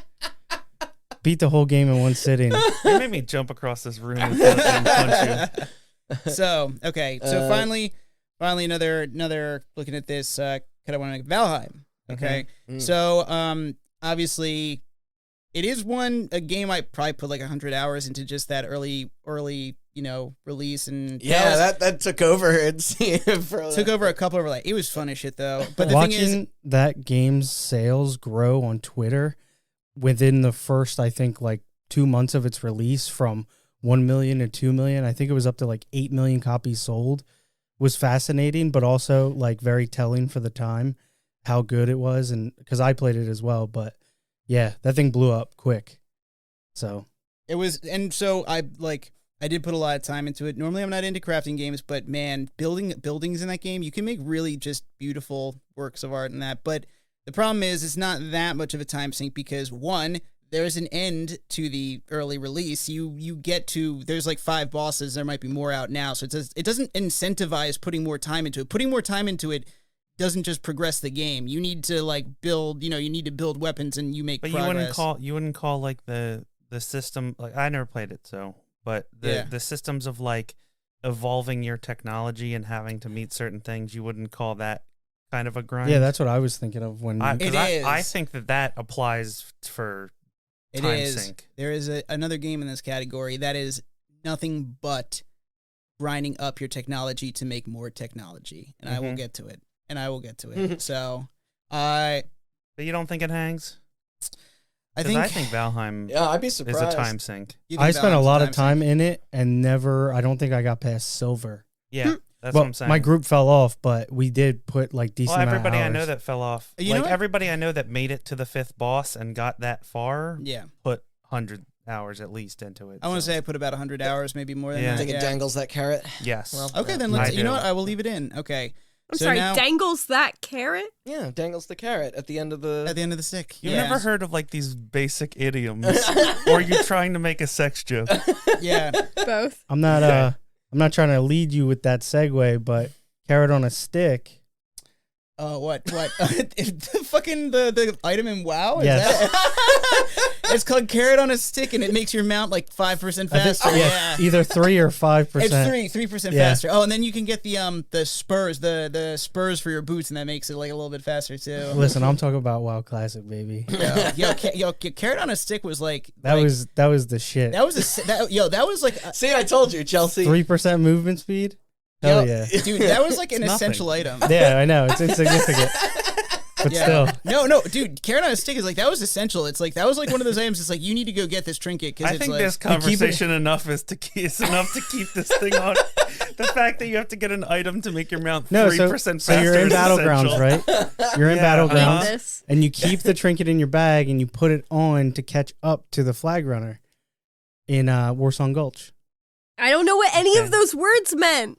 Yeah. Oh, I'm sorry. Should we pivot over to Endwalker? No, let's talk about Endwalker. Okay. About I was gonna say if we're gonna bring up Burning Crusade now, it's like I might as well. So, Burning Crusade. I mean, I feel like it doesn't need like too much of an explanation why but I want to explain why it goes the extra mile. Okay, so. I mean, I didn't check my time played by the time I got was the last time I was in. I think I was on like 300 something hours when I went into the expansion. It's probably more than doubled that now. But here's the thing. I finally discovered the end game of an MMO. Okay, I finally discovered once I was done everything and you're at level 60, you start to approach like, okay, you're getting to the end of quest content and storyline content.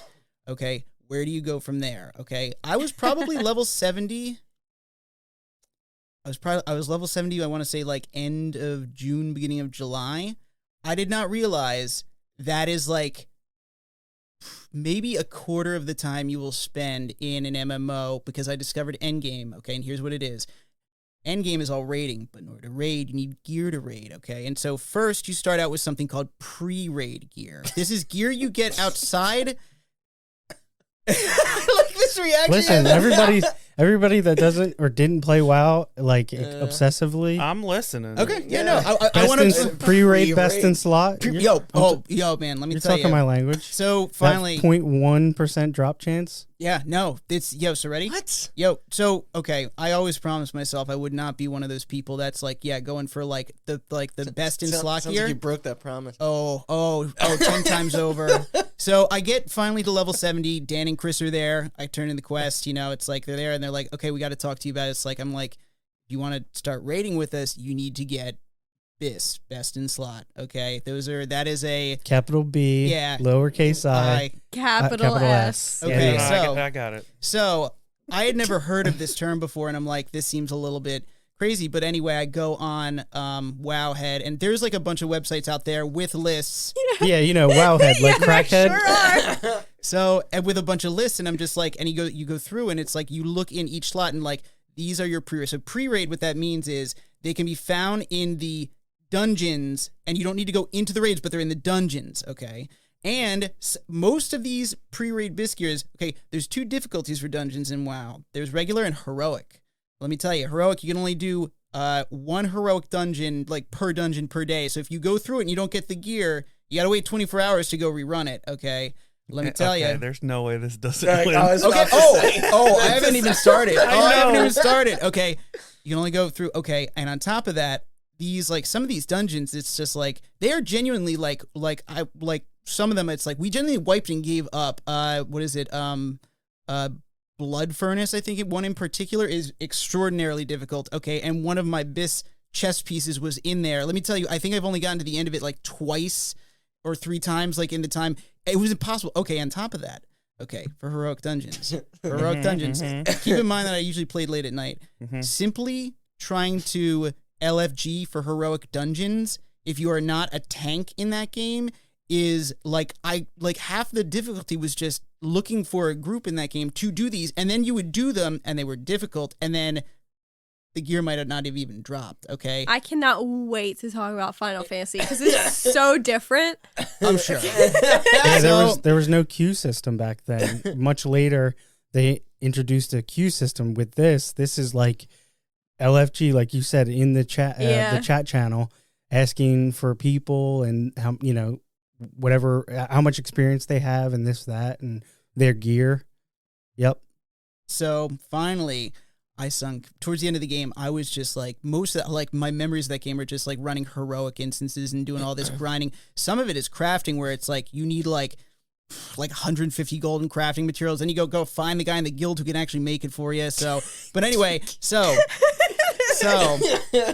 finally, listen, I did it. I got to a point. I was all pre-raid BIS slot, and I actually had some phase 1 BIS, which is stuff you find in the phase 1 raids that are released. Specifically, it was Karazhan, because that's the only raid released in phase 1. Okay, and I was and I joined Chris's raid, and it was fun, and we did logging on my character, and each week as I got better gear, my stats got better and better. Like I did more DPS. Okay, until the point of the end of phase 1. And Chris even said it. I was just like, I felt really, I was a good raider. And I was like, yeah, you were on the cutting edge. And then you know what happens?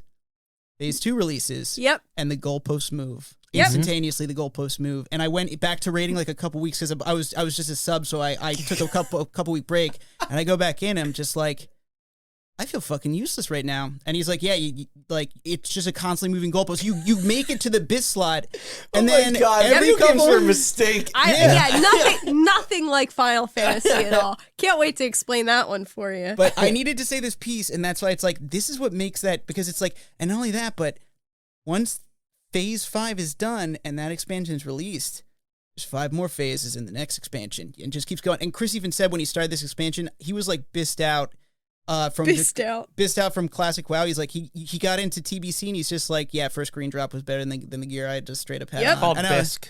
Bisque, yeah. Bisque drop. And so Bisque I drop. needed to, but God damn, it was addicting. I don't know why I did it, but I did. Listen, I needed to get listen, the Matt. We've all been there. It was designed that way. Man, sounds like you had a ton of fun. You were also manipulated. Yeah, do we not remember the therapy groups that went up after Burning Crusade and So Wrath what you're of the Lich saying, King? this isn't getting cut. So No anyway, way. this is a cut. Yeah, no. All right.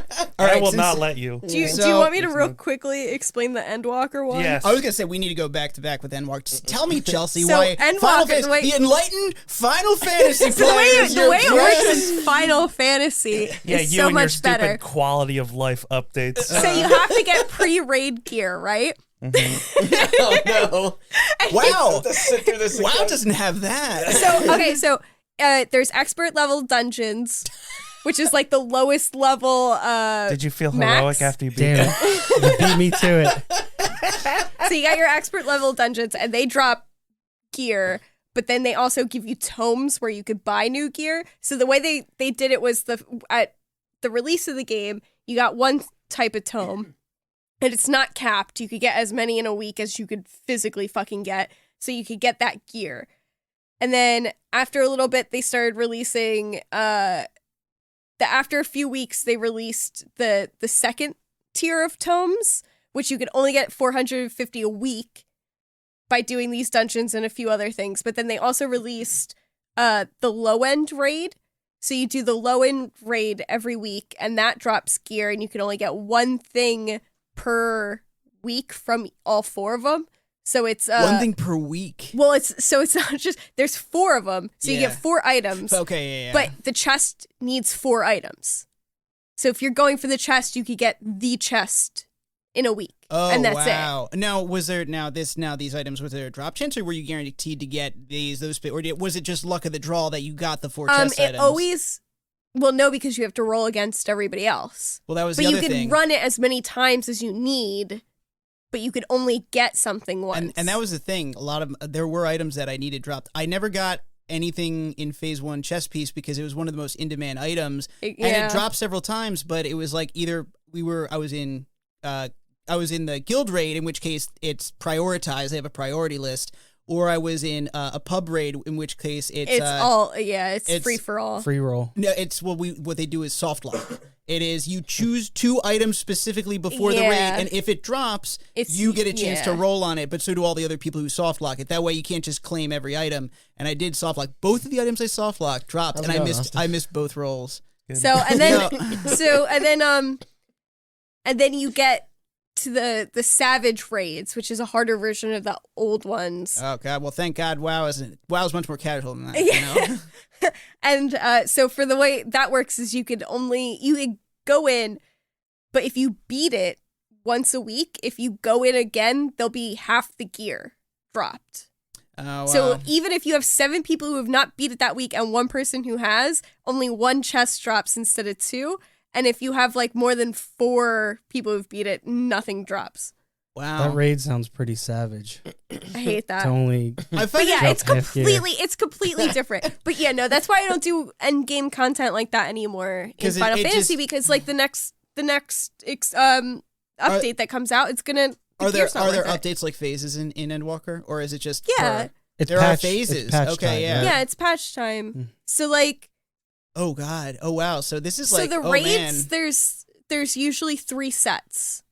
So, but by the time the second set comes out, your first set's useless. So then well, I wouldn't say it's useless, but you feel like you miss being on that cutting edge of I have the best gear, so you want to get it again. You want to get it again, yeah. But like you spend all that time doing it so you have enough gear to go into the 3rd raid, and then you spend all that time getting the gear from the 3rd raid, and then the next expansion comes out, and 2 levels in your gear is shit. Yeah. So what's the point? I find it so weird That's that why it's I go fishing. Yeah. Listen, Matt. At least you could have sex in Endwalker. Matt, to pass the time. You've never been to Goldshire Inn, my friend, on a I was gonna say RP server. I was gonna say you might not. Yeah, be You didn't have to prove me wrong. Fucking any MMO. Yeah. WoW wrote the blueprint. Final Fantasy just stole it. That's pretty much what you need to understand. Are there here. hot bunny ladies though? In WoW? No. WoW's much How classier. fuckable Okay. are all the characters in WoW? I mean, have you seen the Blood Elves? I would say the elves. That's about it. Thorin? Yeah, Blood Elves. Female I Blood can't Elves. think of a clever joke to follow that. It'd just be, yeah, you know, dude, those udders just really. Okay, see, that was a good joke. I think you Now- made me uncomfortable. Now, just to talk about so I know that's all a grind, but I want to talk about the end game I've been doing in Endwalker, That which wasn't is the end game? Yeah. Well, that's part of what it. you've been doing. Yeah. Your fishing trips. my end game. It's all So a bit. every 2 hours, there's a half-hour long fishing trip where you fish and you get points for the fish you get. Wait, every 2 hours there's a half hour? Yeah, so Yeah. that there's an So you hour don't and a have to half miss before one. the next one Yeah. at the end of yours. I find that so funny because in 2 hours you could just go out, take a half an hour fishing trip, and then come back home having spent 2 hours out, and instead you're doing it digitally. So there is a title you could get if you get 3 million cumulative points in this place, right? And it's world-class troller, and I want that title because it's I want the title world-class troller because I think that's really funny. I get about 10,000 points on average each trip I go on. How much do you need again? 3 million. Oh, I have perfect. about 250K so far. You're And almost my there. friends and I have been doing this like every single time that boat pulls up to shore, we are like on it. We're like, let's go. It's time to fish. And I am at 250K. I gotta say, I'm very thankful this is my category and not yours, because it's like you make a compelling case for Final Fantasy Endwalker. I think you guys need to understand just how bad the starting assault rifle in Battlefield is. Well, you know what? I'm actually this very is nice. inaccurate at range. It's This is nice because this is my category and I can pick one alone, and I can let you fuckers argue the rest out, and I don't have It's to true, we care. can. Yeah. all right. All right. Let's Let's continue. let's go to Cryofall. I don't know what that is. Okay, Yeah. so the reason Cryofall is on here. Okay, so remember when you were talking about Valheim and you were talking about like those crafting games Google where this, by the way. it's like get wood and bronze to make a bronze pickaxe, and then with the bronze pickaxe mine the iron to get the iron, and you just keep going up and up. Distill that down to just that process. Start in the Stone Age, and the end of the game, he's got to build a rocket ship to escape the planet, and that is Cryofall. it's like Satisfactory, but like think Satisfactory is more about setting up production lines. It's not even that. It's literally just manual. It's Satisfactory without the automation. Yes, Yes, that's no, actually, yes. I didn't know. And it's Minecraft with a plot. it doesn't really even have a plot. Minecraft with a goal Yeah. Okay. Yeah. I would and say more steps. and more. Yeah. And so it's Satisfactory without the automation, and it's Stardew Valley graphics. Okay, so it's not even 3D. Okay. So I played this with Shayna and her friend, and it's the servers are not like individual servers. You just joined the Eastern North America server, so the map is huge and you're around other people. We did the non-PvP, so it makes it like, so you're kind of just existing around people. I imagine the PvP probably feels a lot better, where it's like there's a threat to you, like other people can kill you and steal your shit. But anyway, on top of that, here's what makes it unique. So I sunk probably like 8 hours into it one day and was like into like the second layer of the tech tree out of 5, but the way it works is obviously it's going to get crowded as more people join up. Okay. Less resources. Every 45 days, the server resets. It's Rust. Oh, is that what Rust is? Yes. Okay. Gotcha. So that's what it does. And so that's why it's like Valheim, you're right. It's like as a crafting. Just Timesink game. Listen, I will declare this right now and loudly, and I don't give a shit. Crafting games are just Timesinks by default. Yeah, that's why I love them. Yeah, there you go. That's why I hate them. So you know what's funny? And it's Those like, are my kind of games. and also, I'm with Randy in the fact that it's like, dude, it's like I was playing Cryofall, and it was just like I'm just sitting here thinking like, and of course I'm hooked as shit on it. The dopamine's just pumping straight into my synapses. Okay, and I'm sitting here, and I get done 6 hours, and I'm like, I just spent like 100 hours doing this entire process in Valheim, and now I'm doing it all over again. It's just like it feels like it's just like it kind of. I went through a little And bit it's of gonna reset. This is the most nefarious thing in the world. That was you're my problem with describing. Rust. Like, But except some servers have different settings, but most Rust servers, it's like 2 weeks. really. So 2 you weeks, get all the yeah. way up there, and well, I haven't played in fucking years. this but you conversation never makes me never want to touch a video Yeah, game. I can like you do feel all you this getting work, angry. and then like within 2 weeks, and then it's just gone. I think I'm going to take up sports. Let me ask you. They're very time the consuming ultimate, and the expensive. ultimate time sink. Let me ask you this question though, Randy. Is that more nefarious than an MMO where they're keeping It's the you same shit. where they're keeping you playing to keep you paying a $15 a month fee? Yeah, the good goalpost point. is moving back. Whatever it's not, flavor you want your poison. It's not pushing you back to the And beginning I fall then for making it you every get to the same one. time. Yeah. So the only thing. Okay, this is not making. I'm cutting this right now anyway, because the one thing I will say is that there is an end goal. You build a rocket ship to escape the planet, and that's the end all goal. right. So it's Yeah. like you don't just keep doing it and go back in. There is an ending to it. So And- basically, you have 45 days to reach get the off end goal, the planet. get off the planet. Yeah, and it's like I played with Shayna and her friends, and we all help and collaborate, and you join. So you don't have to do it alone. But like you said, the thing that makes satisfactory is that it has That's why they call it automation. that, yeah. Yeah. Oh shit! I didn't realize. I that. never Okay. pieced that Oh, together. Yeah. shit! Oh, and it's got factory. Because it's right got there the and word then- factory in it, Oh but my also God. it's satisfactory. That's yeah. pretty clever. They did Actually, I'm something gonna with start that, playing yeah. that again. I like that Yeah. name. Yeah. Yeah. Anyways, but yes, you get the idea, and it's like I needed to talk about this because I had that same reaction of just like I'm like, oh, this is nefarious. It's like they don't even try and hide the fact of like the crafting loop. It is nothing but the crafting loop. That is all it is. And so I needed to. Yeah, but like some people seek that out. Yeah. I seek that shit out. I know something. It's like I know that there's an audience for this because I'm sure there. Just do drunks. I was gonna say No. there are some people that probably played Valheim and were just like, That I is the just wanna- Timesink. Yeah. I just want to craft shit. Why do I got to do all this like architecture bull? Like, why do I got to build a house? And it's like there are things. It's like you can't build like certain things that don't have a roof over them. So there are probably some people who are just like, I just want to build, and that's what people do in Cryofall. It's like the idea is like you can have like walls, bases, and floors.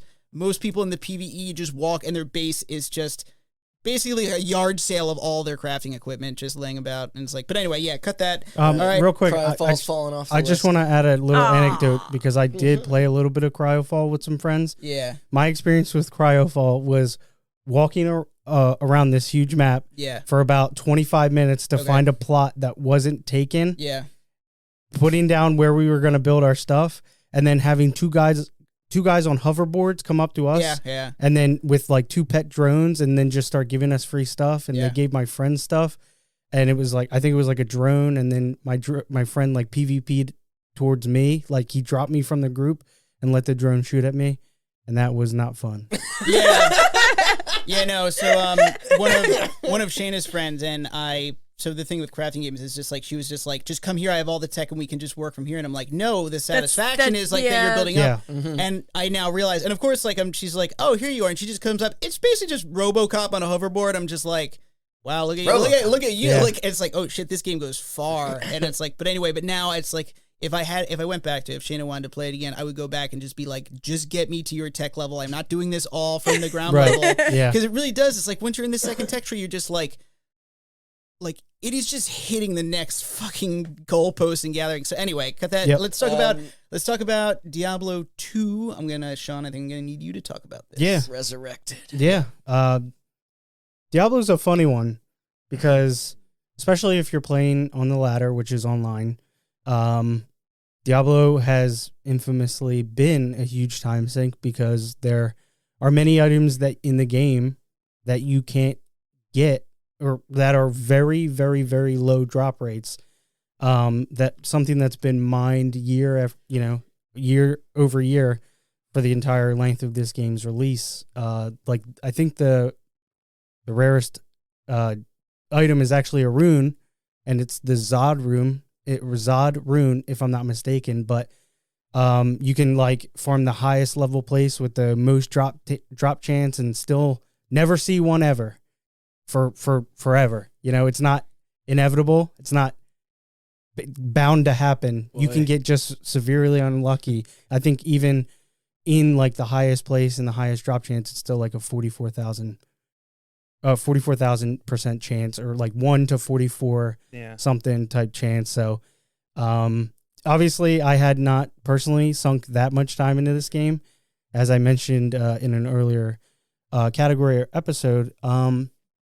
This was me just like really revisiting, that nostalgia that I had. The question is, does it incentivize that I was gonna say kind there's of stuff, So- or is it just people wanting to do that? So it does, because Okay. those runes are necessary for certain weapons and certain gear, because Diablo 2 introduced the rune word system where certain runes slotted into certain items in a certain like how do I, you have to put them in order basically to make the rune word, because if you put the wrong rune, Yeah, you spell it wrong. you spell it wrong, Yeah. right? And then it doesn't make this awesome piece of gear. Yeah. But yes, there is incentive, because one of the best armors is Enigma, which gives you the ability to teleport, which is a spell only the sorceress has that she can spec into. So if you're a paladin, a druid, a barb,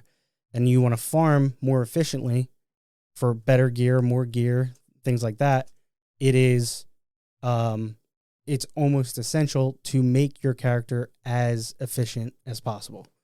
So this is definitely a game that can pull your attention and pull your time.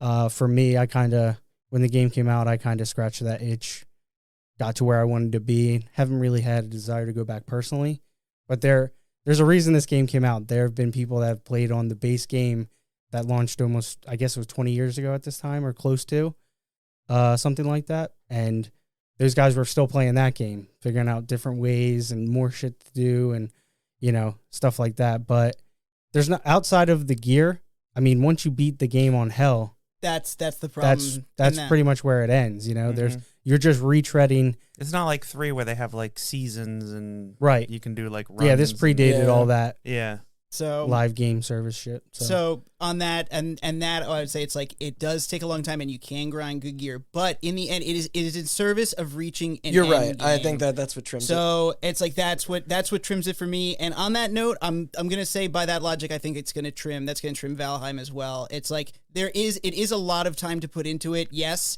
And again, the crafting system by nature, but there is an end game to that, or at least there was an end to the content.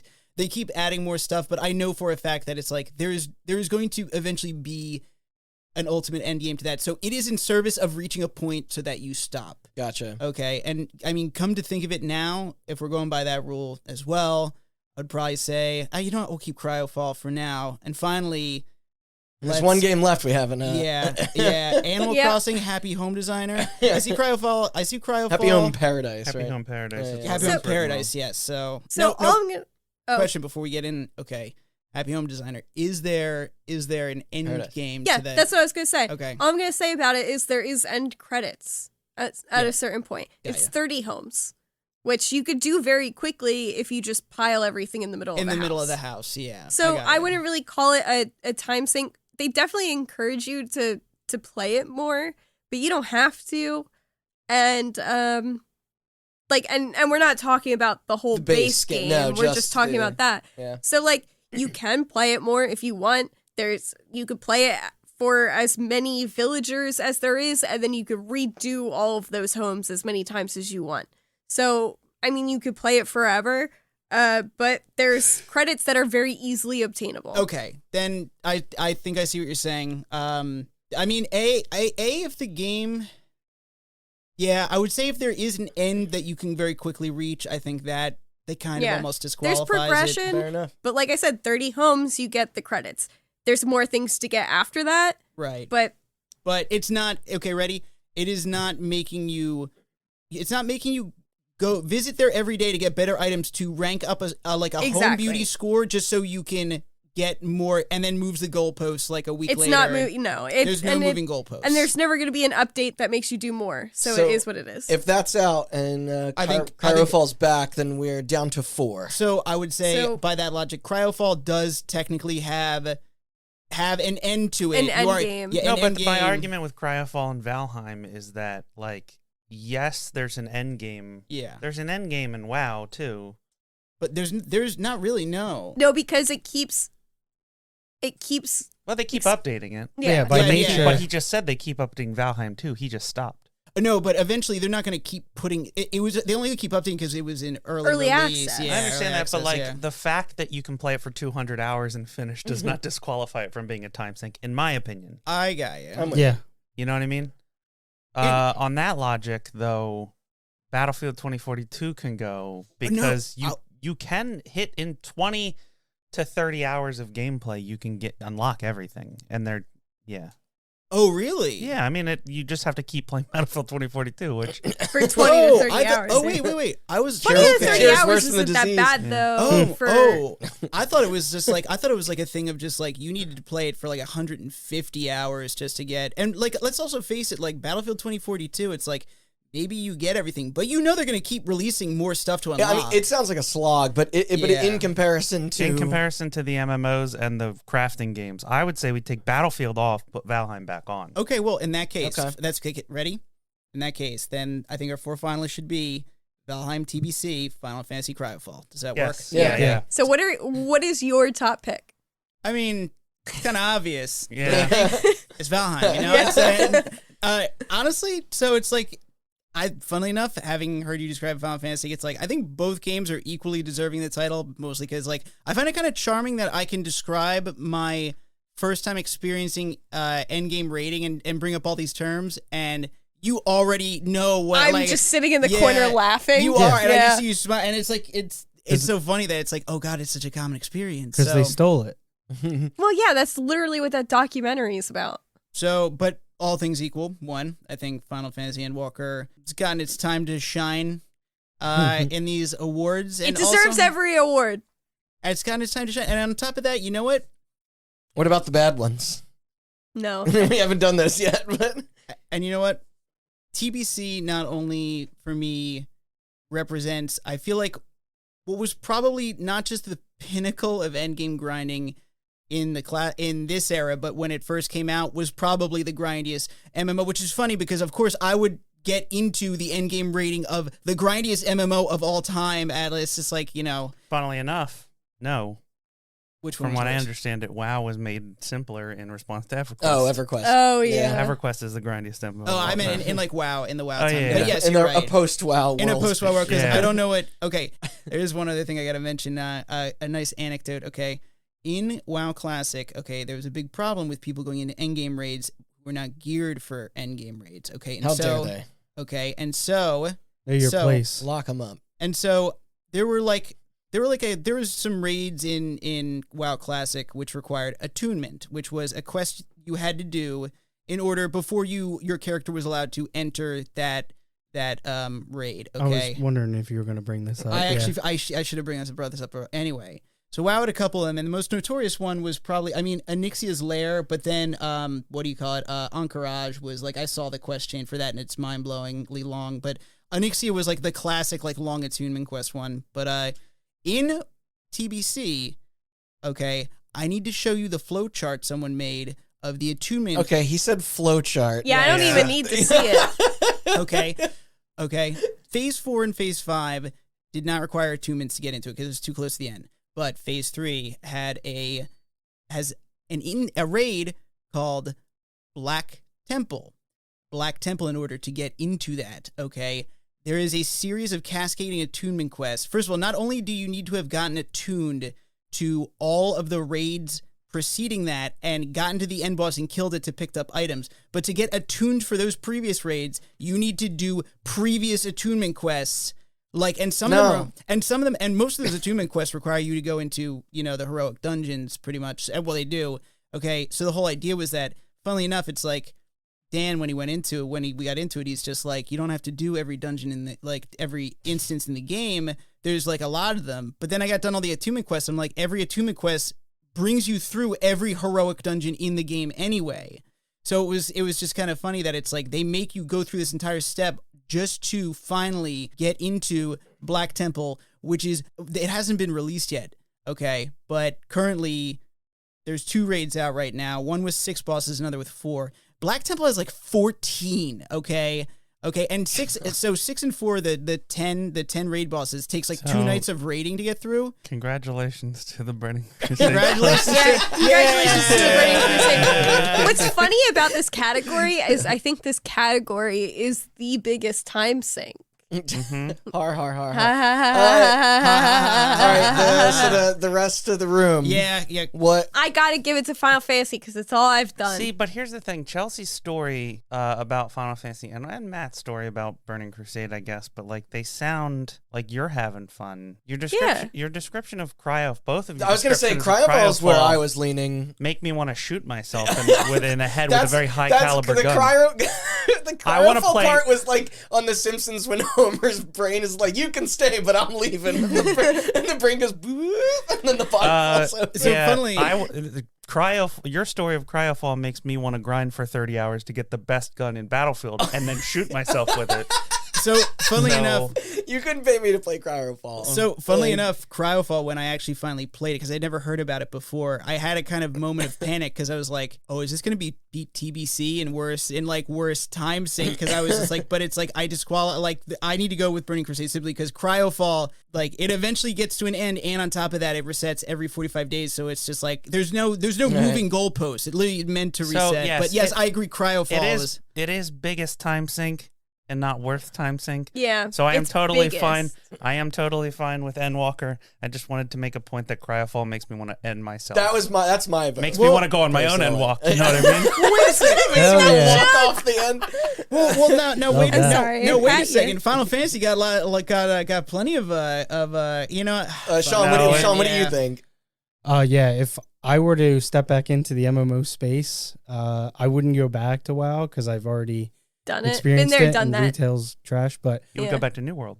yeah, I'd go back to New World. I'd get all scammed out of all my money somehow, and then I'd be like, "Fuck this game," and I'd be like, "I hate Amazon."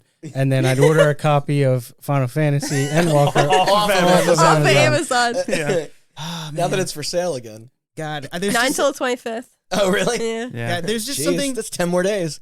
and there's just something that makes me We get just a little bit bitter of TBC and Final Fantasy sharing an award category like I mean, that. this is the MMO category. Yeah, essentially. No, it is. All right, So, so is yeah, is Endwalker and Okay, Yeah. Endwalker. All right, Okay. fair enough. I think if I had just picked in second choice, I would say Cryofall. Here's the thing. Shout out, MMOs, shout out to Cryofall for making me have existential dread while met. the issue is that the MMOs are always going to win because the MMOs you have to pay monthly for, so they want to make it fun. And not Right. only that, but it's like it is by definition MMOs will always have constantly moving goalposts. Actually, no, technically Endwalker is what the end, right? So now the No. goalpost. No, no, it's not. Okay. No. No, everybody's back to life. We're all happy again. They're gonna come out with another expansion. Spoilers. And that's why Spoilers. New World Oh, yeah. doesn't have a subscription fee because it's not fun and it will never be fun. Yeah.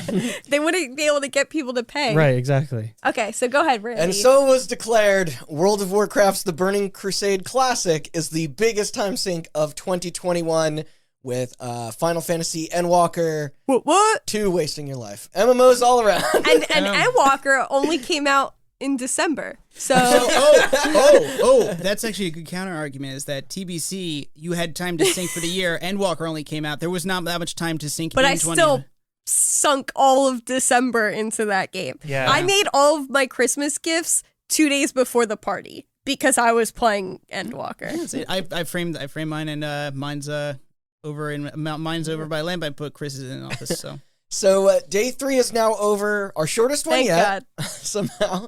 Oh, it feels like it's been like a week. In summary, we have decided that allegations of workplace harassment were the biggest disasters of the year. The runner-up is our seemingly never-ending chip shortage. The best remaster, remake, or re-release, brought to you by GoldenEye 007, went to the Blizzard Arcade Collection. Runner-up, Quake. And off recording, Sean stated that we are not honoring the company, just Yes. that single product. Just the people who worked on the Yeah. Right, right. We can asterisk it out from the show notes. Yeah, Blizzard got worst thing to happen and also best Well, it ain't remake. over for them. Our best expansion was Endwalker from Hell yeah, Final it was. Fantasy 14. Runner-up is Disco Elysium, the final cut. Yep. Chelsea's hottest FF14 character, best Chelsie game featuring Chelsie, brought to you by Chelsie, was Hoka Life. Cozy Grove was the runner-up. And Matt's biggest time sink is the Burning Crusade Classic. Our runner-up being Endwalker. Endwalker. Final Fantasy 14 Endwalker. Yeah, wait. Oh man, it's got a lot of. This was my day. This was my week. A lot of Endwalker love here, Yeah. and dishonorable mention to Cryofall. Yes. I hope that Shayna never listens to this episode. She's gonna be like, She'd have to get through a yeah, lot. she'd be like, you don't like that? Oh, no. So join us again for Day 4 is the one you won't want to miss. It's a double feature of most disappointing and most surprising.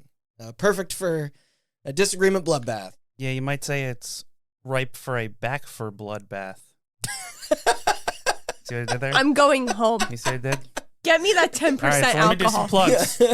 Thank you for listening. This is part 3. If this is somehow your first, you got part 1 and 2 to go back to listen to, and that'll take you almost a calendar Keep you work week. occupied. That's our biggest time yeah. sink. Yeah. Our biggest time sink is recording this Game of the Year stuff. But yeah, as Randy said, tune in for part 4 coming up with a bunch more categories, and you can find that and more, tons of non-Game of the Year related stuff that we researched and shit instead of yelling at each other on hotbuttoncast.com. You can also follow our socials, Twitter, Instagram, and Facebook at HotButtonCast to keep up to date on everything we have coming out. And yeah, that's it. Mm-hmm. Thanks for listening. Cool. We'll be back Thank you. soon.